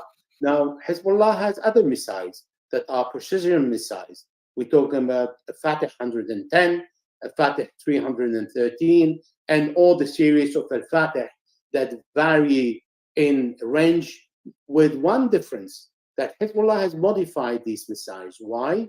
Because Hezbollah doesn't need a range of 400 to 800 kilometers to hit Israel. Hezbollah needs to hit Haifa and Tel Aviv, and they are within 20 to 60 kilometers. So instead of having a missile, a precision missile that can carry only 450 kilograms of explosive, it can carry much more for a lesser distance. And people would think, well, there is the Iron Dome. Well, let's take the Israeli statistic that the Iron Dome is capable of intercepting 55 to 60% of the missiles. Well, I want to add another bonus to the Israelis and say 70%. So we have only 30% of Hezbollah's missile that can go through. Now, it's very easy to flood the Iron Dome with hundreds of missiles on day one. Well, I expect thousands, not hundreds, on the day one. And then after that, Hezbollah can maintain between 400 to 500 missiles and rockets on daily basis for over a year. This is what I think Hezbollah has prepared the arsenal for. So if the Hezbollah flood the Iron Dome, most of the precision and heavy missiles will go through. But I accept with 30%. So out of 1,000, we have 300 only managing to go through. I think they are enough to cause major destruction in Haifa and Tel Aviv. That will teach the Israeli a lesson they will never forget. Of course, Israel had the capability to turn Lebanon into the dark age and to a cave age. But the next cave will be an Israeli one. because Hezbollah had the capability to do exactly the same by only hitting this sensitive area that Hezbollah showed throughout the years with its bank of objectives in Hebrew, all the details of the locations and the coordinate of every single position. It's really important, everything you're pointing out. And of course, it's absolutely true. Nobody's questioning whether Israel has superior air power. We know they do. We see what they can do in Gaza, and they could easily carpet bomb all of Lebanon. Everybody knows that. But the question becomes, are they willing to pay the price for that? And you just laid out the price for that. And with Israel, it's a country that needs security to keep its settlers there. If you get rid of that security, like you said, people leave. People have already left. And so I have still one point. Please. Is about if Hezbollah was next. And when Sayyid Nasrallah said that Hezbollah would have been attacked and Lebanon would have been attacked. Now, I want to argue that what he's saying is pure speculation. But let us see if that is possible. So if Hezbollah remained watching what's happening in Gaza without interfering and doing nothing at all, Israel would have allowed the presence of, let's say, 10,000 soldiers on the borders because Hezbollah is not reacting. And Israel managed to mobilize more than 450,000 men on the 7th of October and within the first 2 weeks, which means that the Israelis were prepared for a large war and a big war on multiple fronts. This is why they have called the Americans from day one, and the Americans send their carriers. They've sent 2,000 Delta Force to Tel Aviv. They've sent generals. They've sent another special forces to Israel to support them. They say they are in reconnaissance above Gaza, so the British, but we know what reconnaissance means. So they are there, and they are there to support Israel, because Israel said on the first day, I am not capable of facing the axis of the resistance. I need help. And Biden said, which showed the weakness of Israel, by the way, and Biden said, I am going to send you the help that you need. Now, with this presence and the readiness of the international community to accept war crimes and crimes against humanity and genocide committed against the Palestinians, nobody is going to blink an eye against Hezbollah. On the contrary, Hamas and Hezbollah, in the eyes of the Americans, are considered terrorist organizations. And this definition belongs only to the Americans. It is not a universal definition, because there is no definition of terrorism. And what is terrorism for the Americans is freedom fighter for the Palestinians, in case of Palestinians, and the same applies on Lebanon for Hezbollah. So who is going to care about what's happening to Hezbollah? And exactly the same narrative that Hamas is hiding behind the children and women of Gaza, the same will be used in Lebanon, that Hezbollah is hiding behind the children and women of Lebanon. So what's going to happen is the war on Gaza will be very swift, quick, and destructive, much more than it is today. The resistance in Gaza would not have had the time to breathe, and the bombardment would have been devastating. And can you imagine 400,000 men, if we leave 50,000 to Lebanon, 400,000 men or 300,000, because the commander needs to leave part as a reservist to inject in the battlefield on time, depending on which area and on which front. So let's say 300,000 men attacking Gaza in one go. They will manage to destroy it and occupy it and destroy everything before they walk in. So after finishing Gaza, in this euphoric moment of victory, because that will be a victory for Israel and for Netanyahu and his right-wing, far right-wing, because, I mean, this terminology is not right, because Netanyahu is far right too. So in the the Likud party is more far right than the far right. So let's consider let's talk about the main far right, Smotrich and Ben Gvir and all the rest of the band. So with these ministers, he would happily move immediately on the Lebanese front and attack Lebanon. And the whole international community will applaud Israel because Ursula von der Leyen went to Israel and said, Europe stands with you, although she doesn't speak in the name of Europe. She's not the representative of Europe abroad. It's Josep Borrell. Secondly, she doesn't speak in the name of the European foreign policy that is never united. It's always non-united and it's always in clash with one another. Thirdly, the Canadian, the Germans, the Australian, the Americans, the French, the British, everybody supported Benjamin Netanyahu and will do exactly the same in Lebanon. But by starting the war, Hezbollah did something very clever. First of all, by accepting to be engaged in the war, it has changed the deployment of its 7,000 special forces on the borders. Secondly, it has evacuated all the positions that are known in preparation of war without being surprised. Thirdly, has prepared in learning the experience of dealing with the Israelis by watching and taking lessons from what's happening in Gaza and how the Israelis are dealing with Hezbollah on the borders. So all these are lessons to be learned.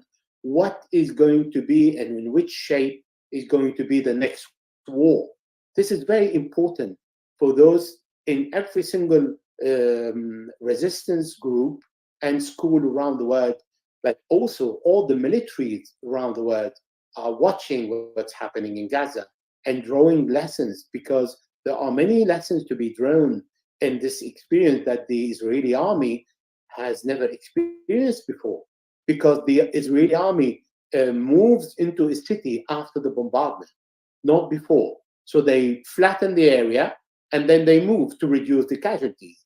But they don't understand that they are today faced with a resistance equal to what happened in 2006 in south of Lebanon, where they destroyed and then they were met face to face with Hezbollah in small villages, in the same house sometimes, on the ground floor and on the upper floor, or 2 meters one against another.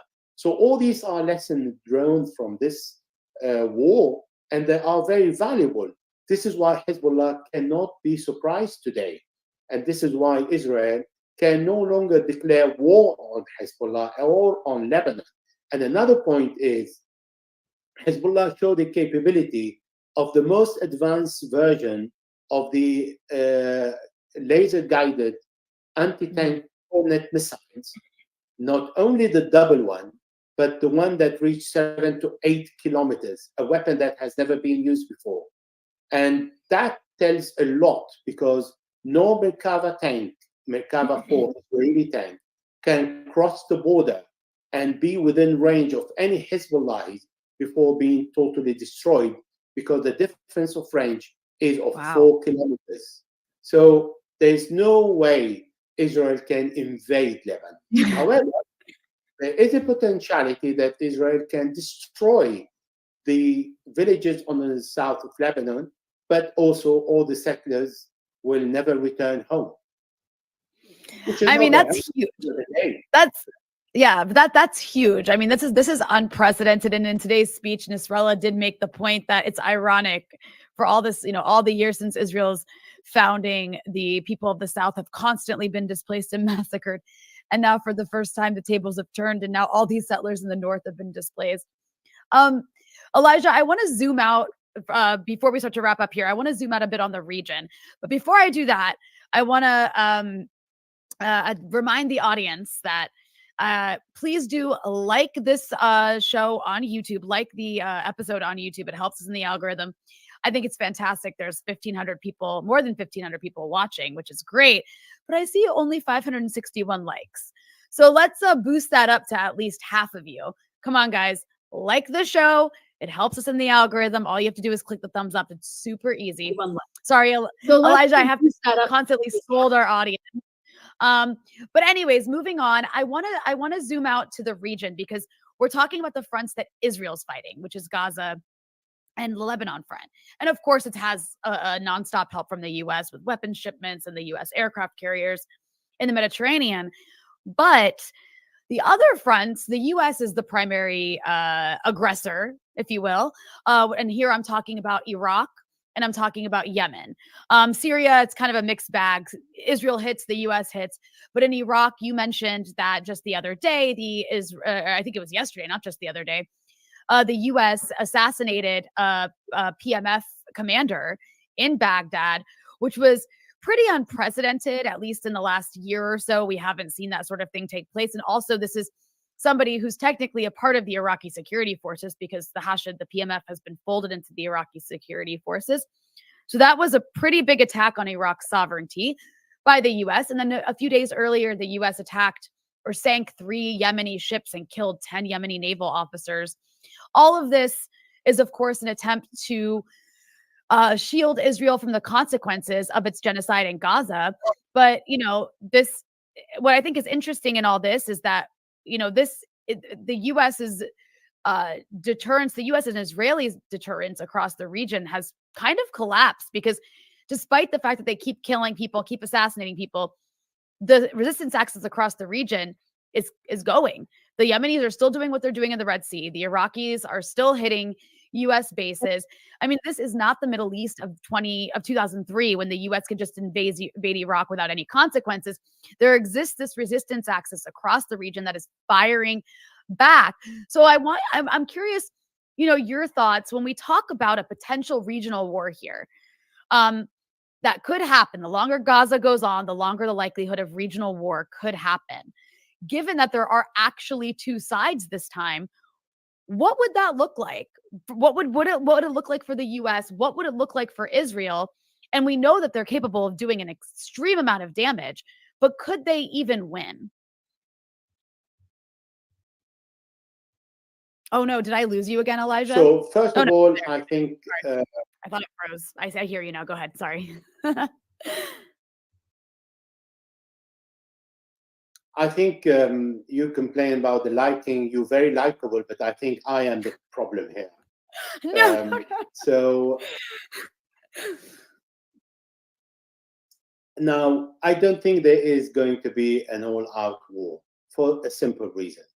It's very easy for the Houthis to block the Red Sea to all navigation and to say no more ship can cross here, and that's it. So that will bring the problem to another level because the Americans have taken on their shoulders the protection of all the seas as a superpower. And they cannot look like incapable of assuring the navigation in international waters.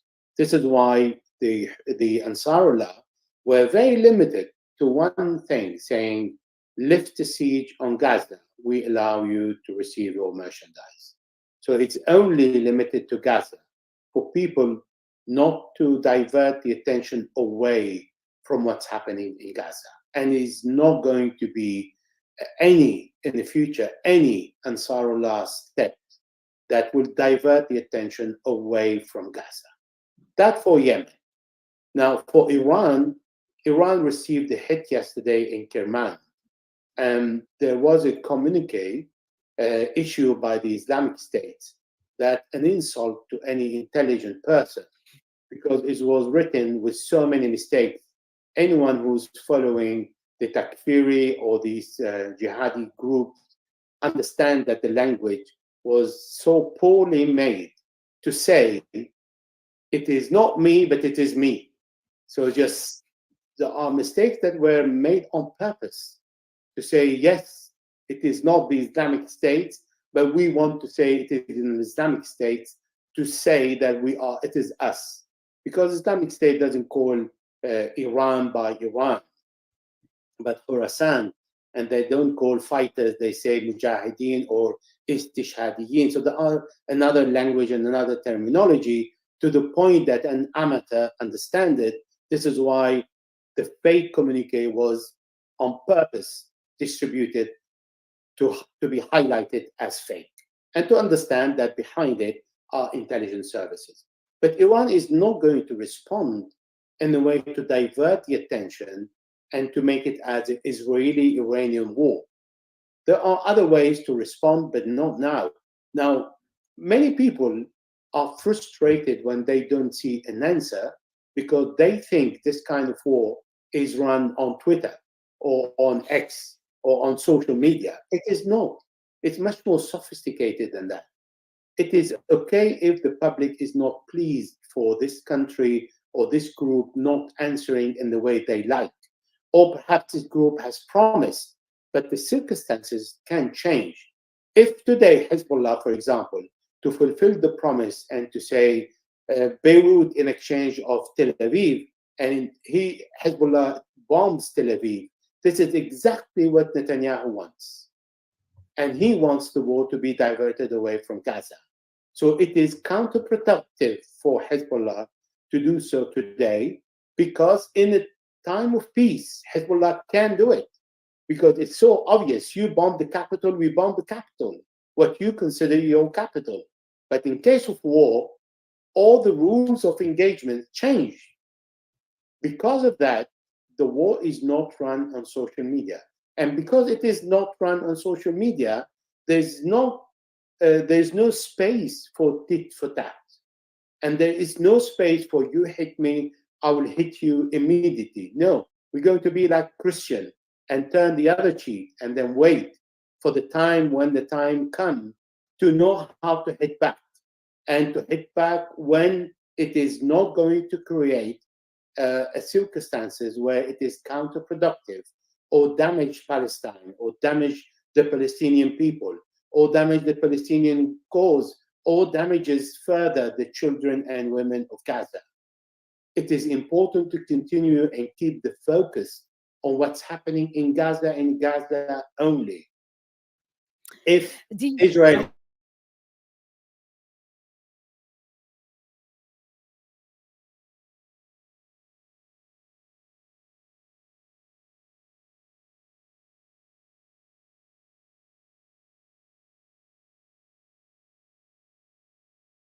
conflict in Gaza has traditionally been heavily influenced by the Israel Defense Forces, IDF, and the country's Ministry of Defense.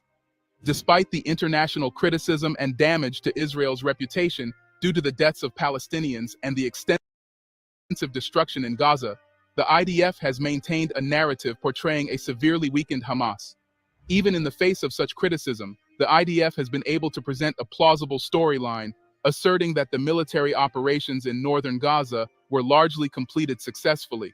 The narrative also suggested that the IDF anticipated similar success in southern Gaza in the near future. This control over the narrative allowed Israel to shape perceptions of the conflict, emphasizing its military achievements and downplaying the impact on civilian populations.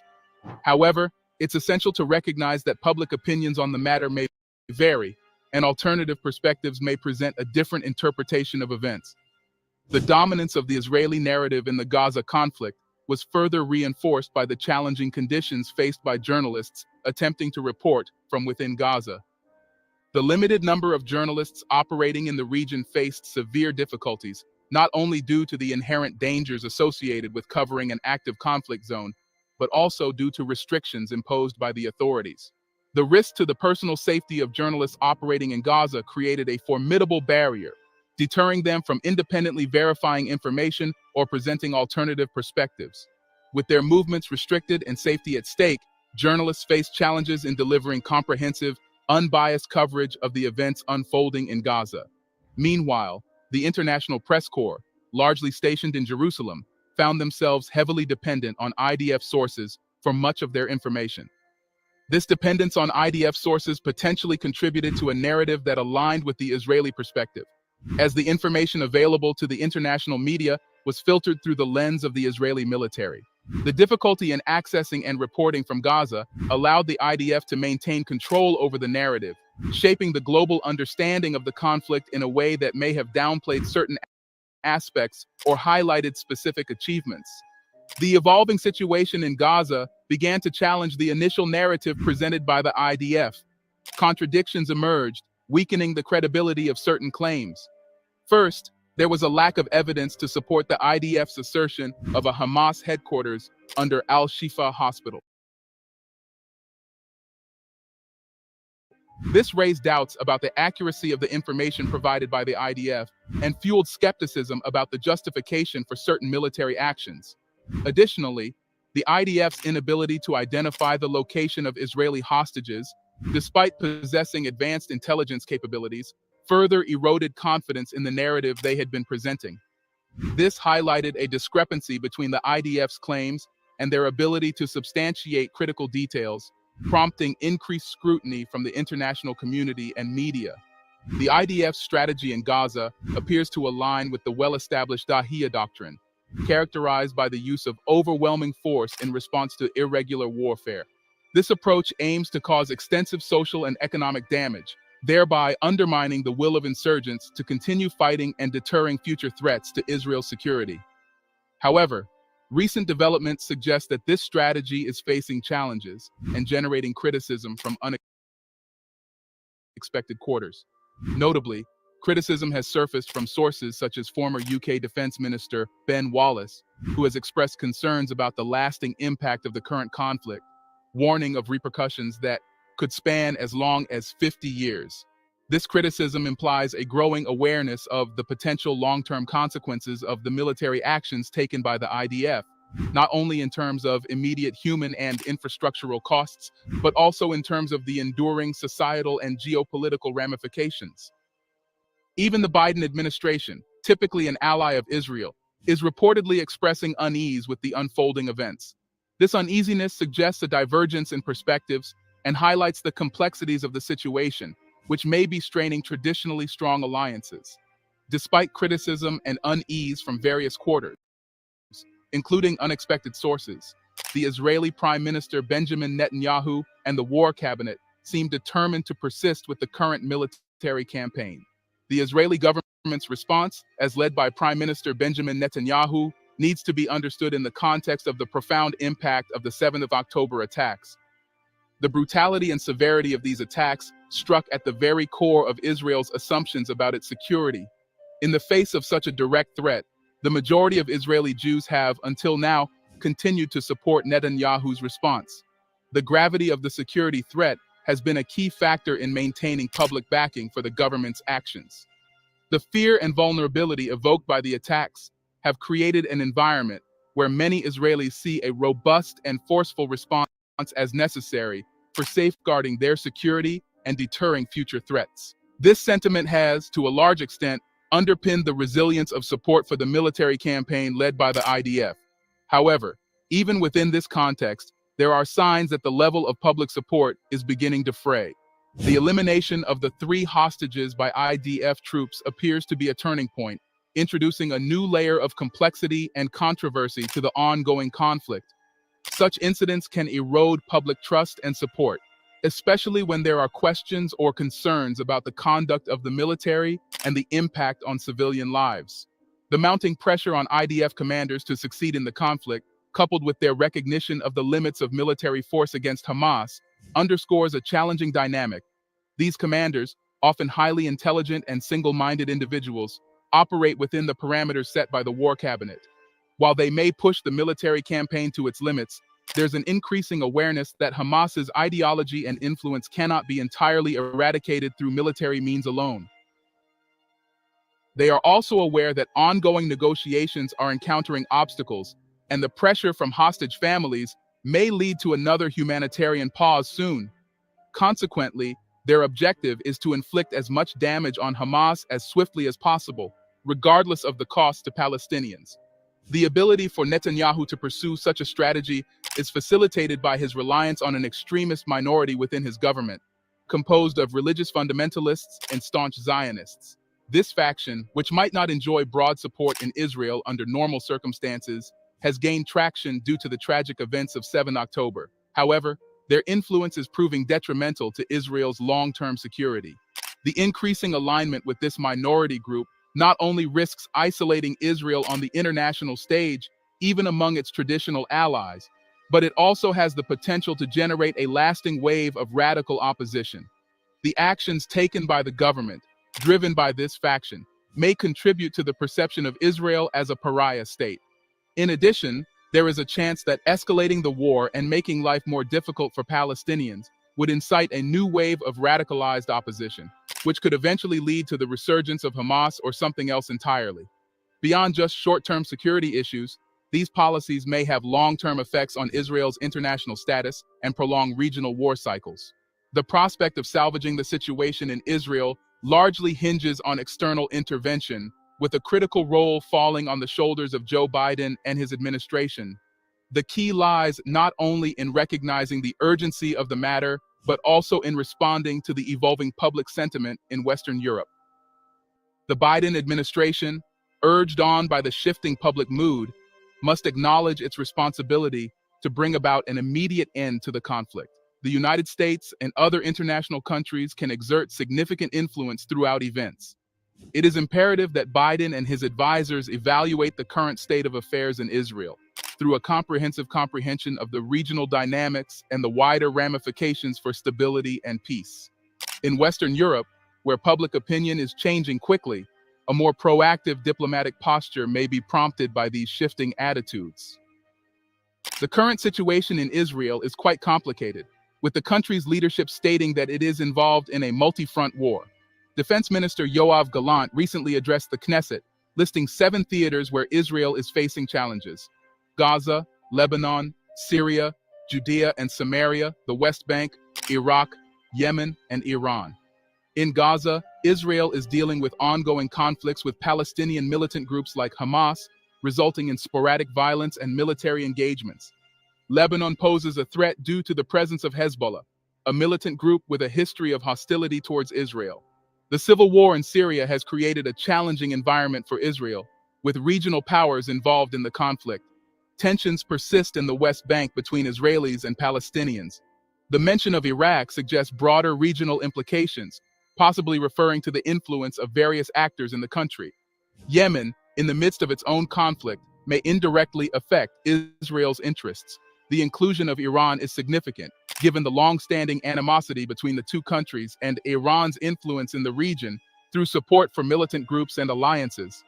The prospect of a wider and seemingly endless war, with Israel deliberately engaging Tehran's proxies across multiple fronts, raises concerns about the potential for a protracted and far-reaching conflict in the Middle East. At the core of this complex situation is Israeli Prime Minister Benjamin Netanyahu's frequently expressed and implicitly threatened ambition to confront the Iranian regime directly. Netanyahu has long sought to settle scores with what he views as Israel's most formidable adversary, and the current volatile landscape could offer a pathway to realizing this ambition. Netanyahu has previously sought support from influential allies, notably from the former U.S. President Donald Trump, in pursuit of his confrontational approach towards Iran. The possibility of a wider war without end suggests a strategic shift where Netanyahu, if successful, could solidify his political survival amidst the chaos, even as the broader consequences of the conflict impact countless lives. If Netanyahu achieves his objectives, the situation may indeed escalate, with Gaza serving as only the initial battleground. The reference to survival in the context of Netanyahu suggests that, in pursuing his goals, he might be willing to endure the hardships and uncertainties of a prolonged conflict, while others may not be as fortunate. The potential consequences of such a strategy are far-reaching, both for the stability of the region and the broader international geopolitical landscape. The stakes are high, and the outcome of this strategic gamble could have profound and lasting implications for the Middle East and beyond. Thank you for watching our video. Do you think Israel is losing the war with Palestine?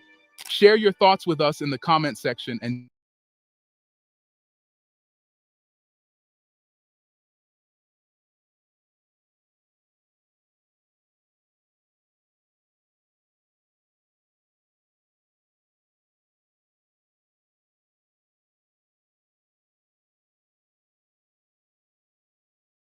where you were when the US government officially collapsed under a steaming pile of stupidity. You'll be able to tell your kids about the worst president in American history intentionally leading his country off of a cliff.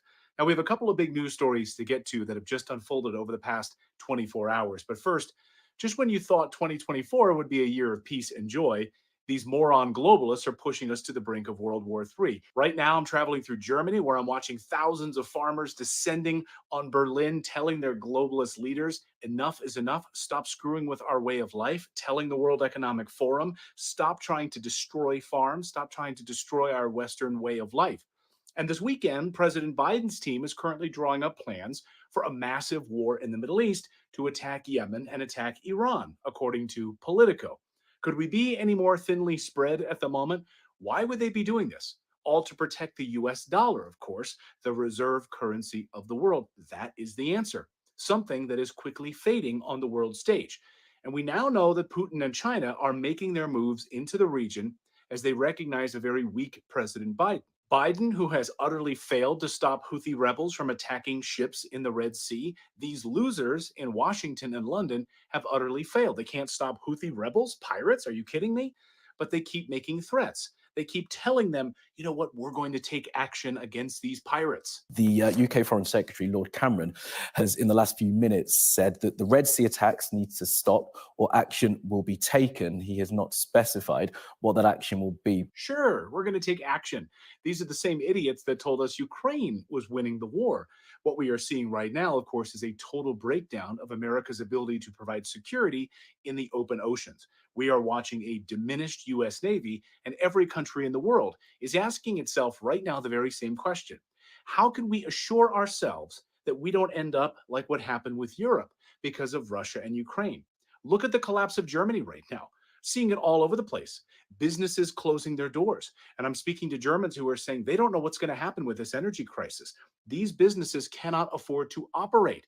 Guess what? Tens of thousands of farmers descending on Berlin. The US umbrella right now, the United States umbrella of protection, isn't working anymore. So these countries are looking inward and elsewhere.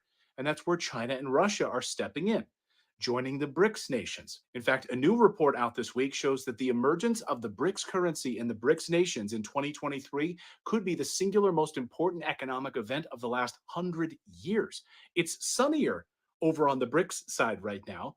The United States currency, of course, is backed by debt. It's backed by nothing. The BRICS currency, backed by precious metals, backed by commodities, backed by uranium, backed by gold, silver, oil, gas. These countries are asking right now, how can we protect our own shipping of minerals and materials in the Red Sea? The United States isn't protecting us. They've failed us. This week, we saw Maersk, the largest shipping company, extend its ban on shipping in the Red Sea because the U.S. can't protect them. And the news that 1 in 5 commercial ships are now avoiding the Red Sea because of the threat of attack. Container shipping giant Maersk announced on Friday that it is diverting all vessels from Red Sea routes around Africa's Cape of Good Hope for the foreseeable future. Remember, the Bretton Woods Agreement is that you use our U.S. dollars and we will stop pirates and we will protect the open oceans. That was the agreement. That has collapsed. So now the West starts shooting itself in the foot by engaging in a fool's war in the Middle East, hoping to save face, starting a war that we cannot win. This is a problem bigger than America. We don't have the military capacity to prevail in this conflict. Yes, we can drop bombs in a lot of places. We will lose everything in the Middle East, everything in the region, because there's not a military facility in that region that is missile proof. And Iran has a lot of missiles, and they will bring death and destruction down on the Americans like they haven't seen since the Second World War. And then what? Now we're in a regional conflict. Can we throw cruise missiles at Tehran? Yeah, but to what end? Because Tehran will destroy everything we have in the region. And then where are we? We don't have the ability to invade Iran. We can't do it. You could mobilize the entire American military capability today. We can't invade Iran. We don't have the ability. So to what end are we getting in this war? At the end of the day, the costs that will accrue by the United States taking on the entire region on behalf of Israel will far outweigh the consequences of just telling Israel no. But we can't tell Israel no because Israel owns us. But that's not stopping the warmongers and neocons like Senator Lindsey Graham, who just went to Tel Aviv and acknowledged that we haven't been able to stop these Houthi rebel attacks. So we need to attack Iran. We need to blow it off the map. I've been saying for 6 months now, hit Iran. They have oil fields out in the open. They have the Revolutionary Guard headquarters you can see from space. Blow it off the map. He also said to Netanyahu, his favorite benefactor, that the United States is about to make Iran's worst nightmare a reality. We're going to do everything we can on my end, and I think working with the Biden administration, Mr. Prime Minister, to push forward to make Iran's worst nightmare real. Good luck with that. Did you sign up? Did you personally sign up to have America involved in a war over Iran and Israel? I sure as shit didn't. And guess what? Any idiot with half a brain, or anyone with a 5th grade education, knows that anytime America bombs a Middle East country, it only hurts the United States. Period. End of discussion. It's not in our strategic interest to do any of this. It only hurts America, which is exactly what Biden wants, by the way. All you need to do is look at our southern border to know that America is collapsing, and Biden doesn't seem to care at all. Thousands of migrants intent on reaching the United States spent Christmas walking toward the U.S.-Mexico border. The Pentagon this week admitted it's also out of money for Ukraine. Sorry, we have no more, which is just a fancy way of saying Zelensky is old news. 600,000 Ukrainians are now dead, which is exactly what NATO wanted, to wipe away an entire generation of young Ukrainians. And the few Ukrainians that aren't dead are now buying $300 old man masks just to avoid the Ukrainian body snatchers. You know, the guys that come around and grab these guys off the street and throw them into the meat grinder and in the front lines against Russia. So Ukraine is done. NATO destroyed that country. Now the war is coming to Iran and Yemen. And now the US this week threatening war in Yemen, wagging their finger, telling them, you better stop these attacks on the ships in the Red Sea. And the Houthi rebels basically just gave the US a big middle finger, saying, sorry, we're not scared. If you keep supporting Israel by sending billions of dollars in aid and weapons to Israel, we will continue these attacks on these ships. The ball is in your court, Mr. Biden, telling us they are ready, folks. They are ready for war. This war is coming.